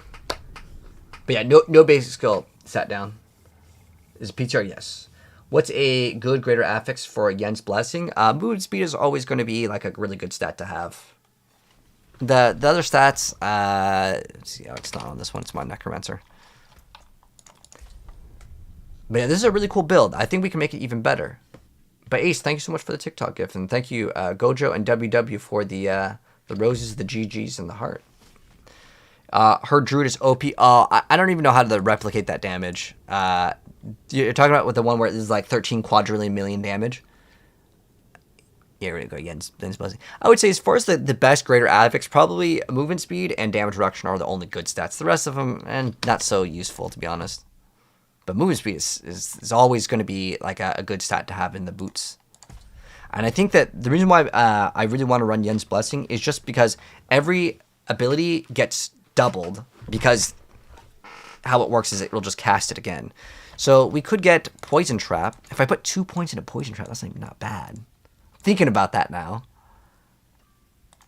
Ah, dang, I hate how I can't just remove points out of that one. Dang, I really, really want to run Poison Trap now. And the reason why I really want to run Poison Trap is because it applies a knockdown. Which, the knockdown... Wait, do I even need this? Using a healing potion? Stuns? Well... Oh. I was missing out a bunch of points on that one. That's a pretty good stat to have, too. Wait, hold on. It gives us crit damage, too? Oh, it's 6x? Oh, shoot. Well... It's just dazing or stunning. And don't we have daze and stun? Stun, daze. Wow. There we go. Shoot. I was nerfing myself. What else could make this build way better, though? Well, we could get way more crit strike damage, too. I mean, it's good for the build. I don't know if we need resource cost reduction. But we're going to swap the Beastfall boots out for Yen's, which is a huge part for energy, though.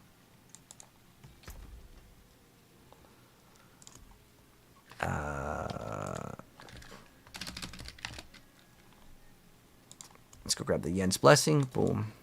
Oh, it's not the Yen's Blessing. There we go. The reason why is we cast one skill. It basically doubles the... Let's try this build.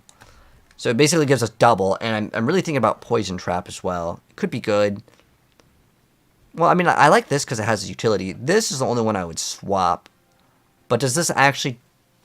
Well, it actually applies a trap, so it's still good, actually. Yeah, it still actually is good. And I'm going to actually swap out... I actually like Smoke Grenade more than this one for now. I don't even have the knockdown on it, but it's fine. It's just to proc that they're affected by a trap skill. And then Concealment and this are pretty good. Okay, I think we're good. All right, so let's test it out, guys. The brand new build for Rogue using Umber Crux as well as Lucion's Talisman. So to explain the build really quick, we put down these totems with this brand new unique. The totems can then split the damage. When we run Barrage, the Barrage can actually ricochet and do more damage than the base hit. So we actually can hit the totem to deal damage to everything else, because what this thing does is it makes these totems, and when we deal damage to the totem, it applies at 30% effectiveness to the surrounding enemies. You can have up to 2 of these totems. And then we also have the Lucion's Talisman, which then gives us basically 100% crit in our most builds, because you're going to get some crit. And this will give you up to 50% on its own. And then each point of primary resource above 100 gets you even more critical strike damage. Now, apparently this is a multiplier, so if you want to pop a resource or just get more crit strike damage, that's fine too. Or if you need crit strike chance, I'm not actually sure how this is coded right now, but it says plus, but apparently it's X. And then if we run Yen's Blessing, this will give us those 2 totems with Umber Crux every single time, as, well, there's not really anything else that has a cooldown in our build that we're playing that's not a subterfuge other than Shadow Step, but that's a mobility, so Yen's Blessing can't proc on it. So let's go in and show off the gameplay. We're just going to do a pit 100. Gonna go zoom through it and see kind of the performance on it. I think it's actually going to be one of the good Rogue builds. I think for sure Andariel is going to be really good. Rapid Fire can be played instead of this, but Rapid Fire's got another bug because the ricochets don't apply the Scoundrel's Kiss Explosion, which I wish it did, but you can play either. It doesn't really matter too much. Let's show it off. And you guys can see how cool this build is. It's just going to absolutely shred things. So we're going to activate one of our abilities, and it's just going to apply that ability twice. because of Yen's Blessing. As long as it's not a mobility skill, which is really cool. So we just go up to like an elite pack. Well, this one has a damage reduction guy, but I'm going to go ahead and apply the crowd control and boom. We're not even using caltrops unless it's the boss. It's one of the damage reduction guys, so got to take care of him first. By the way, the totem will not actually die, so sometimes you'll think that there's one enemy and you'll still shoot into it. It's because the totem is still there. Alright, let's kind of group them up if we can. Pop one of these abilities and then we get double totems. See, the totem's right there. So, like, this build is pretty solid, man. I like that we get basically 2 of the abilities activating because we get double totems. It's excellent. We even use Poison Trap, but that one I kind of save for the bosses, so it's affected by the trap skill for one of the Paragon nodes that gives you crazy damage. Oh, this damage reduction guy over here. Okay, there we go. He's gone. And then the only thing that's left is the totem, and it's going to keep on ticking for those damages, which is awesome. I mean, the build's pretty solid. I like it. It's easily going to be really, really good, and I'll kind of explain more in a moment here, because there's going to be some optional things, and I'll show you guys the interaction with like a rapid fire or something if we have some time. I kind of want to make a quick vid because I want to try out a lot of the different builds, but like I can already tell that this one's going to be pretty solid, and it's not like bugged. Oh, there's one of these guys over here, where like some of the bugs that you may see are like with the Sork that are doing so much damage, and I don't think this one's like doing anything that you're not supposed to be doing in the game. Like there's a Druid and a Sork build that are hitting for way higher, and those ones will probably get nerfed. And like I said, I don't think this one's getting nerfed. And look, it's just the Shade Totem. And I think Yen's Blessing makes the build so much smoother because you get double. Like, I was playing it before without Yen's, and you still get the totem, right? You still get one, but to cast it once and get your double totems is just a huge quality of life. And Yen's Blessing already gives you damage reduction, so it's not bad at all.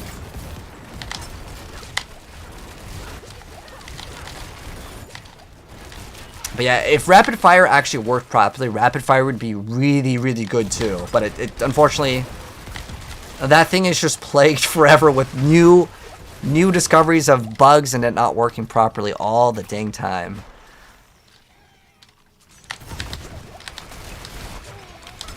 Oh, we gotta maybe pop a heal. That was a little bit dangerous. We got Frozen.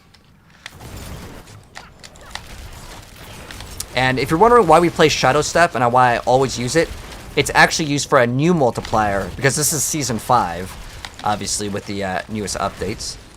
Let's see, oh, can we kill this group? Maybe over here. Let's see if we can Shadow Step through the wall. Well, let's see. Come on, give me an enemy. No, it won't give me one. You can actually go through walls with Shadow Step, which is also another really cool reason why you should play it. Same thing with like Leap Barbarian.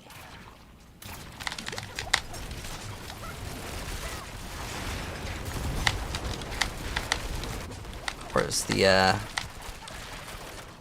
portal? We're running out of enemies. Unlucky. So let's go find the last enemy. And I think that this build will be really fun to play too. I think people will like this build. And it's really impressive against the bosses. And there is still a bug on the bosses that exists right now. And what happens is the boss, it doesn't behave correctly. So we'll have to die against the boss one time, and then we'll go in. So you'll see what happens. Like, you'll see a huge night and day difference in damage.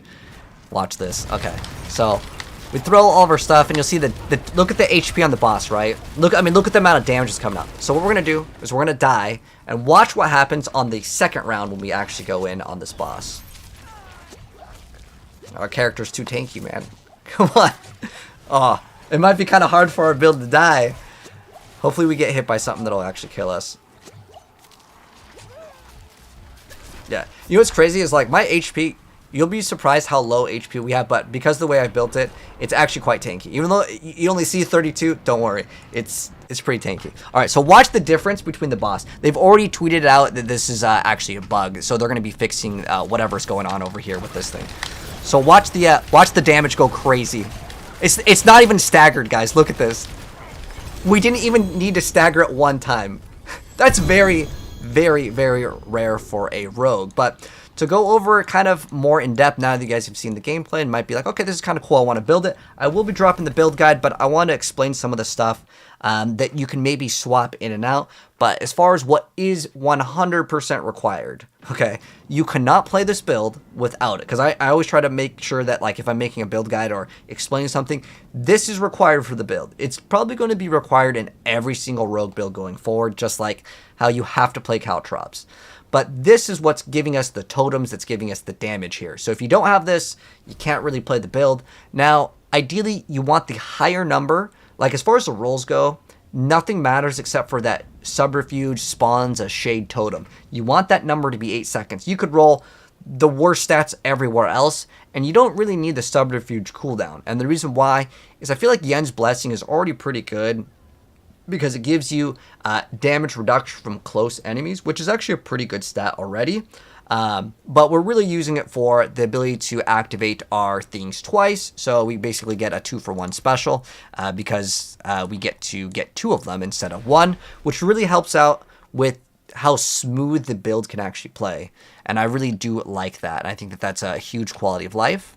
But I'm going to go ahead and go to the test dummy here. But if you're wondering why we don't play with Scoundrel's Kiss, is because when you run the Ricochet, which is something I did already test out, the Ricochet doesn't apply Scoundrel's Kiss, which is unfortunate because you want the things to explode. And like my thought process is if it bounced and then exploded again, well, you get like the overlap on both of them and then you'd go crazy. So if they patch this, Rapid Fire, I would say, is probably better than Barrage, but I like Barrage more because this thing goes crazy. I love it. And also, if you've played Barrage versus Rapid Fire, well, Barrage, it attacks way faster, but it's hard to hit one target. Like, look at that. I don't even think we hit, like, we hit it once. So you do need to be in close range. That's kind of how Barrage works. But if we just spawn in, well, we don't even really need to spawn in multiple enemies, but also, I need to mention, this does not show up in the stat sheet, so it says we only have 47 crit. Well, once we get our Dark Shrouds and stuff, this will be increased. Also, when we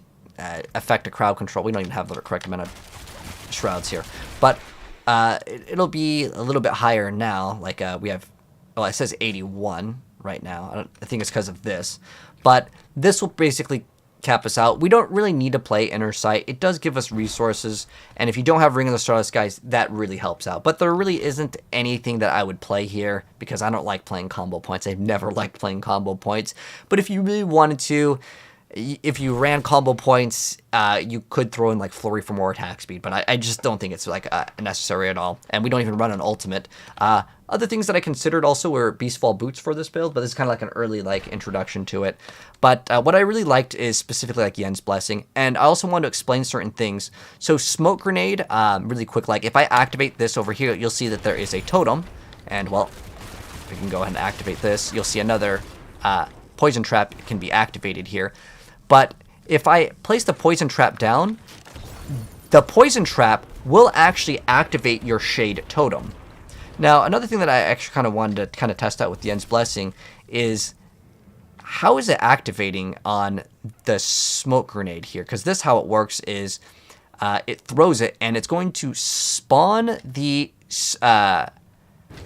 like you see with Poison Trap, it's just going to spawn it right here, right? But if I throw the Smoke Grenade, or if I activate Concealment, you'll also see this. But if I throw the thing over here, you'll see that it will spawn on the enemy. Remember, you can only have 2 totems out at once, so you'll have to factor that in as well. But you can see we get another double here. I don't know if it's stacking on top with Yen's Blessing. You know, I'm gonna be honest with Yen's Blessing. Maybe it's not even worth playing. Did I get 2? Well, that might be something we'll have to test out. But it doesn't work on caltrops for Yen's Blessing. So, you know what? We could maybe just replace these with Beastfall Boots. So I'm not even seeing a proc, guys.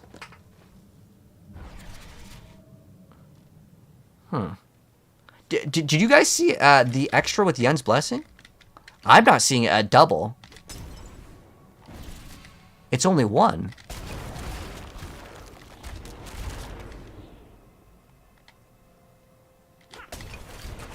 I only see one Shade Totem.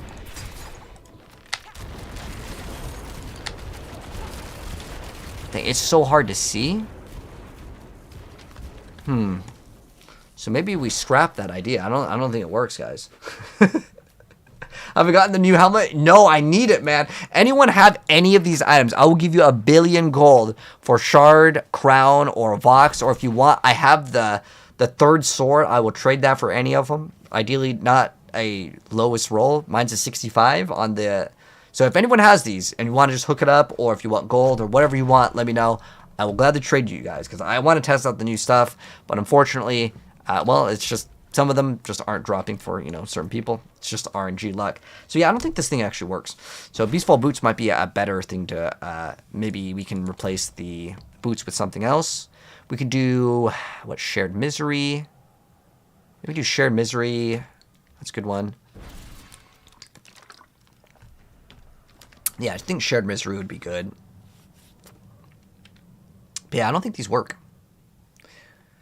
Those are kind of awkward. I'm making a build guide or a showcase of the build, and, well, the thing doesn't even work. So we have stun, some resistances over here. I'm trying to think what else would be good. I'm gonna throw those Penitent Greaves in there. I mean, maybe Beastfall Boots is like okay to play. I don't think that the other thing works properly. Do you think they'll adjust the luck with tempering? No, they just adjusted the ratio. So it's like instead of being like 1 out of 5 on like the core skills, it's a 1 in 3 now. Which, I mean, it's better than nothing, but I still don't like it. I think that the tempering system needs to be like, oh, you can randomly get one, or you could put like, you know, extra materials and just force the one that you want. Like, it's just, I don't like the system. I think it could be improved upon. All right, maybe would you take 3 Kappa, but instead of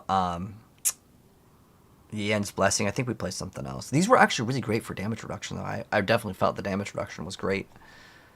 But we can run Dex, Lightning. We don't need the resistances, though.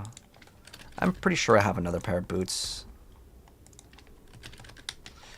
in my stash that are probably better. Dodge. We have some move speed. It does have a good amount of life, which can kind of help. Greater Affix dodge is actually pretty good. Fire res. We have concussive strikes. Shared Misery is pretty good too already on this. I think we could run this. Alright, so take 3 on this build. I'm surprised that those things didn't work, though.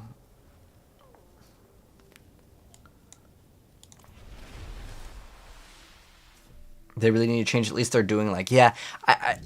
It's weird. Like, I really don't get this philosophy. So, they said, we heard you guys don't like the RNG system, so we're gonna just we'll give you 1 more roll on a greater affix, which is, it's still a plus, and then we're gonna reduce the amount on certain ones. Instead of it being 5 or 4, it's sometimes 3, but that still doesn't change the fact. So your idea is, okay, people don't like the randomness, okay, so we're not gonna make it as random. That doesn't fix it. Just make it not random. Just make it so maybe I get 5 rolls for free, and then after that I have to pay gold, or I can pay, I don't know, some sort, I could pay in Neath Iron, maybe it's 5, okay, then I get to re-roll again, but like, it's like for the end game, like, you know, it's more expensive, so it costs maybe something else. Just don't let me fail my item permanently, right? Because like, I played this game for a really long time, and I'll tell you, getting the triple greater affix, I have every Uber unique. Getting triple greater affixes is not easy. I have 10 extra sparks here. Like, I play the game a lot, but like to make a player just lose out on something completely, I don't like that idea. I think that is a pretty bad idea in terms of a system here, so I don't even know if that's better to get the 10x, but we can go ahead and pop that potion. Oh, what is this? Oh, that's a Scroll of Amnesia. All right. Anyways, I think this is going to be take 3 of this build, because I didn't even know Yen's Blessing didn't work. It doesn't seem to work with it, though. How do you get Uber uniques? You gotta do the bosses. So the Uber bosses, the Duriel. I'll actually drop a guide on my YouTube channel, and I'll upload it on TikTok as well, Jared, very soon. I actually just had my editor finish it up. I just have to actually upload it. But I was already like working on so many other videos. But let's get it, man. I want to try out this.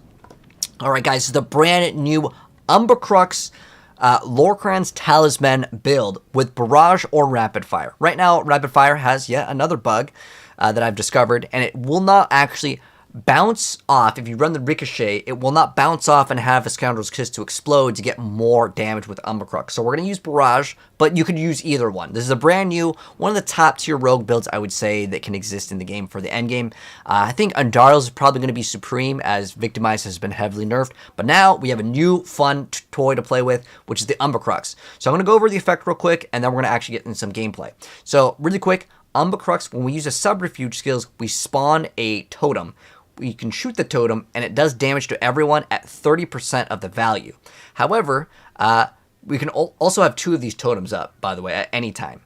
And it also counts as a trap skill for the damage that it deals, which could be maybe useful for like the Paragon node, although it has to be affected by a trap skill, so I don't know how that would exactly work.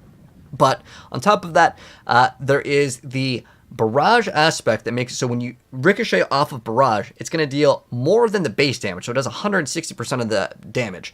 And then it has a 120% chance to split into 2 arrows wherever they ricochet. So your ideal goal is to spam these on like the elites and the bosses to have these totems, and you're just going to do crazy amounts of damage. Now this item over here, Crans, just basically guarantees 100% crit.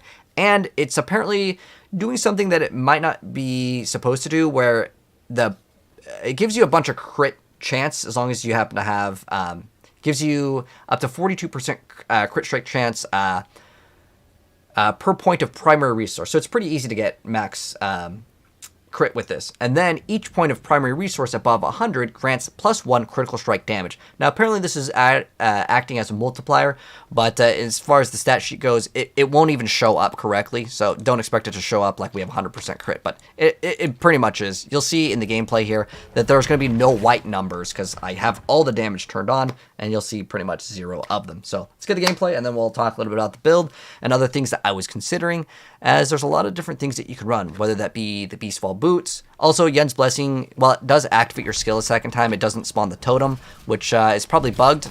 So we'll hopefully get that fixed as well, but I'll show you guys what it kind of looks like when you actually play. Let's go find some elites over here. Oh, here we go. This is what we're looking for. So some elites. Go activate those totems. And the totems, by the way, will not actually die. I think we're crowd controlled right now. Okay, there we go. He froze us for a second. But you can see the totems. The totems will not die. So you can't like execute the totems, even though that would be a really cool feature. But like the damage goes crazy, man. I love it. You can see the only thing that's left right there are the totems, and it's just a really fun build. It's a different way to play too, and you don't have to just shoot into the totem. I mean, you can, but remember it does less damage. But what happens is you want the ricochets to actually hit the totem. But if not, I mean, it's still a good amount of damage on either one of them. I like the build. It's a kind of a new playstyle where I kind of like finding like big packs, because if it's not like a big pack, then well, it's not going to do big damage, because you want all of the like different ricochets. And I feel like with any build, like especially with rapid fire, because it can hit both of the totems, right? Because you have 2 of the totems. I think that's a really cool thing that you can actually have. And the build's fun, and I'll show you guys it on the boss. It's so amazing against the bosses, man.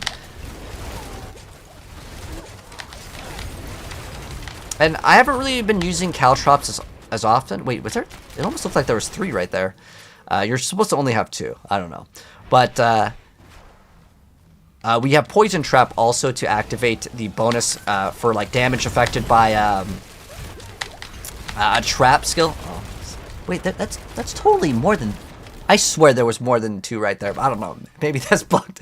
I don't know. There's a lot of bugs in Diablo 4. This is the PTR. It's supposed to happen here, so it's all right. But yeah, as soon as we activate a subterfuge skills, that's why we have so many subterfuge skills on our bar. Is we're not running Dark Shroud because we have the Umbrus to actually activate it. But it just goes crazy, man. I love it. And I really actually been liking Smoke Grenade, especially against like the bosses and stuff. Let's go ahead and throw one Poison Trap down here. Okay, then we need to move out of the way. It's a really fun build. I would say this is definitely one of the top tier builds. Again, Rapid Fire, if they fix the bug on it, it's probably going to be way better because you get to basically double, like, on the 2 totems for the explosions. And if they explode like a second time with the ricochet, because that's what doesn't work. Ooh, took a lot of damage over there on that one. Oh, we didn't really need to take the shrine. We already have 100% crit, so it's not going to really matter at all.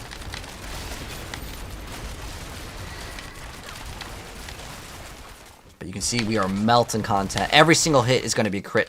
Well, even before we had this, the Lethal Shrine, you guys only saw yellow numbers, which is the crit.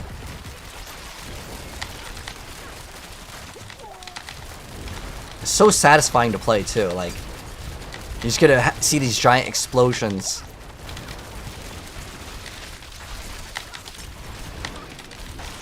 Alright, where do we gotta go? I think I have to go backtrack because there's not enough monsters. Alright, I gotta go down this way over here.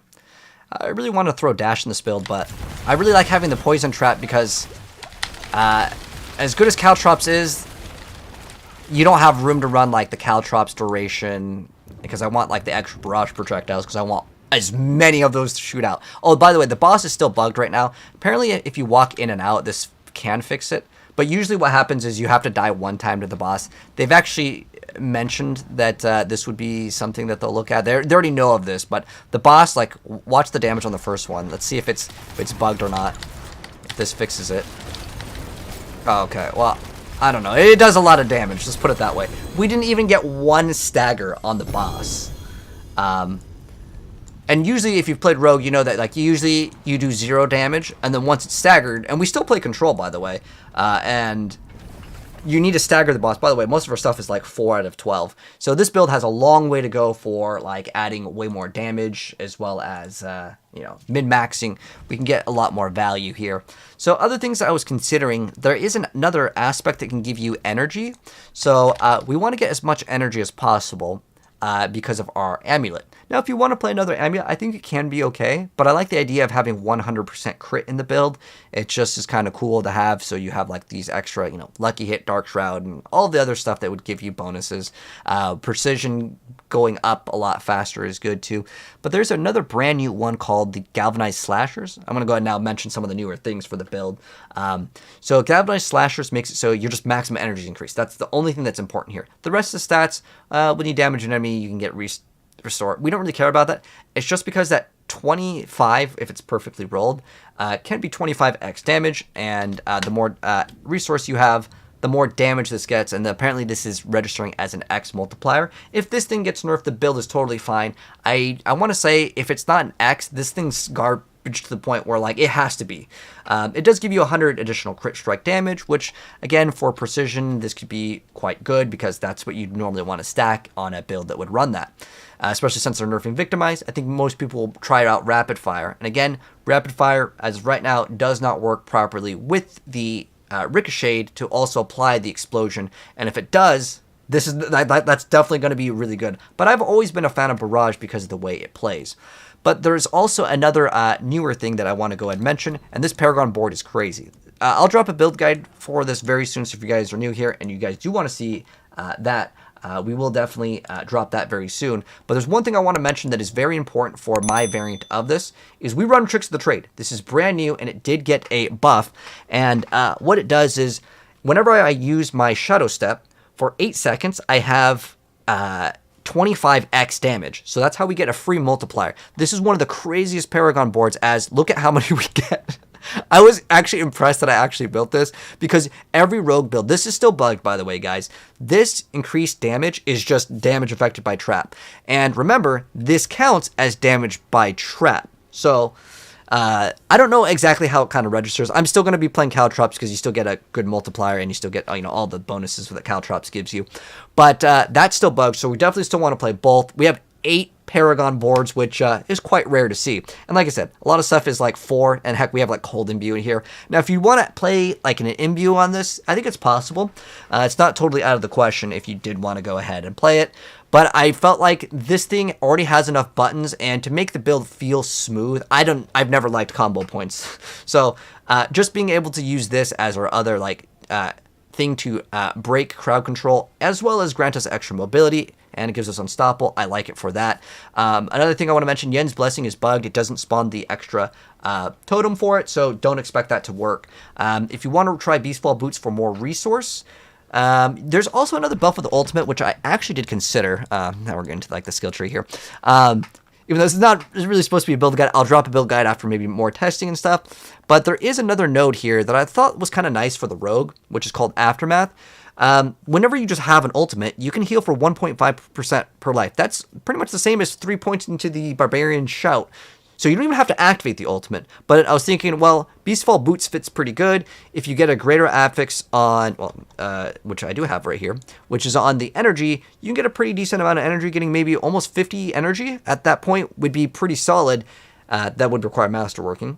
But if you got a bunch of resource on this, I mean, this is X damage that is registering. So that could be something to consider if you did want to play that. But I think Yen's Blessing would be best in slot if it worked properly. Again, it's bugged. What happens is you don't get the extra activation of the skill does not give you an extra totem, which is unfortunate. If it does, then that means every single skill gives you another totem, which, I mean, it makes the build feel a lot smoother.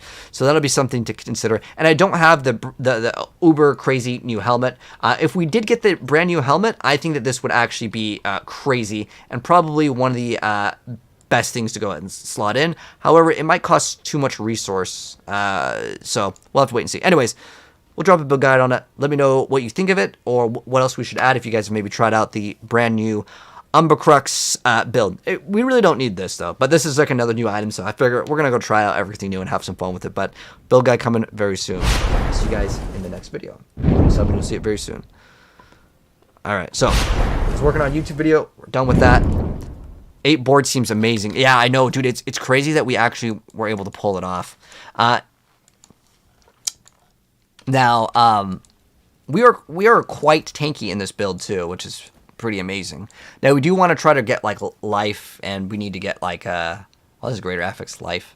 But I think to make the build feel much better, you do need to get like you do need Harlequin versus the other new one. I forgot what it's called. There's the Helm of Lucion. What is it called? The Crown of Lucion. Yeah, that one. But if anyone has any of these and wants to trade, I've got an extra 3rd sword.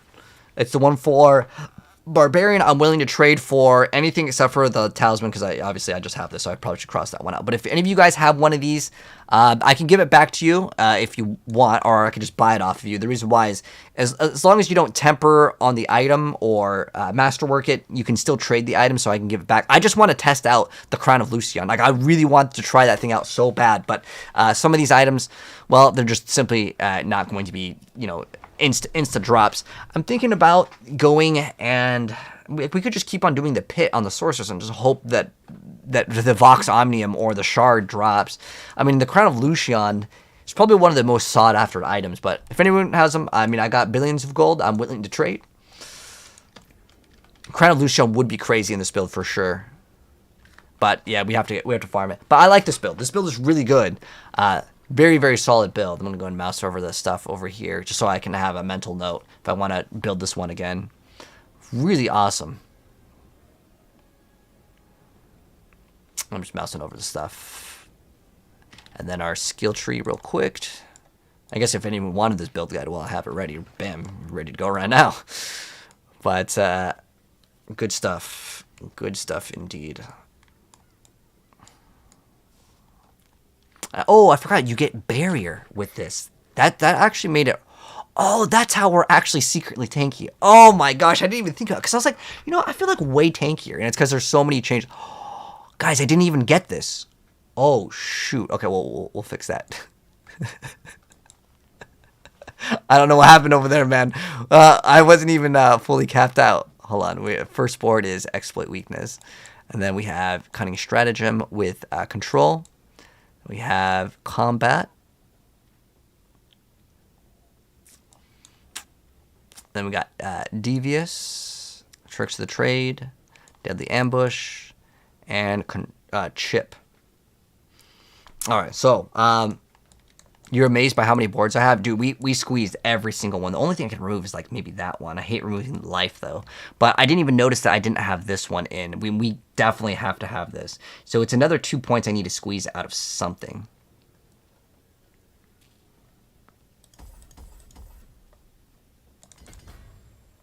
Dang, we only have one more point.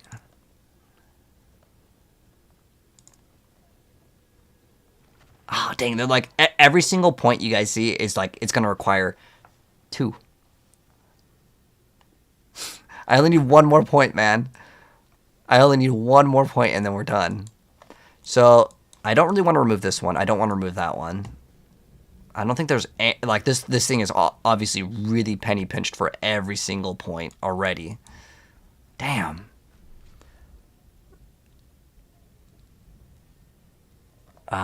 Is there... This one's what? Int? Yeah, going this way is the better choice. I could remove that, but that's not a very good decision. Like, getting... like that's an 8% life note.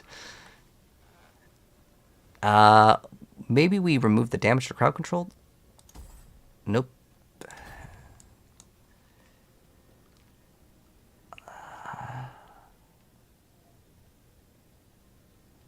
Putting the int here doesn't really fix anything.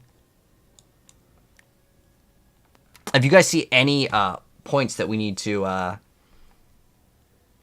that we can like sacrifice, let me know. Like sometimes, like if I'm scrolling, I might accidentally click on one. That's happened a couple times. But everything is we just need one more point and then we're fine. That's all we need. We were missing 10% damage reduction, and I still cleared that like really smooth, right? Dang, the only thing I can remove is the 4% life, which I really don't want to remove, but if I have to, you know, I have to. Like, there's no option. The other thing that we could do is swap a glyph from one area to another, and it could fix it. But most of the stuff is, like, pretty much as perfect as it can get. So, let's see. This one is, we have Dex. We have Int over here. But I'm pretty sure we have to keep the Int one here because this one over here gives you... 10 int for that one node, and that's pretty much impossible to swap. And this one is also an int. Dang, if I could just remove that one. Well, let me see, what are the other int ones? This is an int one? The other one's way too far. There's no way. I think we need the armor. Actually, we may not need the armor. If I masterwork this... Okay, if it was a greater affix, we'd be done. But if we masterwork this thing just to 12, I know that it would give us enough armor, actually. It's also not perfectly rolled. So that's where we would actually swap it. So we just have to masterwork. It's either masterwork or you have to have greater affix armor to get that. And then we would be capped out on that. And then ideally... we may need to get one resistance instead of dex or life right here, which could be any resistance, which isn't really that hard. I can roll that right now if I wanted to, but I have more interesting things to do. It's just this. Also, our boots could have... oh, you know what? Our boots could have resistance. That's fine. No problem at all. That's easy. Dexterity or armor. You know, yeah, this is actually pretty easy. But basically, we're missing 10% damage reduction. We will get it. For now, this is actually more important. Although we could masterwork, I think like one time, and I think we might actually hit it. Let me see. If we remove this one, and then we would actually get 2 points, and then I can get actually more HP. So let's go ahead and throw this in. Yep, see, I was right. 9,230 is the number that you need, and I only needed to masterwork that one time. So now I have 2 extra points. Well, actually, no, I have 1 extra point because I have to put this one in. This one is required for the dex. Okay, and then we have 1 more extra, so we'll probably just put it into the HP unless there's like a really good yellow node. What we probably need to put it into, honestly, is that extra cold res. because our cold res, it's like so close from there being good. It's 67.9. It's close enough for me. Could we get extra? Actually, how much cold res did we put in right here? Oh, you know what? We have to put it in right here. Like, it's not like I'm going to go around this way, because that'd be losing it on the 4% life. And I'm already going to get this one. So I think it's much better just to have this the way it is. If we did get something with like greater affix resistance on, let's say, instead of the tempered shadow res, it was just another all res. What do we have that has way too much? Do we have anything that's too much? The other option is that we get 2 items with greater affix resistances, and then we just throw in diamonds, and then everything's solved. There's a lot of different ways to solve it, but I'm not going to stress over, like, what is it? 2.1% of one of the resistances. I'd rather have 2% HP. Like, it's fine. Even though my build may look like it has low HP, we don't die, which is pretty crazy, because we have crazy dodge, and I run Crowded Sage. So our dodge chance, not counting that, is, what's our dodge? 37%. And then we have another 8 that doesn't register until we're in there. And then every single time we activate an ability, we get an extra 12. So we're like over 50% chance to dodge. And when we dodge, we gain 20% of our life. So I think it's pretty solid. I'm not worried about defenses at all. Oh, this actually has 100 less armor too. I just noticed that, because it's not a 925. The item power actually determines how much armor that you get from an item as well. So there's a little bit of armor that we're missing on that. But it's again, it's not that big of a deal. The thing is that this has like greater graphics, dodge, life, so it's fine. All right, so now I'm trying to think of what we want to test. Oh, I need to go grab my okay, so skill tree real quick, just so I'll have it for reference, because I think I moved 1 point out of that one, and then I got the extra crit. And then I love running this. Look at this. A 15,000 barrier? Oh, that's why we're so incredibly tanky. That thing hopefully won't get nerfed. All right.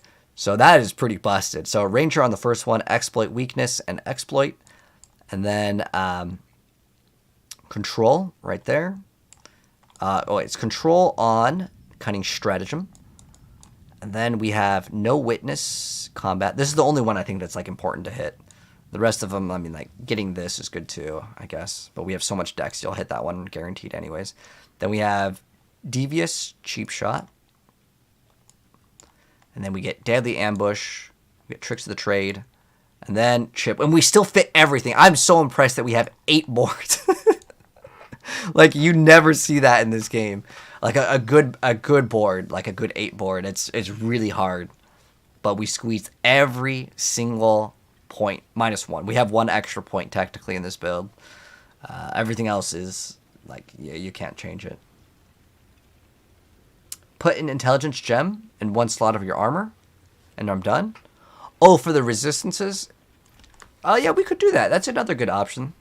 I appreciate the knowledge. Although I'll probably just get all res. Like, the smarter thing is probably to get all resistance. Like, what is our shadow res? Is that one's probably overcapped? Like, whatever one is overcapped. Let's see, 14, 17. So you can get like 30-ish and one, and then we just throw in a diamond. So we just get, I mean, ideally we just get 2 things with greater affix all res. And that's a really cheap buy. It's not like an expensive slot. So we get that in the boots, pants, or chest piece. The chest piece, I'll probably still keep greater affix dark shroud, because that's actually a very expensive thing to hit. If anyone knows, like, for trade, that's a really rare thing. So we might keep that. There's also the brand new Dark Shroud armor that I haven't tried out. We could try that out real quick, guys. Let's try that out. I haven't seen how it works. So how it works, guys, and I got a greater affix one too.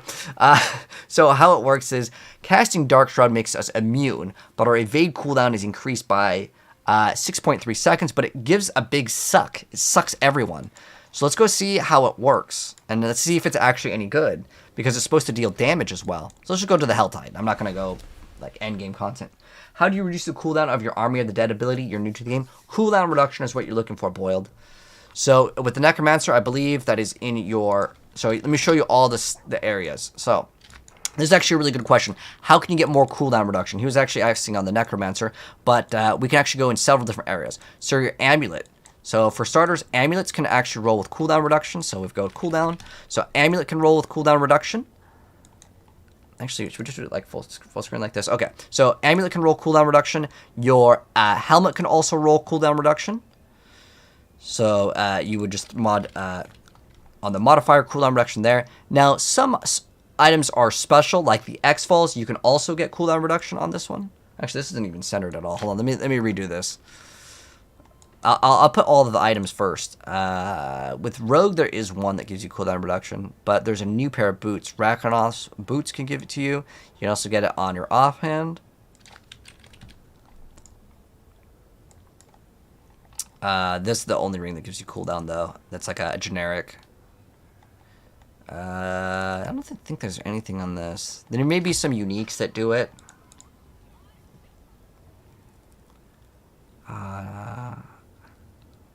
But I think on the Necromancer, you can also get a ring with cooldown, but it's only to like one thing on a temper. So yeah, you can get cooldown reduction for like this on your ring. Okay, that's a very good question though. Like I never really made a quick video on this, but I think that it deserves one. Like it's definitely like a useful like thing. All right, so these are all the areas that you guys can get cooldown reduction. Some uniques may also apply to certain like classes, but you can get cooldown reduction in your helmet. There's also Harlequin, which is pretty much the best in slot for most builds, and that will also have cooldown reduction, or even Godslayer. There's a brand new pair of boots coming out in Season 5 called the Rakonoth's Wake. This will also give you cooldown reduction. And then also in your amulet, you can get cooldown reduction. X-Falls can apply it, but this is very niche. But if you're like really desperate for it, sure. Now, certain classes will have a cooldown reduction for a very specific skill, like Necromancer. You can get like cooldown reduction for like Bone Spirit or your ultimate. There's several ones here, and in the offhand, there's also cooldown reduction that you can get. So that's like your focus. If you're playing Sorceress or Necromancer, but there are some uniques out there for very specific classes. But I didn't want to go over specific ones, although I kind of covered on the ring as one of the mods as a temper that you can actually cast on it, and it's dependent on the class, but almost every single class will have some sort of cooldown. It could be Barbarian, like Warcry or something, but those exist in the rings, and it can actually exist in amulets as well. It depends on the class you're playing. There are tempers, but those are all the areas that you can get cooldown on for the most part. But yeah, it could on your Whirlwind build, you mentioned Twister is bugged. Don't play until they fix it. Can I elaborate? There's no elaboration, Jaime. Like, it doesn't work. Like, as in, you get nothing for it. So, like, if you didn't know, Diablo 4 is a game where it's constantly having bugs, and so it's broken. The new PoE gameplay chat, I have not. Did they just drop it? It had to drop. Let's do. We can do a react right now, man. Let's go. Path of Exile 2. Did it just come out? It had to have just come out because I'm always watching their channel. You're talking about the console one? We already uploaded this one, if that's what you're talking about. Is there another new one? Like, is it on Twitter or something?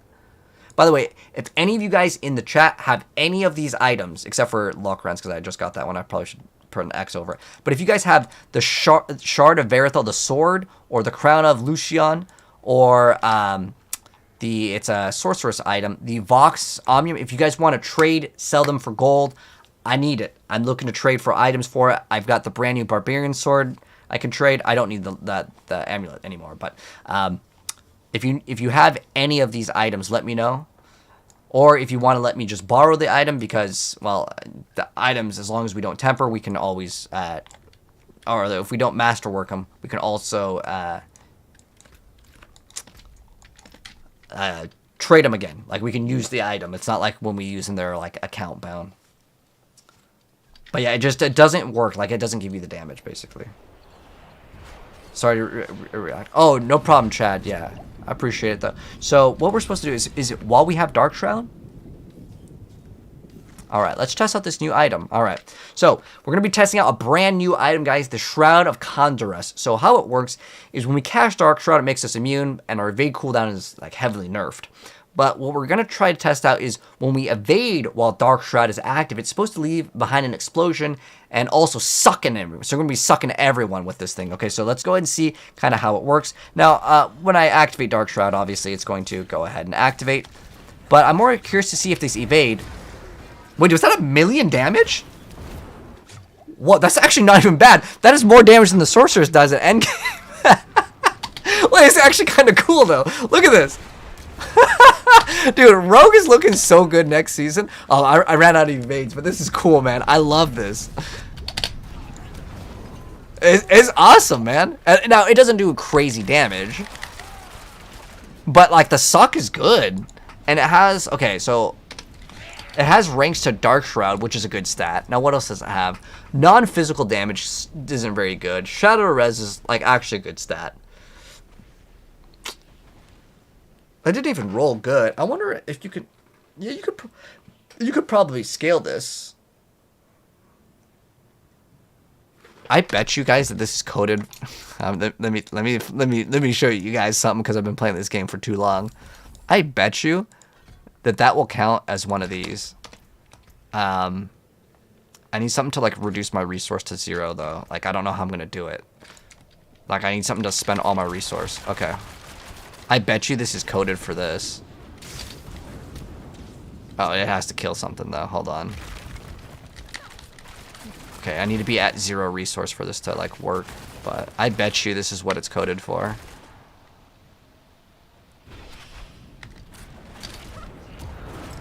I'm too smart. I'm too smart. I'm pretty sure that activates it. Okay.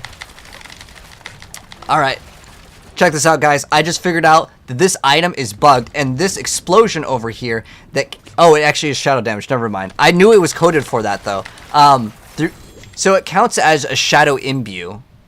Or if you guys ever remember in Season 1 with the Barber... So the Barber actually exploded, and it has the same animation. So what they do, and this is, I'm not trying to knock Diablo, because a lot of video games do this. So when they come out with something new, they literally copy and paste the stats of something else, and they move it over. So I'm pretty sure that will count as a shadow imbue, and it'll work with all of your things. It's a shadow imbue explosion. So if you guys remember in Season 1 of the Malignant Heart, if you ran this, and you didn't even need to do shadow damage, it would just work. If you killed anything, you would just get full resource all the time. And it was like the coolest thing ever. And, well, they never nerfed it because, well, the item is, the Barber doesn't exist anymore, but it works. It's pretty cool. There's a lot of stuff in this game where, it's just bugged. And that one's a good bug, though, because it helps. Now, I don't know if this is, like, really that great, overall. Like, you lose out on a defensive aspect, right? You do get ranks to Dark Shroud, which is good. But you lose out on, let's say, life. Oh, you lose out on the tempered res. And the... Okay. You know what? This item is probably not really usable. Like, I'm talking about, like, you know, like, the top tier players. Is it usable? And I don't think so. And the reason why I don't think it's usable is because you lose out on the chance to freeze or the chance to stun, and you need that for Rogue, right? So you need that. You also lose out on temper of a life. You also lose out on life, so you're losing double life. The Dark Shroud one, you're gonna 100% roll that, so that's basically not necessary at all. It doesn't have enough defensive stats. The additive damage, well, it exists. It's not really that great. The resistance is actually fine. So the stats, you basically have 2 bad stats, and then you lose out on the temper. Yeah, it's not worth it overall. It's just bad. Like... It gives you immunity, but you don't play Dark Shroud on most builds. If you look at a lot of builds, they don't play Dark Shroud, and the reason why you don't play it is because you use Umbrus to get it for free, which is the aspect that you'd be losing out on. So I don't think it's usable, at least at first glance. Now, if there is some new boss in the new season, like let's say like you're fighting like Uber Lilith, okay, sure, you can activate it so you don't take damage, but like that would be a skill issue thing, right? But now that I'm also thinking about it, if they don't patch... Well, let me actually test this. Hey, do you have Rakanos Wake Boots by chance? You can trade them? Oh, dang, I am so jealous. Wait,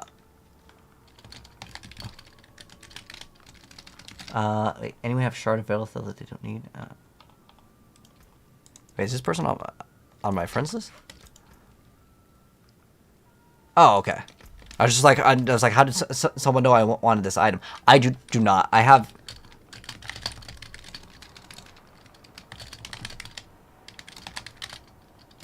the Barb Sword, if you want it. He wants the Rakanos Wakes boots, which I also don't have. But that's it.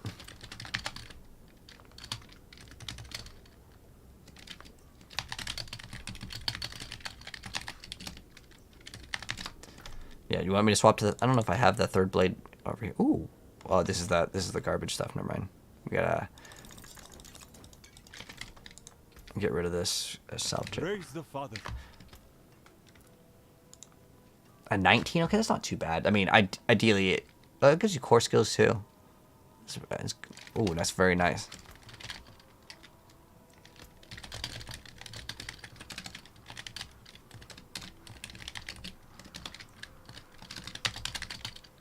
What is it for?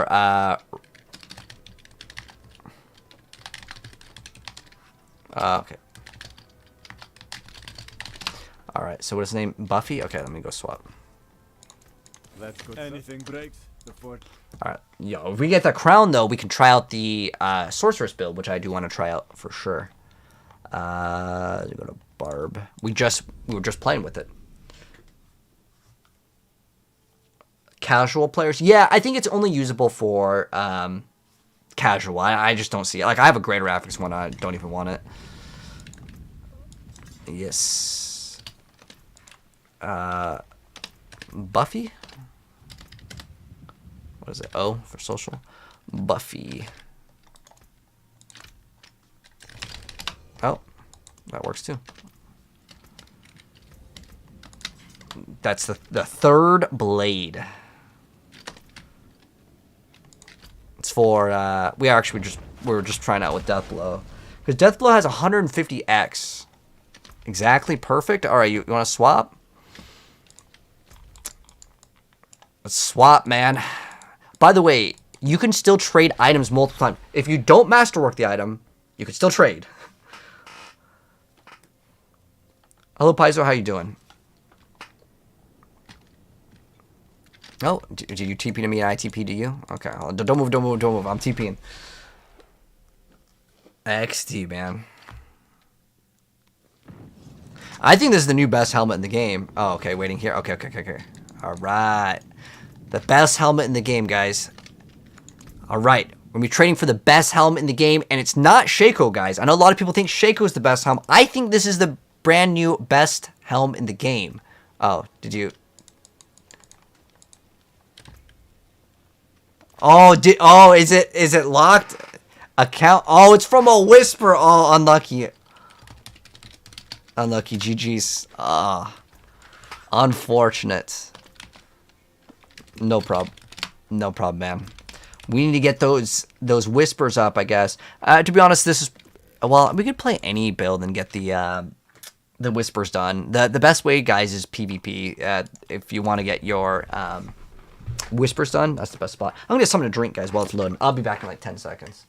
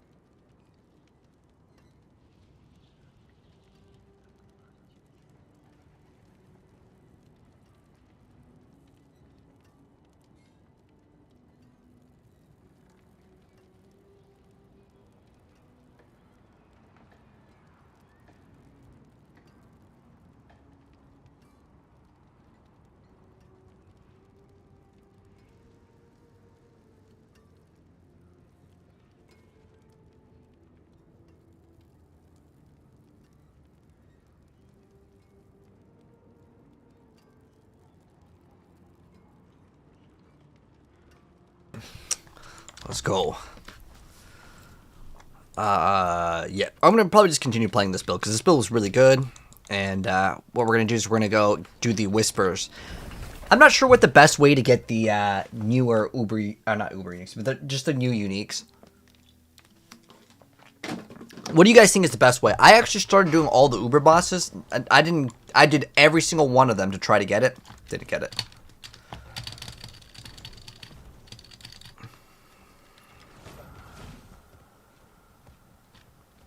But the reason why we do this for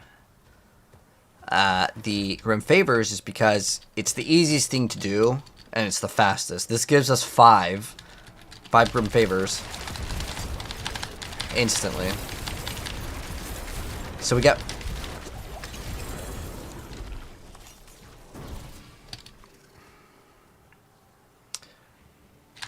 What do I have? Oh, I'm not running my, like, super nice speed boots. I need to run these. But this gives us 8. Oh, yes, Nathaniel, we have tried the Druid build. The Landslide Druid was okay. The new unique sucks. I don't see myself playing Druid, but Druid has a lot of nice buffs. Basically, all the skills got doubled in their damage. There's a lot of different, like, good solid multipliers, but I think the new thing to play next season that everyone will like, instead of it being Bash Barb, because Bash Barb was like #1, I would say, build that everyone played after they rolled Necromancer.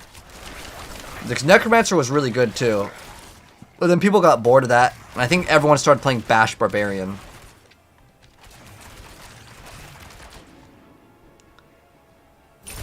Okay, so look at that. We're already at 12 favor. Look at that. So easy. And then we go to the other side and we get another 8. Because we're overcapped by 2. And 2 plus 8 is 10. So two quick rolls. I still have not gotten the crown drop, no. So if anyone has it, man, I'm willing to buy. I've got gold. I've got the brand new 3rd sword. If you guys have any of these. Except for the talisman, because I actually already have that one. I need it. But if any of you guys have it, that's the shard, or the shard of Barathel. If anyone wants to trade for that, I actually want the crown the most, but I don't want it to be like anything lower than like 18% is pretty bad. I guess like 15. It's still like okay. I guess like anything under like even 10. I mean that's still like 50x damage, which is pretty hard to beat. You do get core skills with it, so. It's pretty much the same as Harlequin, just for the core skills, but you lose out on a lot of other stuff. But that's an item that yeah, we need to hopefully get. So let's go for the helms, man. Let's try to get that helm. Oh! Oh, no way, guys! No way! Oh, is it gonna be it? Oh! The crazy streamer luck, man. Holy... It rolled 19 too. Oh my gosh, that is crazy luck. What are the chances of that, man? What are the chances of that? Best helmet in the game. And we can actually masterwork it, because normally I wouldn't masterwork this item because I would have let my friends use it, because you can still let other people use it. As long as I don't craft over it, it's fine. Like, I don't mind, like, loaning it out. GG's. Thank you, man. Thank you. Thank you. All right. That was, like, just really stupid luck. Okay. But, yeah. So now all we need is that staff and the sword. The stats on it. It rolled... It rolled actually not too bad. 19. Anything over 15, I think is... I don't know. Even maybe 10% could be good. But either way, I'm going to masterwork it. And, like, this item, I'm wondering if everyone's going to start running this instead of Harlequin. What do you guys think?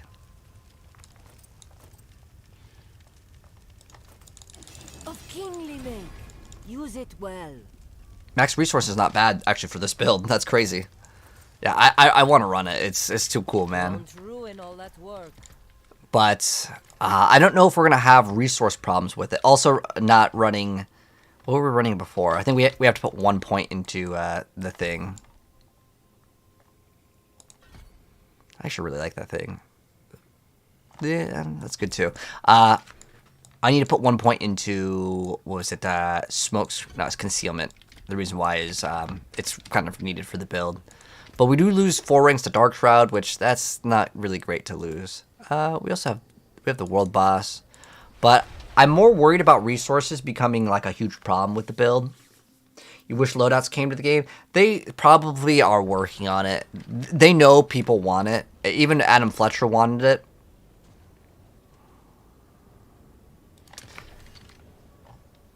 Wait, there's inner sight duration? That's weird. I wonder if you can actually get that thing to last very long. Harley is trash compared to Lucion? I don't think it's like trash, but like I think it's like, I mean it's a crazy amount of damage for sure.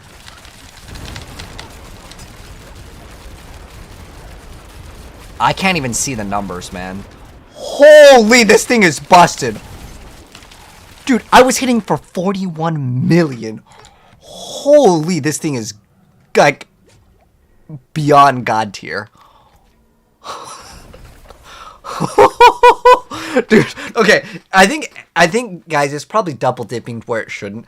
I saw the damage and I'm just like, nah, dude, there's no way. But Brenton, thank you so much for the vote. Is voting happening? Oh man, that is crazy, guys.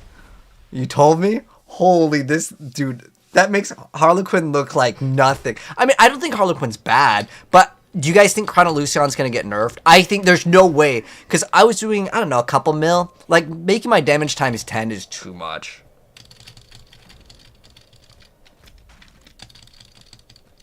It's too much damage, man. Now, look at my HP though, dude. I'm at 25k HP. And you might think that's low, but then just look at my dodge chance. And then I think we'll be okay. That is crazy, crazy though. Holy. But you also lose on the damage reduction. But in order for them to replace Harlequin though, guys, right? They have to make the item good. They can't just make it like another item have like +8 skills, right? They have to make the item like really damn good. But the fact that this isn't even a uber unique, like this item, to be fair, guys, I think this item should be uber unique. What do you guys think? I don't really want it to be uber unique because I don't like the idea that like the best helm isn't uber unique. But damn, that thing is so busted. It's so busted, man. But it's going to work well with my amulet, too, because the extra 24 to max resource will actually give us... I mean, look how much resource we have. We have 179. I could pop a resource potion right here. Dude, we're at... Didn't I just pop resource? Oh, yeah, is that right? But either way, yeah, I think we have like 100x crit multi now. This is going to go crazy. I can't wait to test this out.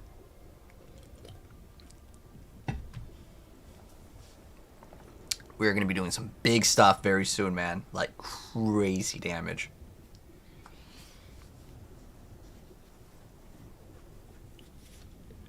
Is a good helm. You have 3 of these, Van? 3 of these? I only need 1. I think. Well, no, I need two items. All right. Anyone in the chat have the Sword of Verithel or Vox Omnia? I should probably like move some of these because I already have 2 of these. We'll just go to Photoshop and then. I don't need the crown. I'm just gonna copy this and paste it over here. See this. And I only need the Vox. I only need these 2 items. And then I'm done. If you have any of these items and you are down to trade, let me know. I need to like make this whole area like black too. Oh. Okay. Yeah, I just need these 2 items now. And then we have all the items. If anyone wants gold or I have an extra sword, the 3rd blade, I have an extra one. So if anyone has the other ones, let me know. Gladly will trade. But Landslide is what I tried out, Nathaniel. If you wanted to know if it's good, it is pretty good, but like, it's not broken good. Like, to be honest though, anything with this helm is like god tier. Like, this helm probably just breaks the game. Like, I just like looking at my damage, I'm just like, no, dude, this is crazy. It's too much. It's genuinely like too much. All right, guys, using the brand new best helmet in the game. Let's do the Uber, or not the Uber, the brand new updated boss. As soon as it spawns, it's gonna be dead. Hold on, we need to get towards it. And throw down my caltrops.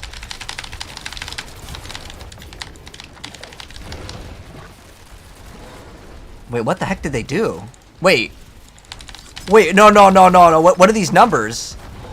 Why am I only doing like 10 damage? Oh, they buffed the bosses, guys. Cause I hit for like crazy damage. This is not right. They nerfed all your damage for the bosses.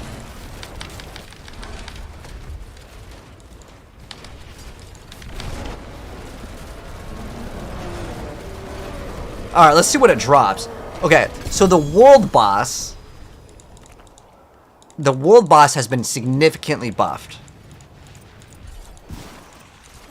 But what does the world boss drop? This is in season 5, guys, the world boss. What does it drop? One is at least 925. Okay, that's kind of there, but like, I think that's still bad, man. You really got to be dropping better stuff off the world boss. We got 1 GA item, but overall, okay, if it guarantees drops 1 GA item every single time, and in the cache it drops another GA item, it's still pretty weak, though. Again, it's not even worth like going towards. I mean, unless you need, of course, the scattered prisms. But like, I mean, you want to see how many scattered prisms I have right here? Like, I've got 559. I'm good on those. And maybe give me some resplendent sparks. That could be something good. Just 1 spark. I mean, just something to make it worth it. I just don't think the world boss is even worth doing in season 5, or even like right now. The only reason why you do it is prisms, and with the goblin event, like we all got like hundreds. So I don't know. I think they need to buff it. You still one-shot it? Oh, yeah, and Dario, oh. So, does, like, damage over time not apply? Dude, I'm going to test with this new helmet. This new helmet is busted, dude. I think it's going to get nerfed. But, at least we get to play with it now and have fun, and then, you know, when it's gone, it's gone. I bet you guys are going to nerf it. What do you guys think they're going to do with it? My guess is they're going to be like, you can have, like, half the stats. But that's still pretty damn good. Now, I'm gonna go. Let me go try to do a pit with this. They'll fix it first. Oh, you think they're gonna fix like this unique? Like, what's wrong with it currently? I mean, it does crazy damage.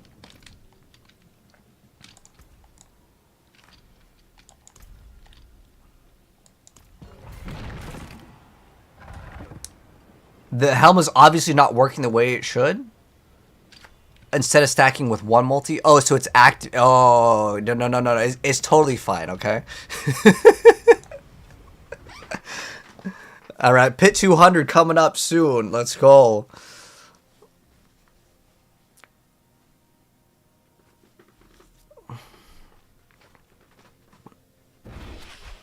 All right, guys, you ready to see the new best helmet in the game? Dunks on Shaco. Crown of Lucion. Why is it so good? Well, watch how much damage we get off of it. We just need to, we need to find some elites here.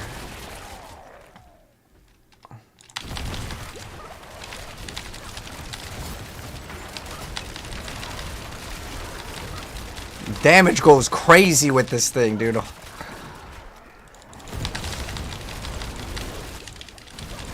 We can go way higher in this, but I just want to make this fast.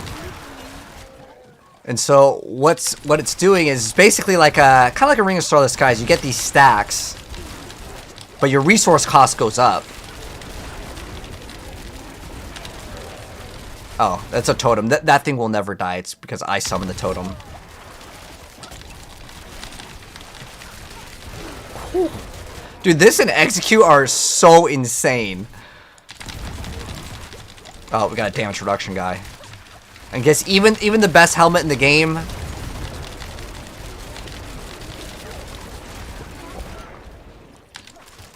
no match for the damage reduction.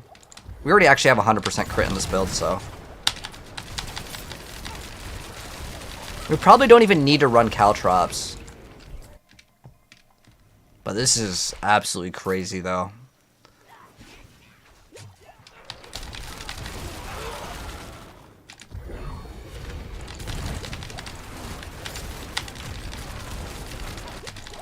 Oh, I'm stuck.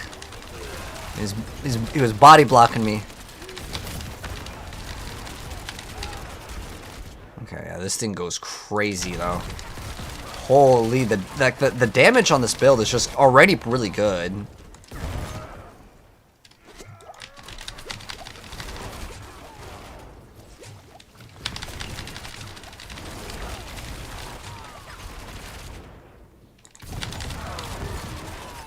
And I like how it also adds lucky hit, because it was already like good already, right? And then there's like, okay, here's lucky hit also. Like the stats on this item are crazy. We get max resource, which actually helps. We get life, lucky hit, and then core skills. But the main thing is like that multiplier times 5 times 19. Ours isn't even perfect. Wait till I get a greater affix one with ranks to core skills. Oh man, it's crazy. I can't wait to see the boss too.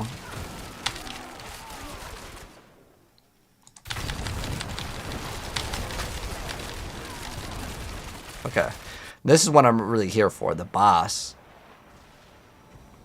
The reason why we do this is we try to do this to prevent the bug from messing up. So we'll wait for it to reset, and then this should fix the bug that people are getting.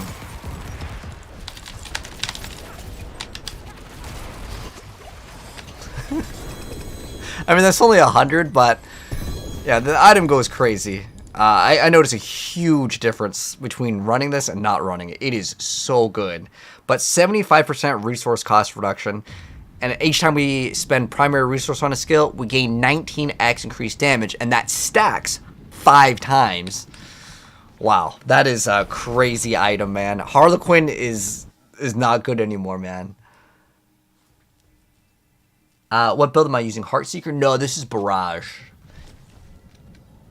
You want to do the Heartseeker build with the sword and Lucion? Are you doing it like Heartseeker with Undariel's? Like, dude, Undariel's probably goes crazier with this, right?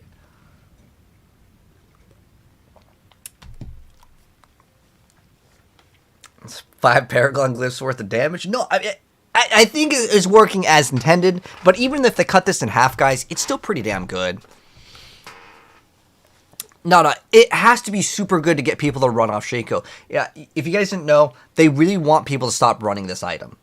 And the only way that you get it is either delete it out of the game or craft something that's like so incredibly godly that it doesn't matter. Basic attack, it's so good, man. It is worth. All right, but what else can we like do with this thing? Like like this build's obviously already like really good. But with this, it makes everything just crazy. Crazy easy. I think I just want to find boots with, like, extra movement speed. This one has, like, pretty good movement speed, right? Well, this one's movement speed on Dark Shroud, which will have max at all times. You can maybe roll the lightning res to something else, too. Life is fine. There we go. I mean, there's not really any other stat. The other stat's probably not even worth it. This way, we're just at 100% movement speed the whole time we're playing, you know? I like it.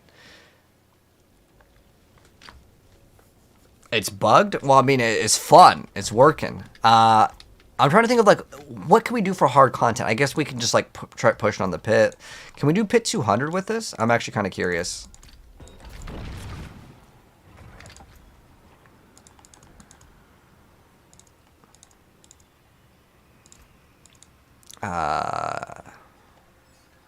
Let's do like what, 120? I wanna masterwork this thing like all the way, man. This thing is so dang good. Obviously, I think core skills would be probably the thing we'd hit, right? Like the max resource, it's not bad. It's not a bad stat at all. Some solid bits here. But I think core skills is the good one. Yep. There we go. I'm not gonna do it. Oh my gosh, dude, we getting the good luck. Holy. Holy the good luck. I mean, there's no way we don't max this thing out. This is the best thing in the game, man. Plus 5 to core skills. We gotta do it's better than Harlequin. Use it well. Let's go. we got to farm the rest. All right. Let's see if this can handle it. Pit 200. New season's PTR's out. Yes, Quang. Came out like 2 days ago. But TK, everything in this game, to be honest, is like kind of broken. Let's be honest here. There's like every single day there's a new broken thing. And so, who knows? Maybe this will stay. All right, let's try it, man. Win Pit 200 with the best helm in the entire game. Let's go.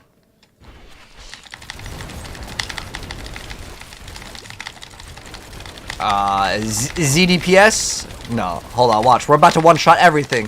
You guys ready for one shot? Big one shot. Boom! One-shotted. All right, go next.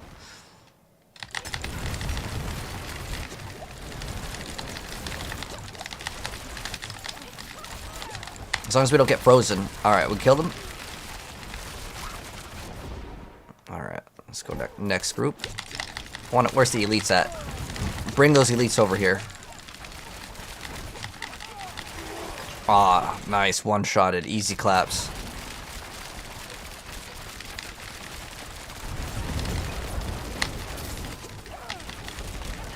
One-shotted. Except for the totems.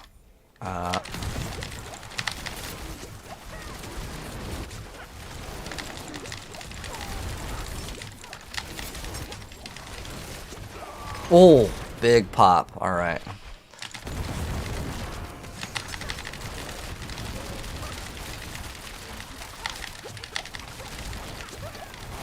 Big pop. Nice.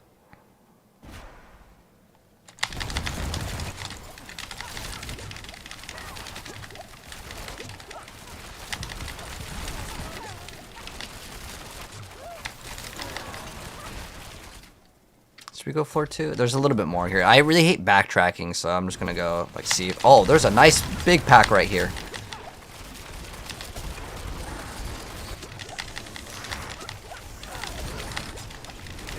Boom. Nice.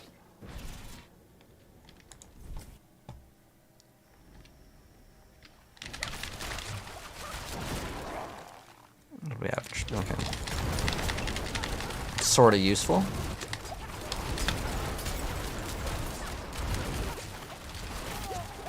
Ooh, big pop.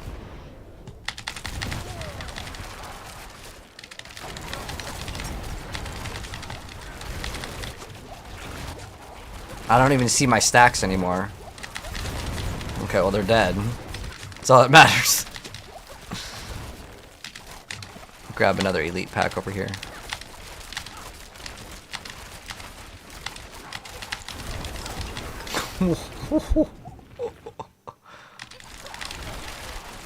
The new helm is so OP, but this is also one of the rogue's passives on the... it's a legendary node on the Paragon that's executing everything. But maybe we just get that 10 minutes boss fight, Kappa? We kill boss? I hope they keep this execute in. It's a really satisfying thing to do. But I almost feel like it's definitely getting nerfed. There's no way.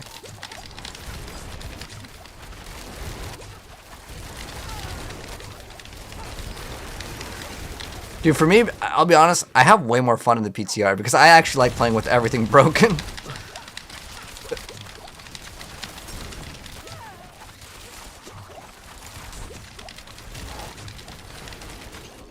Alright, we got 11 minutes for the boss. Oh no, it's the Sea Hag. This is one of the worst ones to have. Oh, we actually need to reset anyways. The reason why is the bosses are bugged right now.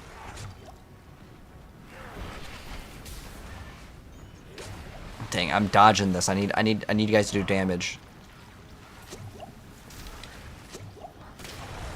I might actually need to do enough damage to where he spawns in more ads or something.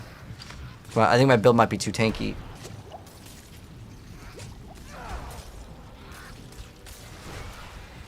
Okay, there we go. Good, good, good.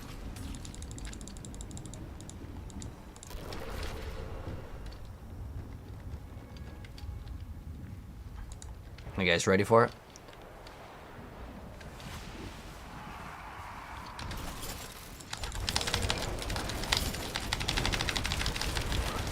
Oh man, that damage is going crazy.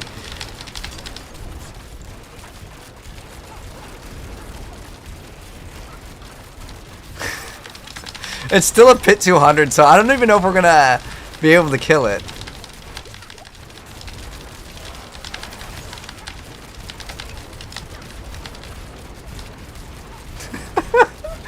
Like, how much HP do these things actually have at pit 200?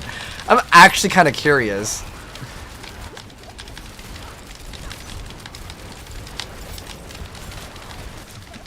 Dude, we haven't even dented it. And each of these volleys is... What, like, what are we hitting for? I can't even see the numbers.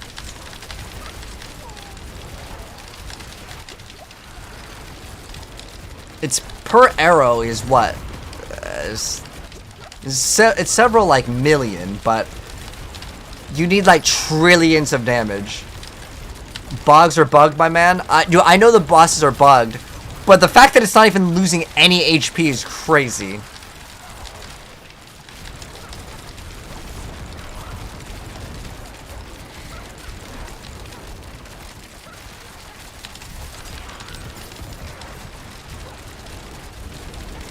I'm also looking at, like, the stagger bar. Dude, it's not building up, like, at all.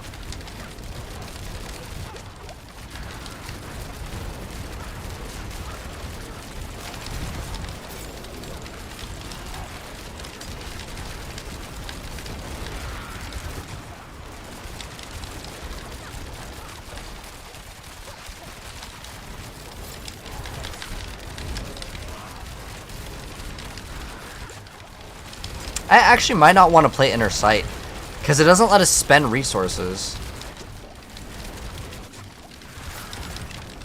Alright guys, I think the bosses just have too much HP, man. But the funny thing is that, like, I don't think I can even really die. Like, look, this is a pit 200. Watch this. Let's see if we even, like, take damage. Look at this. Dodging everything. Look at this. Easy.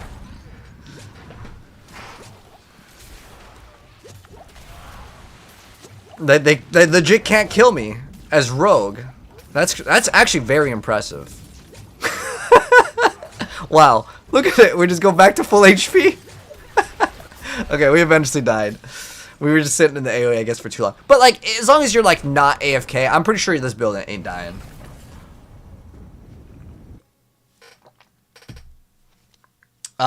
Height, I just got my gear today. This build is probably not gonna like work. Apparently this thing is bugged. I don't know. I think it's working as intended, but that might be too hard to actually push. Let's just do, I think speed like hundreds are like really good. In 4 hours it's gonna be fixed. Oh, what's getting fixed? Access? The bosses? You found the new boots, Vank? Oh, I'm jealous. I want those new boots, too.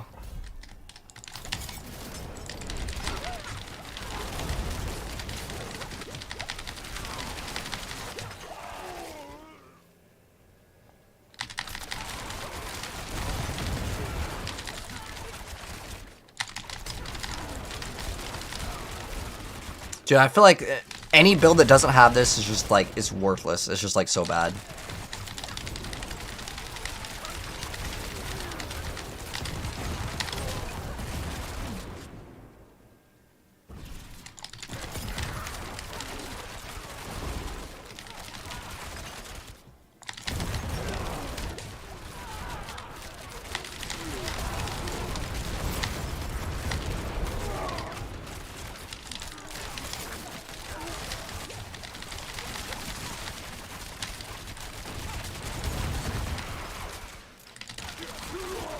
Dude, like, the damage is so good, I feel like I don't even need to, like, actually activate anything.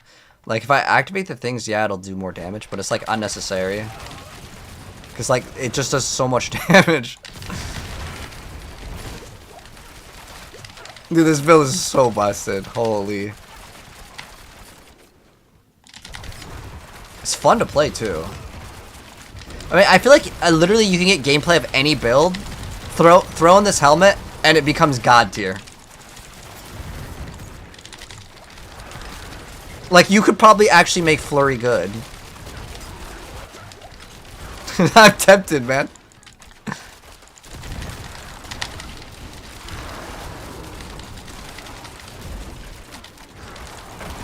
I'm gonna make a Flurry build. I mean, you could literally build anything in the game now. Everything is playable. Actually, it's kind of nice. I want to see how good this would be on my Druid, man.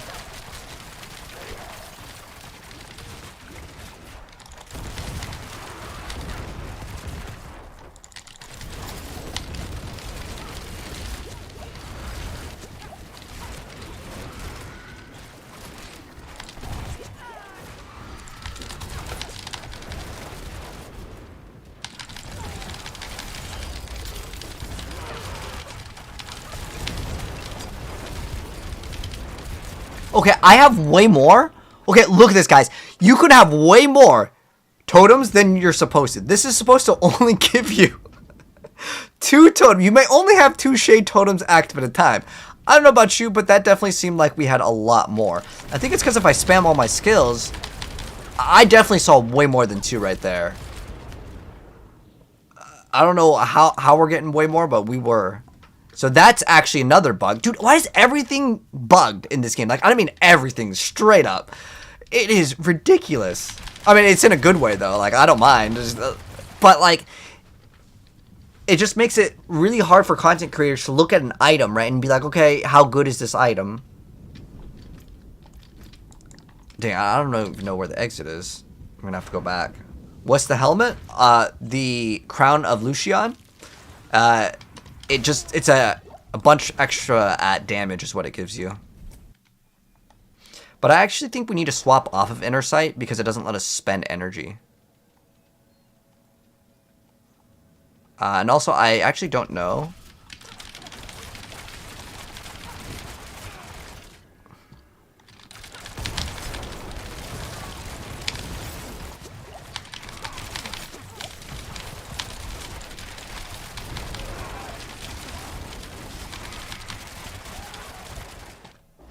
Alright, let's see what the boss is like. I'm going to do that little trick.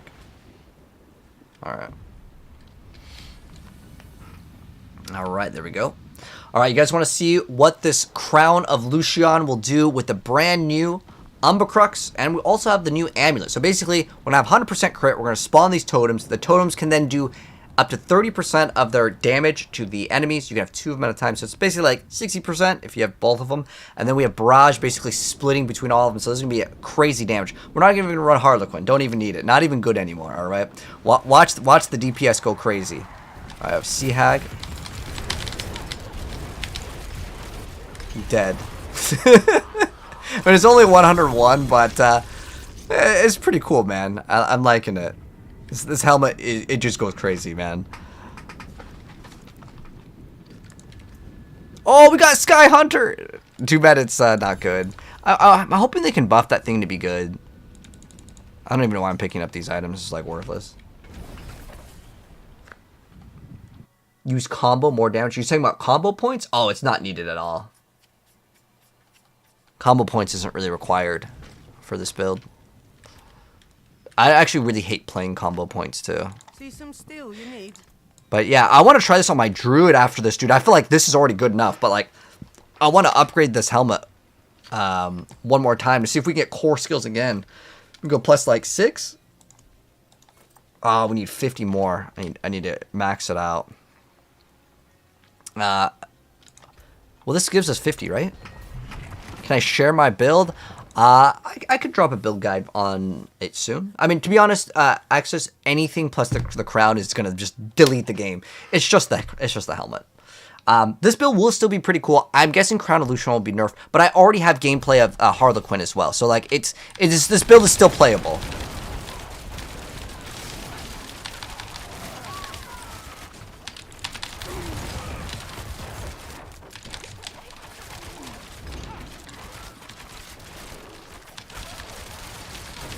Oh, you know what I actually want to do real quick? I want to test... I don't know if this build can play without Inner Sight, but I'm going to try. If it can't play without Inner Sight, then this build, it's still fine. You just play it with Inner Sight. The reason why I wanted to try is I'm just kind of curious. It doesn't matter which one we select because I need to not have infinite energy. And the reason why, if you're wondering why do you want to play without infinite energy, I want this. This does not work with Inner Sight. It requires you to spend 100 energy, and when Inner Sight is up, you can't spend energy because it gives you infinite. So it doesn't work with it, unfortunately. You got 3 of those helms, erase the content.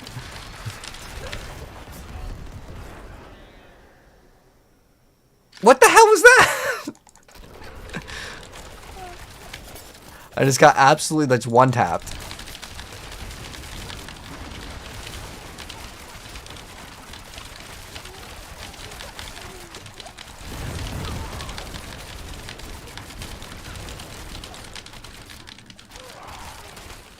Okay, the build is not playable without Inner Sight.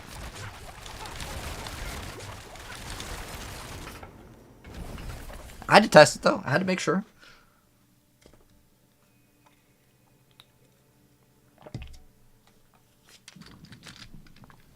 The Inner Sight go crazy, man.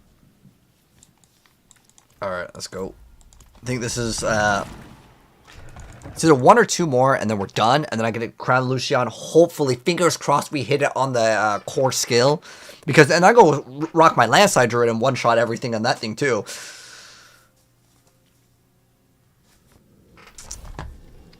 After the nerf, it'll still be better. Yeah, I'm sure that it has to be good.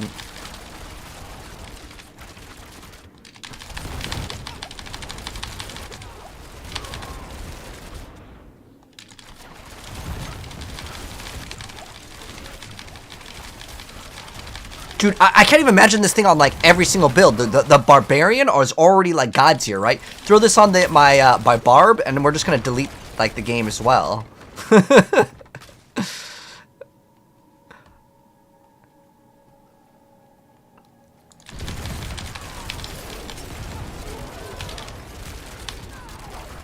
But it gives ranks to core skills versus everything, but that's fine.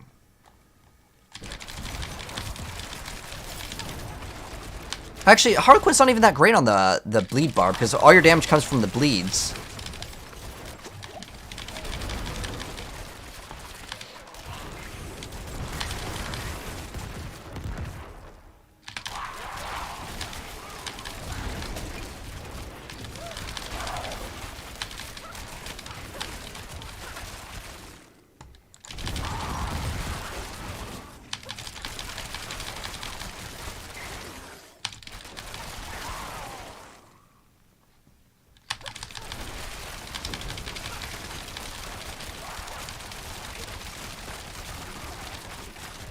I wonder if this Barrage build would be good with, like, Andariels. Like, Andariels is really good, too. You know what's funny? I noticed all the helmets in this game are, like, so godly. Did you guys notice that? Like, Harlequin is, like, super, super strong, right? And then Andariels is also now super strong. They're making the helmets, like, the best in slot.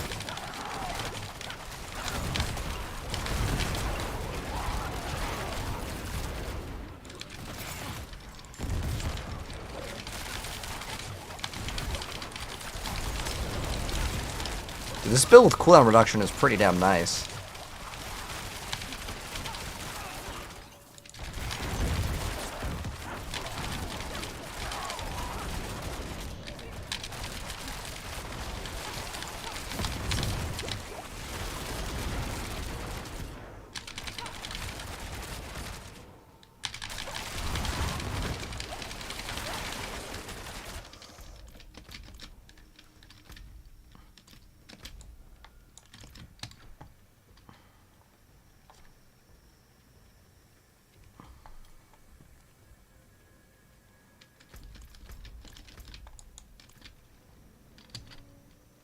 Like, the Lucion helm should be the uber unique, I think, but I'm hoping that they don't make it like that, because when I upload build guides, everyone still complains about, like, oh, that build requires an uber unique.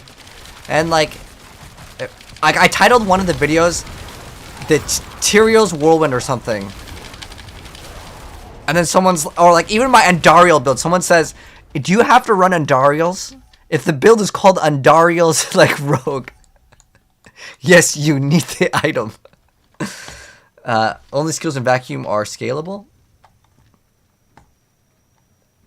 Skills in vacuum? Oh, because it's, wait. No, it says core skills give you the rank, but it says you gain increased damage, not increased damage to core skills, right? So it's all of them, right? Well, what are you talking about, Malcolm?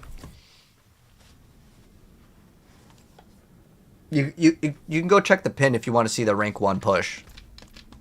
If that's what you wanted. But there's no ranking system currently for this.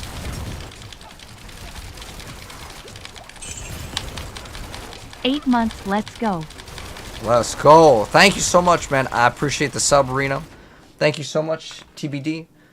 I appreciate you, mate. And thank you so much for the Umber Crux. Arigato, mate. Appreciate it.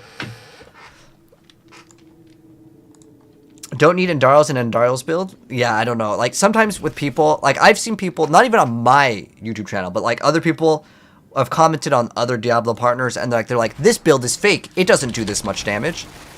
And the thing is that, like, they're not copying the build correct. And it's like, well, if you don't have the gear, you're not going to get the same results, you know, but...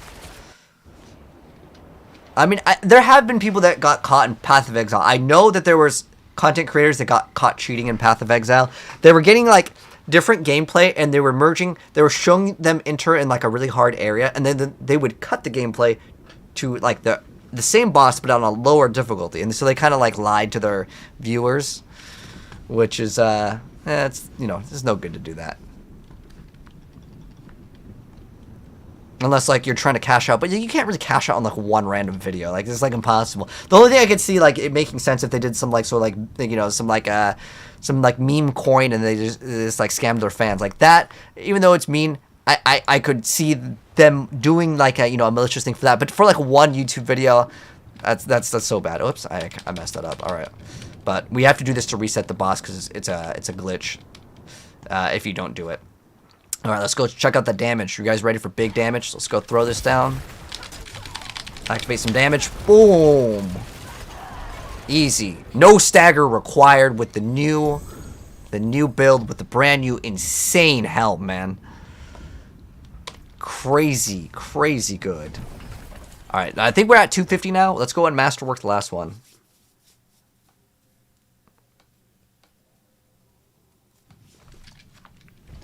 But yeah, Malcolm, you can check the pin if that's what you're looking for.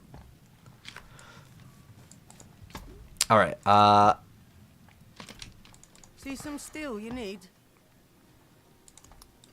the last one, guys. Alright, the final upgrade on potentially one of the best helmets in the entire game. Obviously, yeah, we could get great graphics, but this is the perfect masterwork that we could possibly get. So on the Crown of Lucion, we want the ranks to core skills. Fingers crossed. It's a 1 in 4. If we get it, we get it. All right. Hopefully we'll get the ranks to core skills. Let's see. Are we going to get it, guys?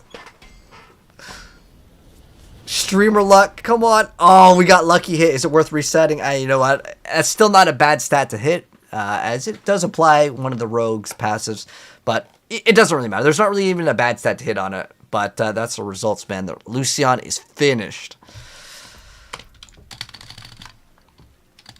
Nightmare drop non-stop compasses. Oh, yeah, because I want people to actually be able to do the compasses now. And I think you have to, like, upgrade them. But are they even really worth doing? Just saw Rob's latest vid on the Sork bug. Oh, you can get that. I want to try that thing out, too. I don't know how that one's working. It's something I kind of want to make too. What's the time? Is it 7? Dang. I want to make this though. This to me is like just crazy amounts of fun. Obviously we can get Barrage to be a higher rank too, but I want to yeah, you know what? How much time do we have? Yeah, it's only 7. I think we got some time. Your pit doesn't want to unlock. Ah, I gotcha. Alright, so we're going to be running the brand new Rogue build. So there's going to be several new things here. We've got the brand new Crown of Lucion. It's going to give us some more damage. Basically, think of it kind of like a Ring of the Starless Skies for the damage, but a reverse one, because it's going to make your resources a little bit worse because it's going to make it cost more with its special unique power. And it's better than Harlequin because it gives you more than 4 skills because you can masterwork and you get that greater affix. So that's one of the new items. Second new item is the brand new Lochran's Talisman, which is going to make it so you can gain basically 100% crit strike chance. And then every point above 100 grants extra critical strike damage instead. And now it says additive, but it's actually multiplicative. We could go pop a potion, get even more resource. We've also got Ring of the Starless Skies here. That's nothing new. And then this is another brand new item. So it's going to be called the Umber Crux. It's a brand new dagger, and what it does is it makes it so when you use a subterfuge skill, we are going to summon a totem. This totem can last a certain duration, but any damage it takes is also reflected onto surrounding enemies, and it's pretty cool. You get 2 of these, and it actually counts as a trap skill. And then we're also rocking the barrage aspect over here. So when we have the totems, it's going to ricochet and bounce off them. It's going to do crazy damage. That's basically the gist of the build. Let's go and run in for the gameplay now that we kind of explained it. This is only a Pit 101 just so we can kind of move things along, and I'll explain some of the other brand new updates to one of the rogue builds that I really have an interest in, and it's going to be one of the top tier rogue builds. It's this or Rapid Fire. Has potential to be one of the top 2 rogue builds that is brand new. Now I say brand new because, well, Andariel still might be actually the top tier build because Victimize, Heartseeker, it's pretty much gone. So let's go ahead and get some gameplay of this. So you're going to see these totems that will spawn in, and it's good, man. Good damage. Oh, that's a dead end. Okay. But you'll see these totems. Those actually cannot die. But yeah, the build goes crazy. I would say it's better than Victimize. Yeah, the Lucion helmet, oh my gosh, the sexiest thing we've gotten, man. No more Harlequin. Not needed. Oh shoot. What did we die to? I don't even know what we died to. I think it was maybe an on-death explosion. Is this PTR or actual gameplay? Jeez, we on the PTR, man. It should say a PTR, right? The title is Season 5. So Season 5 is only PTR. That's the title of the stream. So we are on Season 5 PTR, yep. Yep. All right, let's do a redo on that. I don't know what happened, man. We got... oh, we could have swapped the other boots. These ones give us way more movement speed. Were the other ones concussive? Oh, that's Shared Misery. I don't think we really need concussive. Shared Misery might be, like, better. The reason why is we can apply all of, like, the stun, freeze, and that will actually help out quite a bit. This one is actually made for way more movement speed. The other boots, I think they're more defensive with the greater affix dodge. This was Dex instead, so it's a little bit more damage, but I want to move as fast as possible. All right, take 2. Do I have tips for new players, Justin? Yeah, lots of my videos will go over like guides for newer players, so just scroll on TikTok on my feed and you'll see a lot more, or over my YouTube channel, there's lots. You just woke up? Oh, well, welcome, cheese. All right, let's do take 2 of the build cap. All right, guys. Brand new rogue build with a brand new Crown of Lucion, which is going to give us a lot more damage. It's going to make our resources cost more, but that's fine because we play Inner Sight. Then we've got the brand new Lochran's Talisman, brand new item that's going to give us basically 100% crit and way more crit, so precision is going to be stacking like crazy for damage. And then we've got the brand new Umber Crux. It's a brand new dagger, and it's going to summon totems when we use a subterfuge scale. And any damage it takes, it does the same amount of damage to the enemies at 30% effectiveness. We can have up to 2 of them, and that damage counts as a trap skill. We're also running Barrage. So Barrage is going to ricochet these things off of the totems, and it really helps out on specifically the bosses, but we can use this pretty much whenever. And we're not actually running Harlequin. This new helm is crazy, probably one of the best in slot for every single build. Shaco is no longer best in slot. And then on top of that, Scoundrel's Kiss does not actually work right now. This item is plagued with bugs for eternity because there's another bug. When you use Rapid Fire and it ricochets, because I wanted to run the Ricochet because you want to run it for the totems, right? For the new Umber Crux, it doesn't actually apply the explosion account Scoundrel's Kiss. If it did work, well, it'd be probably one of the best builds. So this is going to be one of the new top tier rogue builds for sure. We're just going to go do a 101 because that's pretty much the pit that you farm. And it's a pretty consistent one, obviously, to get the resources. But let's go ahead and dive into gameplay, and then we'll mention some of the new updates with some of the changes over here. So we're going to be just basically running through the entire content. But yeah, if Rapid Fire gets changed, Rapid Fire is going to be good, Barrage is going to be good. You can use either one, honestly, in this build. You can also consider Andariels. I think those are the top tier rogue builds at the moment. But yeah, the Heartseeker build, Victimize, it's gone, man. Alright, let's go in this pack over here. Executed all of them. That's one of the little passives.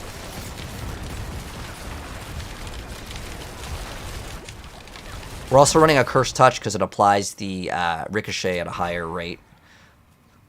But we have like 100% movement speed, 100% crit, 100% good. Look at that. Oh man, it's so satisfying. This build is absolutely top tier. Obviously, you can go way higher in the pit, but I don't want to make the video like longer because the bosses will take a little bit of time. But you'll see this build deletes a 101. And I think it's going to be one of the builds that a lot of people want to play. It's either this or Rapid Fire with a bunch of the new stuff. But honestly, you could play anything with Umber Crux and Lucion, and it'll just delete content. We're just going through it super fast. And I'll kind of explain some of the newer updates on the Rogue, as there's a lot of newer changes. You'll see we also have Shield, which is awesome. I love it.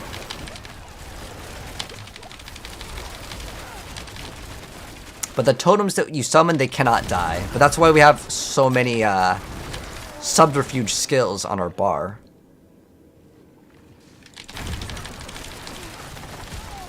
We'd actually play Poison Trap as well instead of Dark Shroud. It's up to you. It doesn't really matter.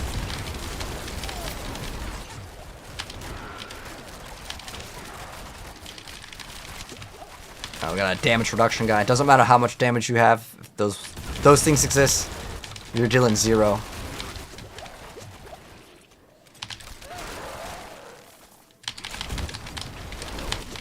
Those totems go crazy, though. You know, it says you can only have 2. I see 3, so could be bugged. I mean, to be honest, that's Diablo 4. It's PTR.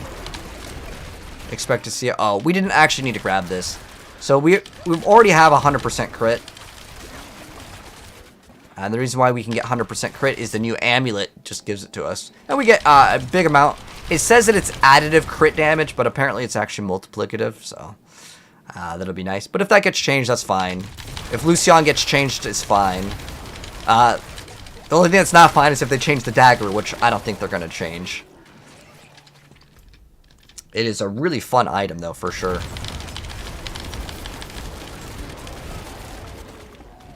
Let's see, where do we got to go? Feels like there's not enough enemies. Okay, over the top left. Yeah, we should have 100% movement speed with this build, too, which is great. Ah, there it is. I'm gonna get in there. Okay. Unlucky. We're gonna maybe go back to a lower floor. Oh, there we go. Oh, that's my totem. We can't kill that. Just need to kill like a couple more trash mobs.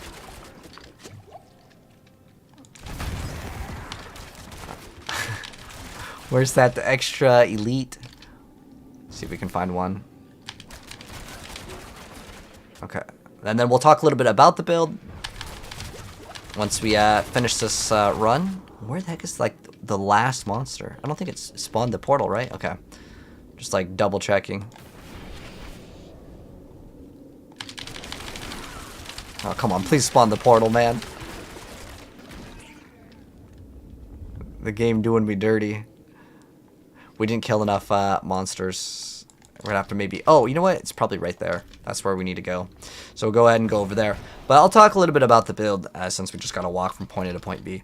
So the reason why this build is like really strong... Lucion is obviously going to be really good in every single build. It's just the new best in slots, the new... Everyone's got to play. It's like if you guys played Season 1, if you guys remember the Barber, like if you didn't play that, your build sucked. And in the next season, for Season 5, I feel like if you don't play this, the Crown, the build's not going to be good. Now we're going to do this little thing so we can avoid the bug. So there's a bug where the boss does not intended stats. So that to prevent that, you go in and then you go out. It'll fix it. They're probably going to be fixing it later, but here's what we can do for this this build. Like, watch the damage on the boss. 0 staggers, which is actually quite impressive. Most of the time, you need to stagger the boss, and you do not even need to stagger because the damage just goes that crazy, right? And so let's talk a little bit about the build now that you guys have seen the gameplay and you guys got a kind of an idea on how it works. There's a lot of different things that are brand new. So for starters, let's go over some of the newer things in the skill tree, because there's actually a lot of stuff in the Rogue build. And I will drop a build guide for this very soon, but I just wanted to go ahead and give you guys some quick little gameplay so you guys can kind of see what I've been cooking up on the Rogue, because it's one of my favorite classes, and, well, Barbarian has just been pretty much the best class, so I've been playing a lot of that. So this is one of the newer things that I really like.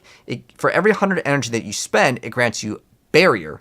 So this is how we are able to basically have very low life. But we actually have a lot of dodge chance, even though you might see 28k is like nothing for HP. And you're right, like 40k is the new like standard, I would say, for most builds. But you can get away with a lot less because the Crown of Lucion has a special ability where it's going to make your resources cost way, way more. Now, there is one downside. You do have to play Inner Sight. Otherwise, you actually do have no resources, but that can kind of help out with survivability. So that's one area where like it's kind of a double-edged sword. Your stuff costs more, but you do way more damage. That's why we'd play this over Harlequin. It also has Lucky Hit, so it's not bad. And then on top of that, this item over here, it doesn't show in the stats. It's actually pretty busted for some reason. So it doesn't matter if I'm outside or not. Look at the amount of crit that it gives us. So we go from 40 crit to 40.6 because it gives us all stats, and all stats on specifically int gives us. That's why it does that. So it doesn't actually register properly, but it's supposed to give us 42 crit. Then on top of that, each point of primary resource above 100 grants us extra crit strike damage, which is great for precision, which is what you play on most of the ranged builds. Unless you're playing Victimize, which is basically, as far as I'm aware, that build is gone, it's deleted, sorry. And then we also are running this, which I already kind of explained. But there's a lot more things in the Paragon board, and this board, guys, is crazy. We actually get 8. Yes, 8 Paragon boards, which is unheard of. But the reason why is this thing, you have to run it in every single Rogue build. It's required. It's just too good. It actually doesn't just increase your crit strike damage. It does all damage. It's bugged. If it gets fixed, well, then we just remove it. But even if you don't have it bugged for our build, it's fine. For the Andariel's build, they don't do crit, so they would cry about that. But there is one other thing that we get that is brand new to Season 5 that's giving us a big amount of damage, which is Tricks of the Trade. So our Marksman skills grant Cutthroat skills 25x increased damage for 8 seconds. And then our Cutthroat skills grant our Marksman skills 25x. Basically, we just use Shadow Step, and since we use Shadow Step, you'll see the cooldown is 9, and the other number is 8, right? However, Shadow Step has this awesome thing where if you put the extra points into it with Discipline, when you damage an enemy with Shadow Step, it stuns them, and it reduces its cooldown by 3 seconds, which is awesome. So basically, we don't really have a problem with this.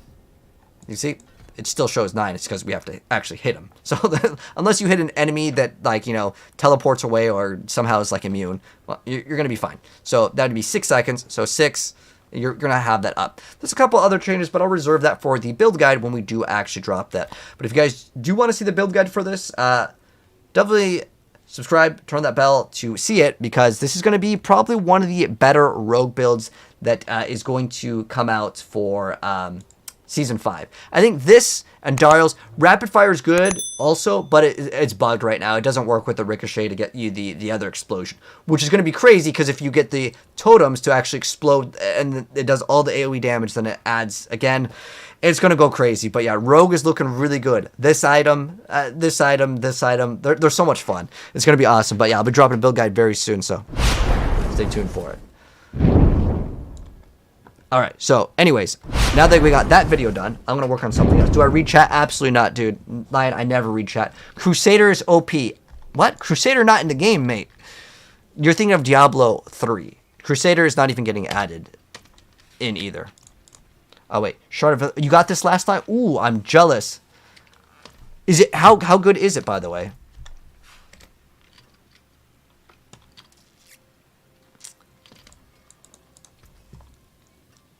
Like, do you like the item TBD? Let me go delete all my items I don't need. So now that we finished this build, and there's really no changes on the Paragon, so I can keep the other video that I had. You haven't used it, you just put it in the box? Ah, okay. So now, guys, what we're going to try out is something else. I think this thing goes pretty hard. I think this thing is definitely worth running. I mean, what else would I run on the Druid? So this, and this is my new like favorite thing to run in every single build. We don't even need Harlequin. Put it on Bash. You try it out, TBD. Let me know. You've played Bash Barb before, right? You've been waiting to see that unique. Dude, that thing is busted. That thing is definitely going to get nerfed, though. I think it's going to get nerfed. Chain Lightning out of control. Is it... I think we can make that build, too. It's not that hard. All it is that the crown... Yeah, I'm gonna try a Landslide Druid. Am I pay to win? You gotta be thinking of a different game. Hello, Late Trips. How you doing? You need help with Tormented Zero on PTR or regular? Because we're on PTR, which is not like the normal servers. I mean, I'll go one-shot him for you. You got Tormented, is it Tormented? If it's Tormented, I'll go one-shot him for you. But if it's not, then, well, we got to go on that one. Oh, I think for this build, we run diamonds in every single slot. And I need to run... diamond... 3. Oh, I already had them. Dang it. Okay, hold on. Oh, we're like way over capped. It's fine. Do I need... Oh, I need the pants that have like crazy armor. These pants, yep. There we go. Oh, I think we put one skull in one. Is that what we do? Or 2 skulls? 9,000. Okay, that's fine. And then we need the gloves, which are... I don't know where those gloves are. Let me find them. It might be on another character. Dang it. It's on my rogue still, I think. What else did we play today? Tomorrow we're definitely going to play the Sorceress, though. I need to grab the ranks to core skill gloves. It's either... Oh, no. You know what? I know where it's at. It's on my Barbarian, because we were trying the third sword thing. I didn't really like it, though. I don't think it's good. Yeah, it's definitely on my Barb. You procced a 1.3 build. Nice, man. Yeah, Barbarian can hit for crazy damage with the bleed. I'm assuming that's what you were playing. But that's really cool to see that like Lightning Stork is doing crazy damage, but...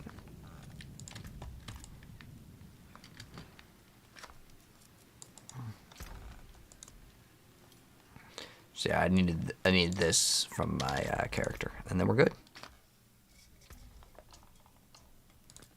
And then we're gonna try out the Druid.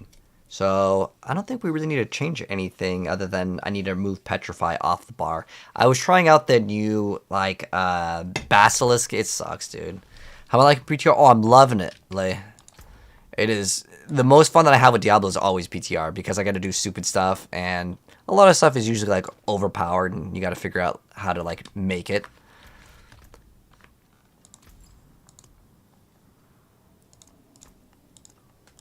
Got to always make the most OP things. All right, and I think that's all we need to do, right? Landslide twice, and then all we need is landslide. Oh, what else do we swap? I don't think we need to swap anything, right? I think we had another ring before, but I don't remember what... No. We definitely are running both of these. Yeah, that's it.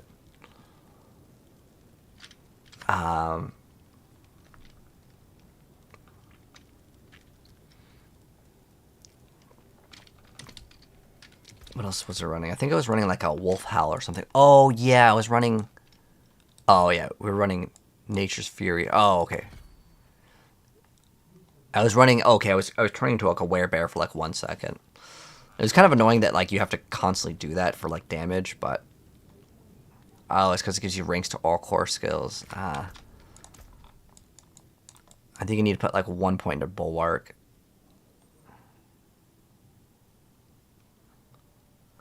That's like 30x. That's a pretty hard one to skip. So we're gonna go. We already have bulwark. All right, so we have bulwark.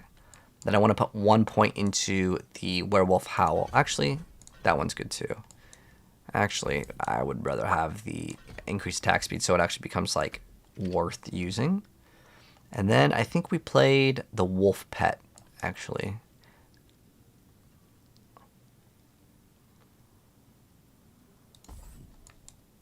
The reason why I played one of these is because it gives us some damage reduction. It's like the companion one. Okay, cool. So we do lose on some damage reduction, but we'll see how it performs. I actually have no idea if it's going to be good or not. But we'll go to a pit 100 and see what the performance looks like, and we'll go from there. Blown Splinter Prism is not OP. I haven't really messed around with it, Rat Daddy. I'll be honest. I think if you have this helmet, every single thing is OP in the game. Like, genuinely. Like, it's too good. Let's try it out. We'll just try a pit 100. And then, oh, we probably need this resource cost reduction one. I don't really know how we're going to generate enough resource for this, but I'll worry about that when we need to. Actually, we should upgrade both of these to tier 1, at least. I have 200 of that one, so we're good. Oh, just kidding. Use it well. You need to craft a...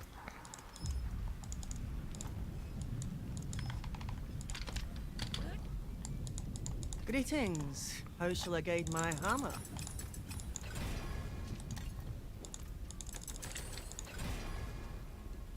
I'll keep my Ooh, fortune. all stats. Return soon. Okay, so we should have... Alright, so let's test out the brand new Landslide Druid. There's massive amounts of buffs. Actually, let's open up with the buffs. It's on a Diablo Season 5. I have like the patch notes somewhere. Okay, here we go. Alright. Landslide. Oh, there we go. So, let's get the brand new updated Druid build with some of the newer uniques. We got Crown of Lucion, we got the brand new Locran's Talisman, and on top of that, we have the buffs for Landslide, specifically getting just crazy amounts of damage. Look at this. Damage per hit of Landslide increased basically double. Damage area got increased. Double the amount of pillars. Total damage got increased. I mean, that's enough to make any build that, like, you know, was kind of not at the top tier to be, well, it's much better. So let's go ahead and check out the results of how good this build will actually be. I'm going to actually play this build with the controller. It's a pretty chill build, to be honest. Now, as far as, like, the key passive, I'm running one where we convert ourselves into bear so we can get actual damage. Oh, also, the skill bar is kind of messed up. We actually don't want the other skill, but it's fine. But you'll see that we don't actually need the Earth Spike. It's supposed to be another skill. Let's actually swap off that. Hold on. The third blade? Oh! You need a third... If I want to trade the third blade? Do you happen to have the sorceress item?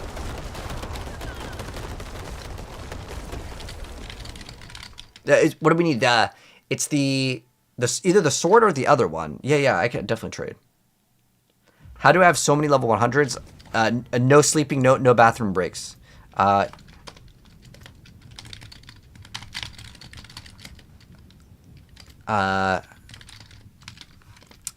items that I need right now are Shard. Do you have Shard or Vox?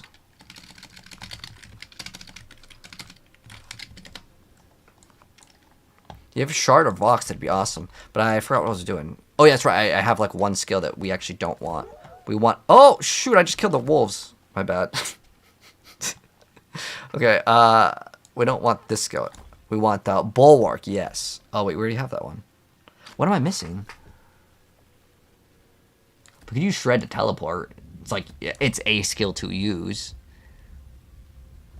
And then, do I have points into Petrify in this one? Oh, no, I removed it. I mean, we could probably put in Petrify. It's not bad. I don't really want to remove other things, though. I kind of like having the... Oh, dang. 9x DR is nice. The only, like... that's not really super useful. I guess we can activate it on the boss, and that's pretty much it. It's 50 seconds anyways. I don't really need the resource. You know what? Yeah, we don't need the resource. 1 point's fine. We can remove Shred. I was going to use it just to teleport for utility because, well, we have an extra skill slot.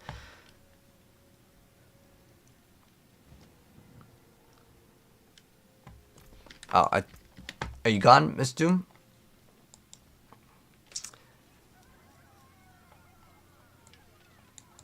But if you have either one of those, I'll definitely trade the sword for it. No problem, man. No problem. All right, let's go. So we have the... where's the page with the buffs? Oh, shoot, I accidentally closed it. All right. All right, here we go. I got the buffs right here. All right, guys, let's test out the brand new buffed up Druid build. This is going to be Human Landslide. So there's a bunch of buffs, specifically like going from 70 to 280, doubling the amount of pillars, going increased AoE, and on top of that, the damage per hit got increased. So everything is pretty much buffed with this build. And on top of that, they also buffed some of the human stuff, which let's go ahead and play with it. Might as well, right? And then we're actually rocking some brand new items. We got the Crown of Lucion as well as the Lucian's Talisman. So basically, really, really high crit as well as just more damage overall. And let's see kind of how this is going to be performing, which is going to be really good. So let's go get started. And we also have one of the new companions skills, which is, well, it's used because we get damage reduction if we have a companion. They take some of the damage, but this build is going to be very loud, just as a heads up. It's just the way the build works. And if we transform into bear for 2 seconds, we get a big damage boost. But good damage. There's a nice little 12 mil right there. Let's see what we're hitting for. Alright, it hits for a lot. You'll see. But I'm just gonna move from pack to pack, and then the reason why is unfortunately the new Basilisk. I'll talk briefly about that because that was the thing I wanted to play, and I thought that was gonna be the new like absolute best thing in the game. I thought Druid was gonna be the best hero. I mean, those are 44 mil right there. It's not too bad. Like the build does damage. And it hits so many dang times. But sometimes it takes a second to ramp up.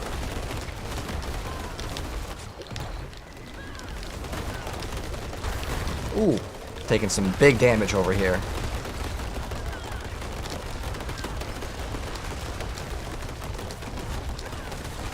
Oh, we got a damage reduction guy over here.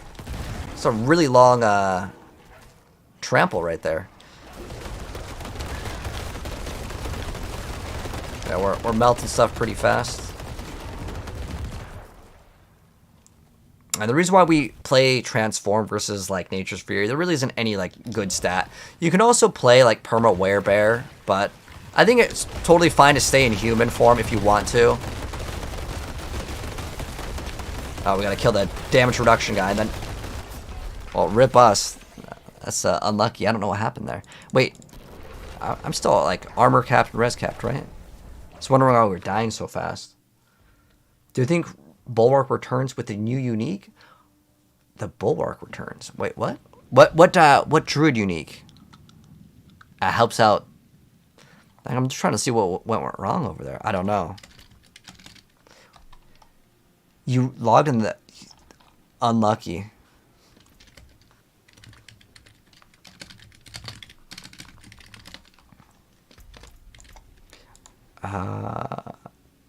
Yeah, I don't know how we died.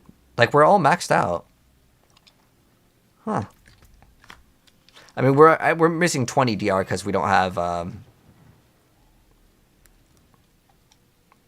what's it called? Oh, we can also increase this by +2? Oh, yeah, we can swap off Slaughter. Or do I have other boots for push?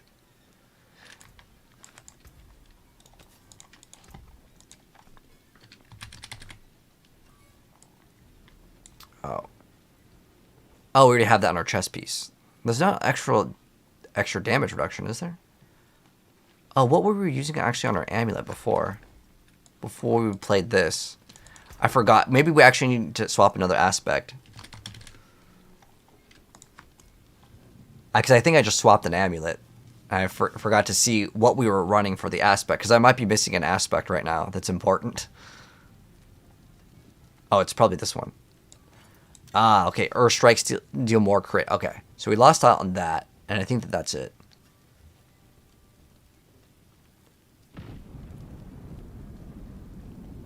But it's fine. I think that this is... It's just more... Like, they're both just damage ones anyways.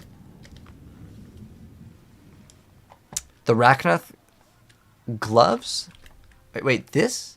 There. Oh, for the ones for survivability. Oh, I forgot about those gloves. Yeah, there are gloves for survivability. I don't know how good they are. I mean, maybe it could help out for survivability, obviously, but I don't know if most people will even care about it. Most people just want like just give me the biggest damage. So I'm definitely feeling like the resources could become a problem if I don't run this, but I need the HP, so I'm gonna run. We have anti-venom here, and we have the fortitude. Well, we can run both, and oh, they just patched it. Anti-venom doesn't work anymore. Oh, that's unlucky, man. You can't run both potions. I just noticed that. Oh, we can run that one, I guess. All right, well. We still have the Druid buff. Let me see if we can get the content. I don't even know how we're dying, to be honest. Sometimes, though, you get unlucky and it just feels like you just die instantly. And maybe I didn't pay attention. And we just sat in some sort of giant AoE. But let's get some brand new Druid gameplay with the human landslide. We got Crown of Lucion, Crux and Talisman. So some new stuff here, too, as well as getting the new buffs. We got landslide getting a massive amount of damage increases, 37 to 70.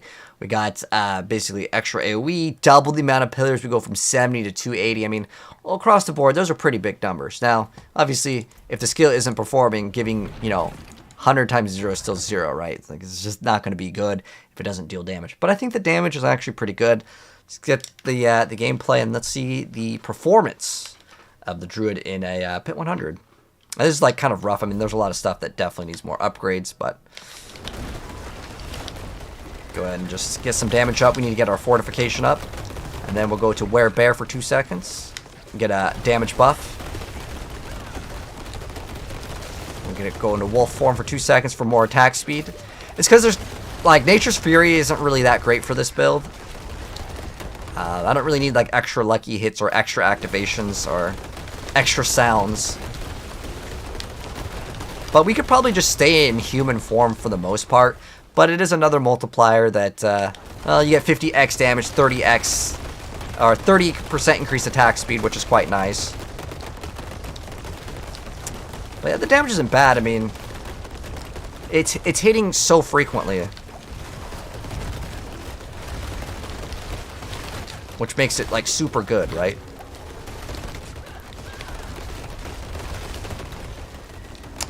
But I would still say Druid feels a little bit on the squishier side. Definitely. There is Bulwark, though. Oh, gosh, this build, it sounds like popcorn is constantly being made.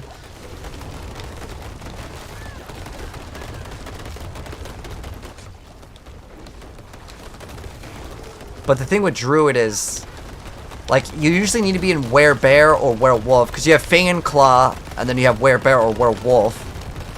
So there's a lot of, like, damage reduction or other things that you may not be able to apply, you know?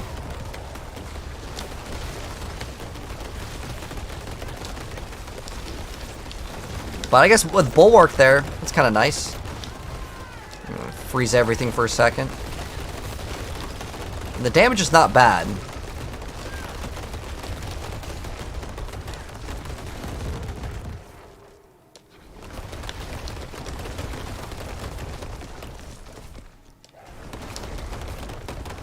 Can we attack through the wall? Okay, cool.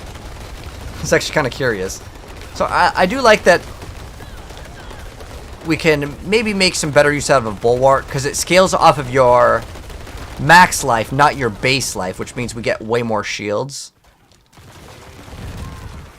But yeah, we can't attack while we're in the other form, because it's going to put us right back to human. Oh, is there a damage reduction guy? Alright, I'll get rid of him. So it's okay. I wouldn't say that this is going to be like the best S tier build, but like numerically, like Landslide got a lot of buffs, but like so did Rabies. So, and then we're going to go ahead and pop this. And do some big damage.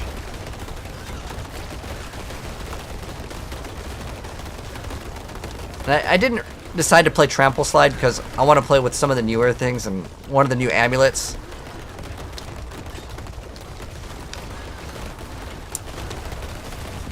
Ooh, got kind of sucked in over there.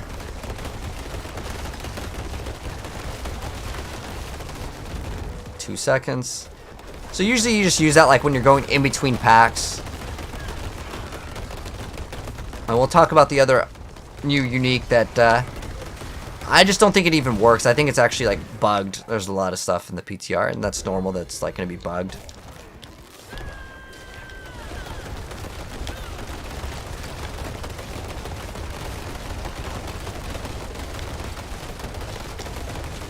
But I like the extra damage reduction you get if you have a companion. And then the companion can never die, which actually, the wolf companions can tank quite well. So I do like that. Very nice addition. We'll see what the time looks like for this pit 100. Which isn't even really that challenging. Like, it's not a very high pit run, so... maybe we need more numbers to landslide, man. Even more numbers. What's that, like 33 mil, 19 mil? Maybe I'm activating too many landslides. Maybe I just need to activate one and move. Oh yeah, it's killing him in one hit. Like, well, one landslide is what I should say. Like one cast on the smaller monsters. Oh, we need to stay in the other form for a little bit longer. Like, you need to be in this for 2 seconds to get the bonus. Because, like, the other option is what? Run Nature's Fury?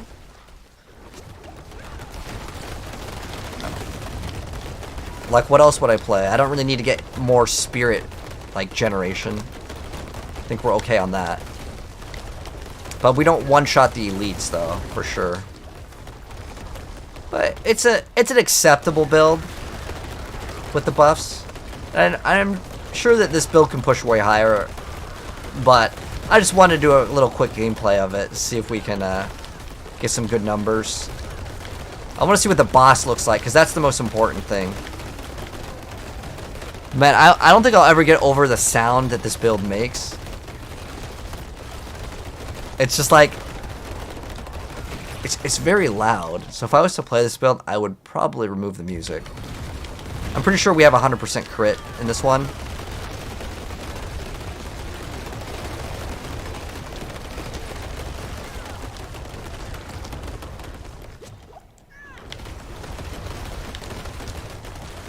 So picking up the lethal shrine, not going to be useful.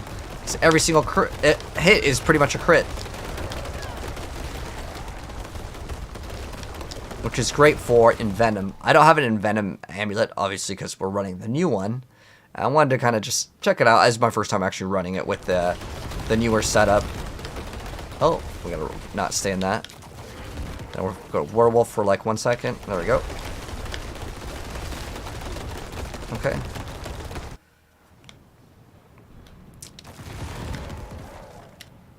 Oh, then we're gonna go here, and so we locked our wolves in there.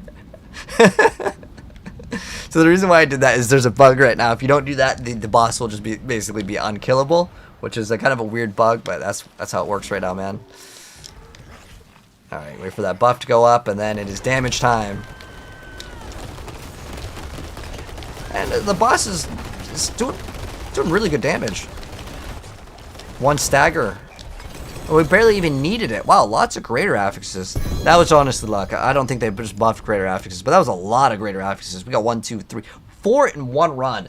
But pretty much landslide, and I don't really want to make this like a build guide, but there's a lot of buffs overall for like a bunch of the damage. One thing that I liked that was more recently added was defensive posture. So you get more fortification and more damage reduction. We actually should probably push for more HP in this build too. But I want to say, as far as it goes, landslide, I think this is what I'm going to consider kind of like a new benchmark for like a lot of builds. As long as you can clear pit 100, it's okay enough. It's not going to be like an S tier build. There's probably going to be some crazy new bug build that does way more damage, which is normal in Diablo 4. I expect that kind of crazy sort of a thing. But at least Landslide Human is playable, because before you'd almost always want to play in Bear because, well, there isn't really like a good key passive for, I would say, Druid. And if you want to just run like Landslide, what are you going to run? Earth and Might to get... Okay, well, you get potentially good crit, but you can just get perfect crit anyways. So maybe we could run Earth and Might, and then we can run a different amulet. But I wanted to play and show you guys the newer stuff, and this gives you a bunch of damage and a bunch of crit. And since you run Envenom, getting more crit multiplier is good, because this is actually, it says plus, but it's supposed to be an X. So this thing actually does way more damage than it says, but we can maybe swap this off. This could maybe be swapped off. We obviously could masterwork, and this thing is like a really godly helmet. And for this helmet to be in this build and the performance is like this, I think that this build definitely needs maybe a little bit more buffs, at least at first glance. Or you can go play the Werebear Landslide, because they've been trying to buff human form, and well, I guess those are testing with it. Could be maybe a little bit stronger, but that's at least my impressions on the Landslide Druid after the buffs and trying it with the Lucion. Alright, let's go back. The Ring for Rogue, the Scoundrel's Kiss. No boss is dropping it. Oh, it's really easy solo. That ring is so easy to get. So, if you need that boss, what you want to try to farm, so it's called the Kiss, is, I believe it's from Lord Zir. So Lord Zir is the one that you want to fight. That's the vampire guy, this guy. So you need to collect a bunch of blood. It's so easy. That one, I promise you, it's easy to get.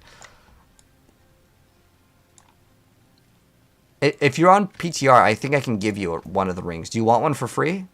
If you're on PTR, I can literally drop you the ring right now.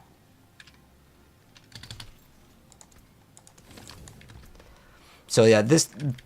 I mean, if it requires the Lucion and it's still not good, I feel like the class sucks, to be honest.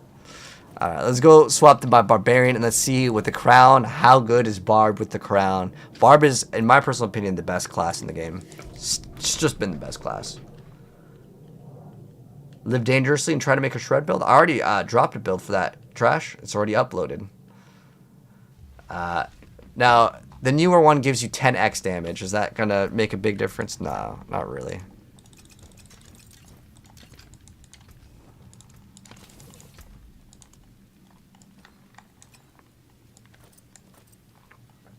Oh, what are the Barbarian? Oh, you know what? We had the core skill one, so we need to go back to the other sword. Where's the other sword? Dang, where is the other sword? Where's my other barb sword? What were we running before? Dust Devils? Dust Devils. Dust Devils. Where's the other one? Oh, it's right here. Perfect. I didn't even... So yeah, this is an extra one. If any of you guys have this item, I need either one of these items. So the Shard Barathel or Vox Omnia. If you want gold, if you want items, let me know if you want to trade any of these items. This is for the PTR. I do have one of the brand new third blades. If you want this as a trade, let me know what you got. And all your items in the PTR will be deleted anyways. I just told you you have that. Wait, you have that Tall Dark? You have one of those? Like an extra one, or is it just like the like one that you just dropped and you're just letting me know you got one? Because I know you got one, but I didn't know if it was for trade. But we need some new gloves for this class. So I think with these gloves, what do I run?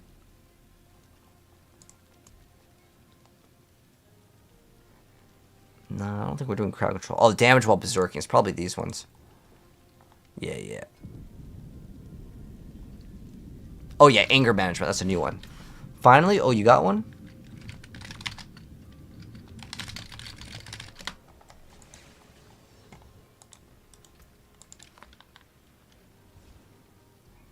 You got the third blade? Oh, nice. So you got the same roll I did.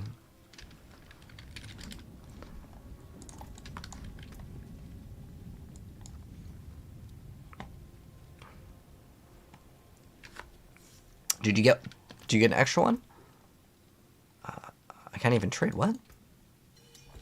Why was my trade disabled? I'm gonna hook him up, man. Paying 1 billion gold for this. This is one of the brand new items. We're locking it in. It's a brand new sword in Season 5. Let's go check it out. So it can roll anywhere from 100 to 300, but we have an okay roll here. 240. As long as it's like not 100, I'll be excited. So what this is supposed to let you do, if maybe you're playing Bash Barb and you hated the nerfs because it's pretty nerfed, this can help out a little bit. Maybe if you want to play the Heartseeker Rogue, this can help out a little bit, but you're kind of stuck on room because you got to run Umber Crux on that one, which is the brand new dagger. But at least it's there as an option. You have extra maximum resource, which could be okay, and it also gives you ranks to basic skills, which, well, if that's greater affix, it's going to be even stronger. So I think a lot of people may be excited about this for a lot of builds. This actually opens up the doors for a lot of different builds, so it's going to be really cool. Definitely a great buy for $1 billion. Barbed Thorns? No, I don't think that there's any update for Thorns in general, but like this just, you would still have to activate a core skill, but I want to see how good is Barbarian with this brand new thing. And I don't think we need to change anything except for remove points out of this thing. And then put points into... Wait, when I was playing the Deathblow, did I only have... Oh, no, I had all the skills in it. I was like, wait, hold on. Did I accidentally play that build, think it was bad? Okay, no, we're good. And then for this, we want to invest, what is it? More points into... I think it was just these, right? We'll just get more damage. Okay, that's probably what I put it into. I don't remember. But now we are going to play. So we need Iron Skin. We need Whirlwind. And what was the last skill that we would play? Oh, Challenging Shout. We need 1 point into that. Challenging Shout. And we just use it because it gives us extra cooldown. All right, we are in the monies. All right. And this is pretty much the best class in the game, so it's got to be crazy. I can't wait to see how godly this is, guys. This is going to be crazy. I think we're going to hit for so much damage. It's going to be wild. But every build basically becomes super strong with a brand new helmet, though. I think it's almost 8 a.m. That's crazy fast. How'd you drop the sword? I think people are just getting it as random drop. 1 bill for Crown of Lucion. Oh, that's a pretty good. That's good. It's a good price. I want that other. I should probably say yeah. I would pay $1 billion for the other one. I just need that, and we're done with items, man. Those would be really cool. All right, so let's test out Barbarian with the Crown of Lucion. This thing is crazy godly. So let's go ahead and see what the Barbarian can do with this this thing, man. I think the damage is going to go crazy. And we have the brand new Anger Management. If you guys were wondering, is the Whirlwind Barb nerfed? No, not at all, man. This thing is still crazy, crazy good. We should be spamming like this for the tutorials. But my hand gets kind of tired, so I like the smooth build. Hold on, we got a damage reduction guy. All right, he's gone. But there's a new thing called the Anger Management, and it's fantastic. It allows you to have permanent uptime on Berserking, which is really good. Still rocking Gushing Wounds over here.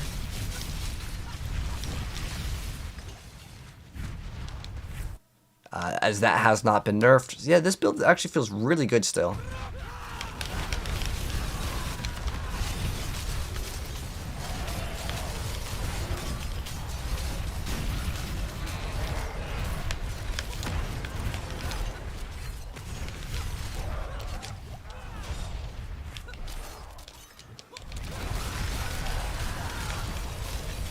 So all of our damage comes from the bleed.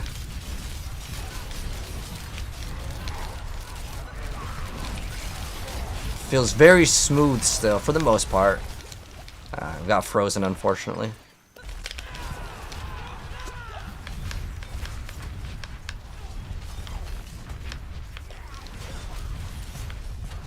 We can still get much better rolls, too. On a lot of things. Okay, there we go.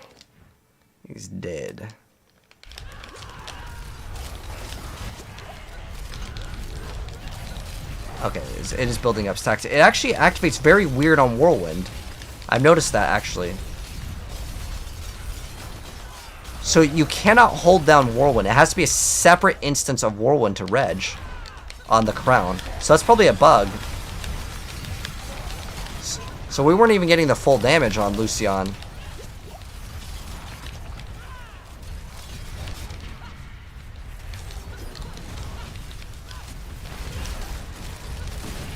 Oh, you know what? We probably need to swap the resistance for our rings because I swapped it from another character.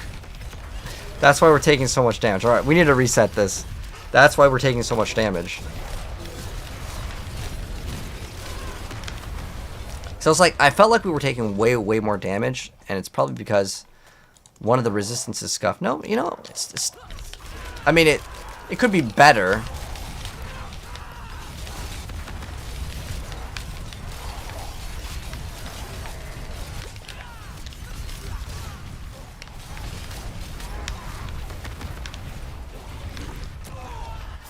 Are you serious? I got trolled. Is this beta? This is the PTR, if that's what you mean. We have the right thing selected, right? Like, something feels off. Oh, it is off. We're missing something.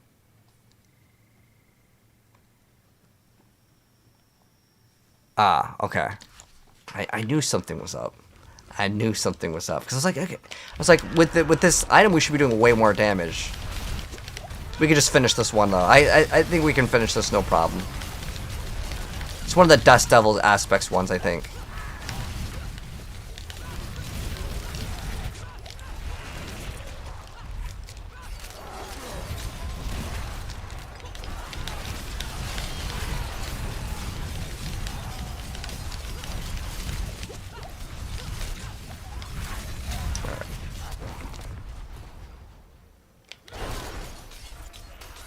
We still one-shotted all of those, like, smaller monsters.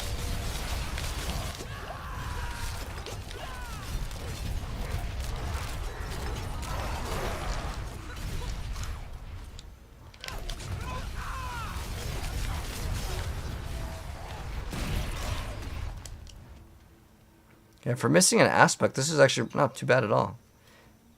You can't get it to drop anywhere. If you guys can't get the drops, my suggestion would be to do the bounties. That's how I got my crown of Lucion. The bounties is probably your best bet. The whispers. So you go to the PvP zone. That's like one of the best things to do.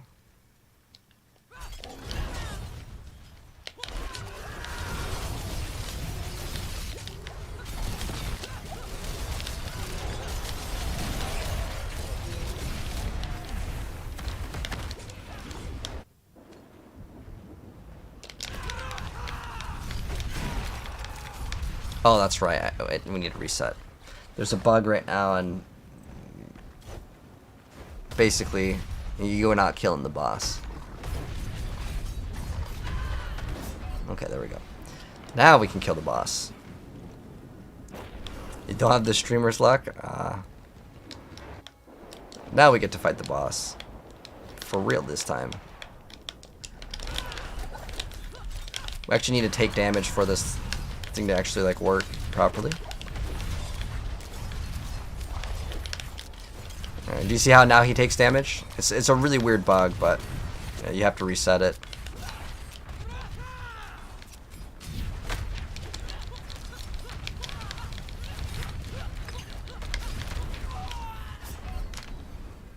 That's cool. I thought we were doing fine, and then we just got deleted. That time I died, like, on accident. The first time we died on purpose.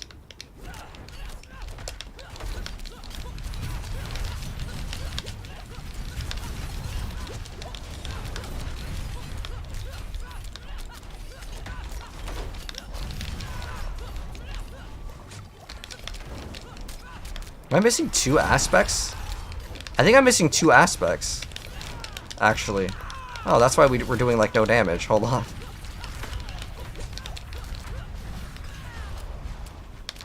Okay, I'm missing, like, yeah, two aspects is pretty big to miss out on. Hold on. Yeah, I'm missing out on 2 aspects. Okay. Hold on. We still completed that without it. The new season's PTR is out, Hulk, but not the actual one. It's like the test. Am I going to stay here for the remainder of the season? Well, it's you mean the remainder of the PTR? I mean, this PTR is only a week for season 5. Greetings. How shall I guide my hammer? But I'll be playing, like, I'll go back to non-season, obviously once this ends, but we're going to be playing the season.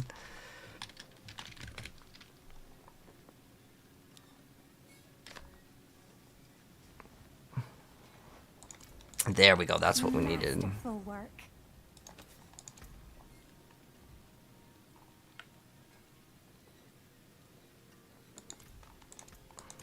There. Oh, I was missing so much damage, chat. Oh my gosh, that was crazy. And I think attack speed actually is something that we get, right? That's another buff.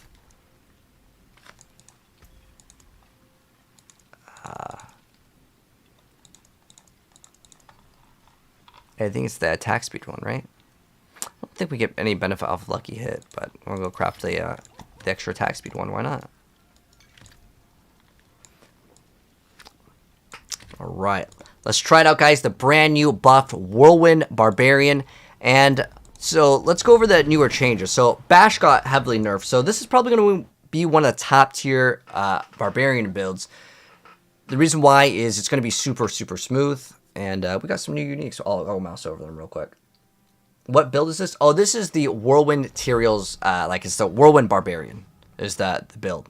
So let's go ahead and show off some new gameplay with the Crown of Lucion. And there's a couple other newer uniques, but I want to focus this one on Whirlwind with this item. This item is god tier. It is the greatest thing ever. When we spend primary resource, we're going to get more damage. So it's basically Ring of the Starless Skies, but there's a downside where it's going to make you cost more resource. Now, that works pretty well with Whirlwind, as far as I'm aware of, because every time you spend, I don't know, there's one thing where it's like, every time you spend Whirlwind, after generating Fury, actually, hold on, I thought it was when you spend. Is there not, oh, whoops. Is there not where you spend? I thought there was one where every single time you spend, but maybe it's only gain. Or you generate Fury. I thought it was when you, is it when you spend? Oh, I guess, maybe it's only when you generate. Alright, well, my bad. Take 2, Kappa. It's on the Whirlwind skill? No.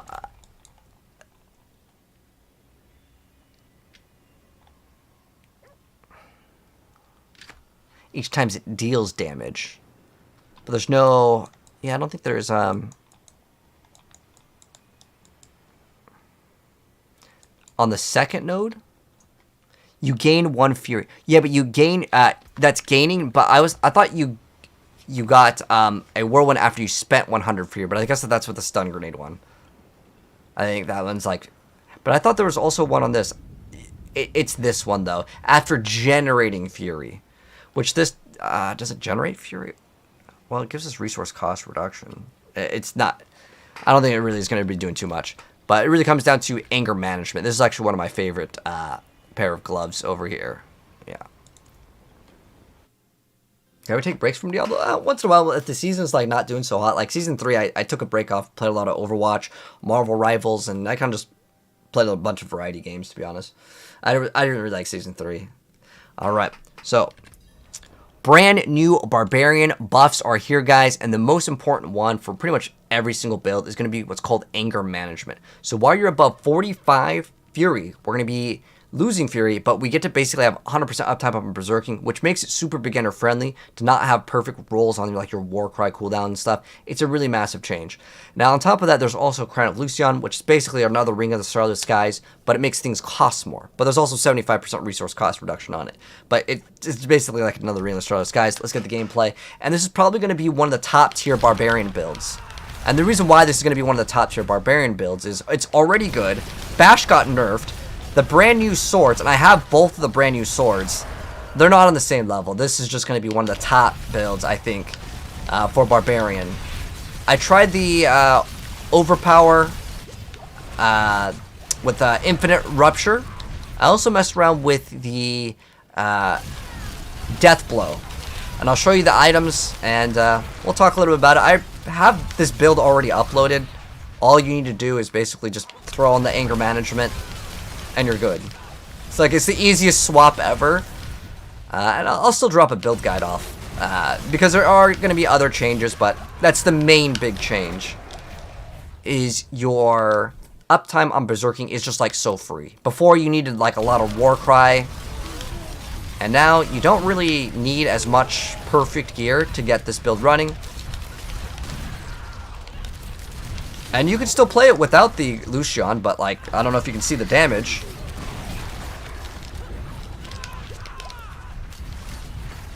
But, I mean, this is only pit 100, so we're just gonna basically roll through everything. And because Gushing Wounds did not take a nerf, well, this is just like top tier, man. This is a pit 100, and the pits I think are scaled differently on the PTR, so it's probably going to be way easier. Can't even see. A lot of times their HP, once we tag them once, usually you can just move across. Sometimes if it's an elite and it has some sort of affix, then yeah, or like the damage reduction guys. Where we gotta go? Oh, go this way. The damage reduction guys, it doesn't matter how much damage your build deals. Those are going to make it so you deal 0 damage for a little bit.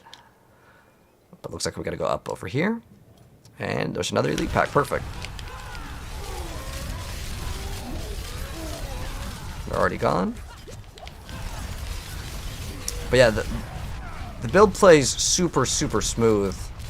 And I think it's one of the top tier builds just in the game in general. Barbarian's still really, really strong. See, we just hit that thing once, and it'll just bleed out. Damage reduction guy, and damage reduction guy gone. Alright, that's another one. And like, also Barb just feels so much tankier than all of the other classes in the game. Because you just get like so many free defenses.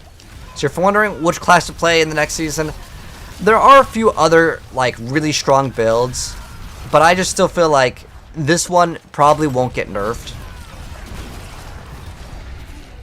Because there's nothing like broken with it. Like Victimize and Bash were actually like bugged builds, and so those are getting destroyed. But this one, I mean, it's solid, man. And we're gonna do the thing so we prevent the glitch. So there's a glitch right now where like the bosses have some like weird HP. If you want to prevent it on the PTR, you go in and you walk back out, and then you go back in. I don't know why this fixes it, but it does. What we should be doing, and I wasn't even doing it during the gameplay, but you want to be spamming, like pushing your button for Whirlwind consistently on your key or in your controller. And the reason why, actually I wasn't taking damage, so we need to take damage. Like I said, the pit bosses, I don't know what's up with them, but that's why I went back, and we ran out of resource because we need to take damage, but now for some reason you also build stacks. I don't know if that was intended, but they've already tweeted out and said that the bosses they're doing something they're not supposed to, so.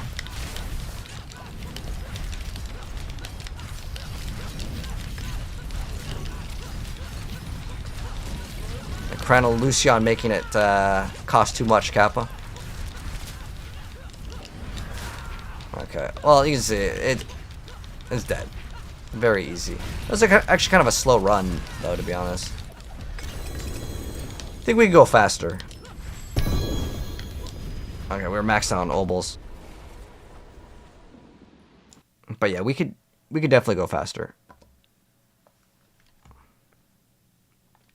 The best Barb build? Oh, definitely Whirlwind, man. Like, Whirlwind, I think, is the best build. Rob also said it was one of the best builds, and because I tried the Death Blow, I have the items.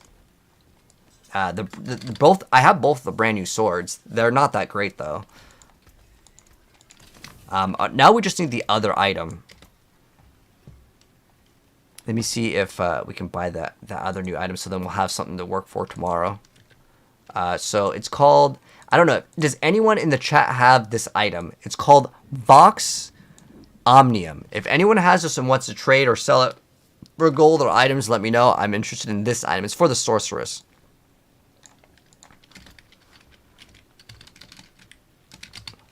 Let me go to, was it slash trade? Okay, is there like slash trade? Okay. Oh, it's slash 3. Let's see if we can get one of these.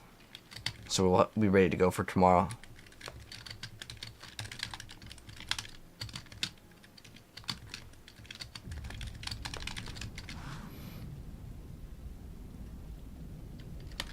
Alright, so we'll see if we can get one of these items. And other than that, I mean, we probably would... Well, yeah, we can't get it on Barb. So if I want to get the item, I might as well roll and play the sorceress. And we'll see if we can get one of these. It'd be kind of nice. And then we'll try out the Sork tomorrow. Because that's the last thing I think that we kind of need to, like, test out. Let's see, what else can we do on this build? Min-max it a little bit more. Oh, we actually are missing extra HP. I forgot about that. We can add a socket in the helm. Because this helm I'm not going to trade. Actually, I can't because it's now account bound. And then we throw a ruby in the bad boy.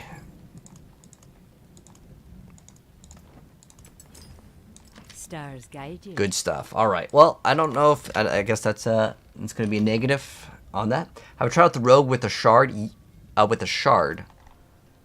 Are you talking about... Oh, this shard. No, I have not. We could do that tomorrow. Thanks for reminding me. Or later today we'll try it, technically. I was kind of interested in seeing what the sort could do, because I've been seeing people like post those clips of crazy numbers. But I think the pit is much harder in here. Do you guys feel the same? Like, I feel like the pit in this is not the same pit on the live service. This is the old pit because it actually snapshotted at some sort of point in the game state. So I'm sure that this build can do way, way, way higher. But like pit 100 is kind of what I consider like a good benchmark as a starting point. But we'll do that for sure. Yeah, we have Dust Devils here. Yeah, because we swapped to try out the other builds. I just didn't think it was very good though. But anyways, thanks for stopping by, guys. Really appreciate it. If you guys are watching this over on YouTube, well, you already know my YouTube channel. But if you're watching this on TikTok and you guys want to catch me again, it's the pink plus in the middle right side. If you're watching this on Twitch, I'll link my YouTube channel in the chat. If you guys want to see more Diablo content, we're going to be dropping a lot of videos very, very soon, man. But if you're watching this on Twitch, I'm going to pass on the host to another gamer, if I have another gamer still up. But thank you so much for stopping by. If you're interested in catching me again on Twitch, it is the purple heart in the bottom right of the screen. But I'm going to go ahead and pass on the host and see if we have another gamer still up playing some Diablos. Do you guys want to stick around for more Diablos? We got, let's see. Alright, I got another gamer that I can pass on the host to. If you guys want to stick around for another Diablo partner, we'll pass on the host. But thank you so much for stopping by, guys. You guys have a great day, night. I'll see you guys tomorrow for some more games. Dang, well, I don't know about that one, Black Sparrow. But GG's, guys. It was fun. Thanks for stopping by.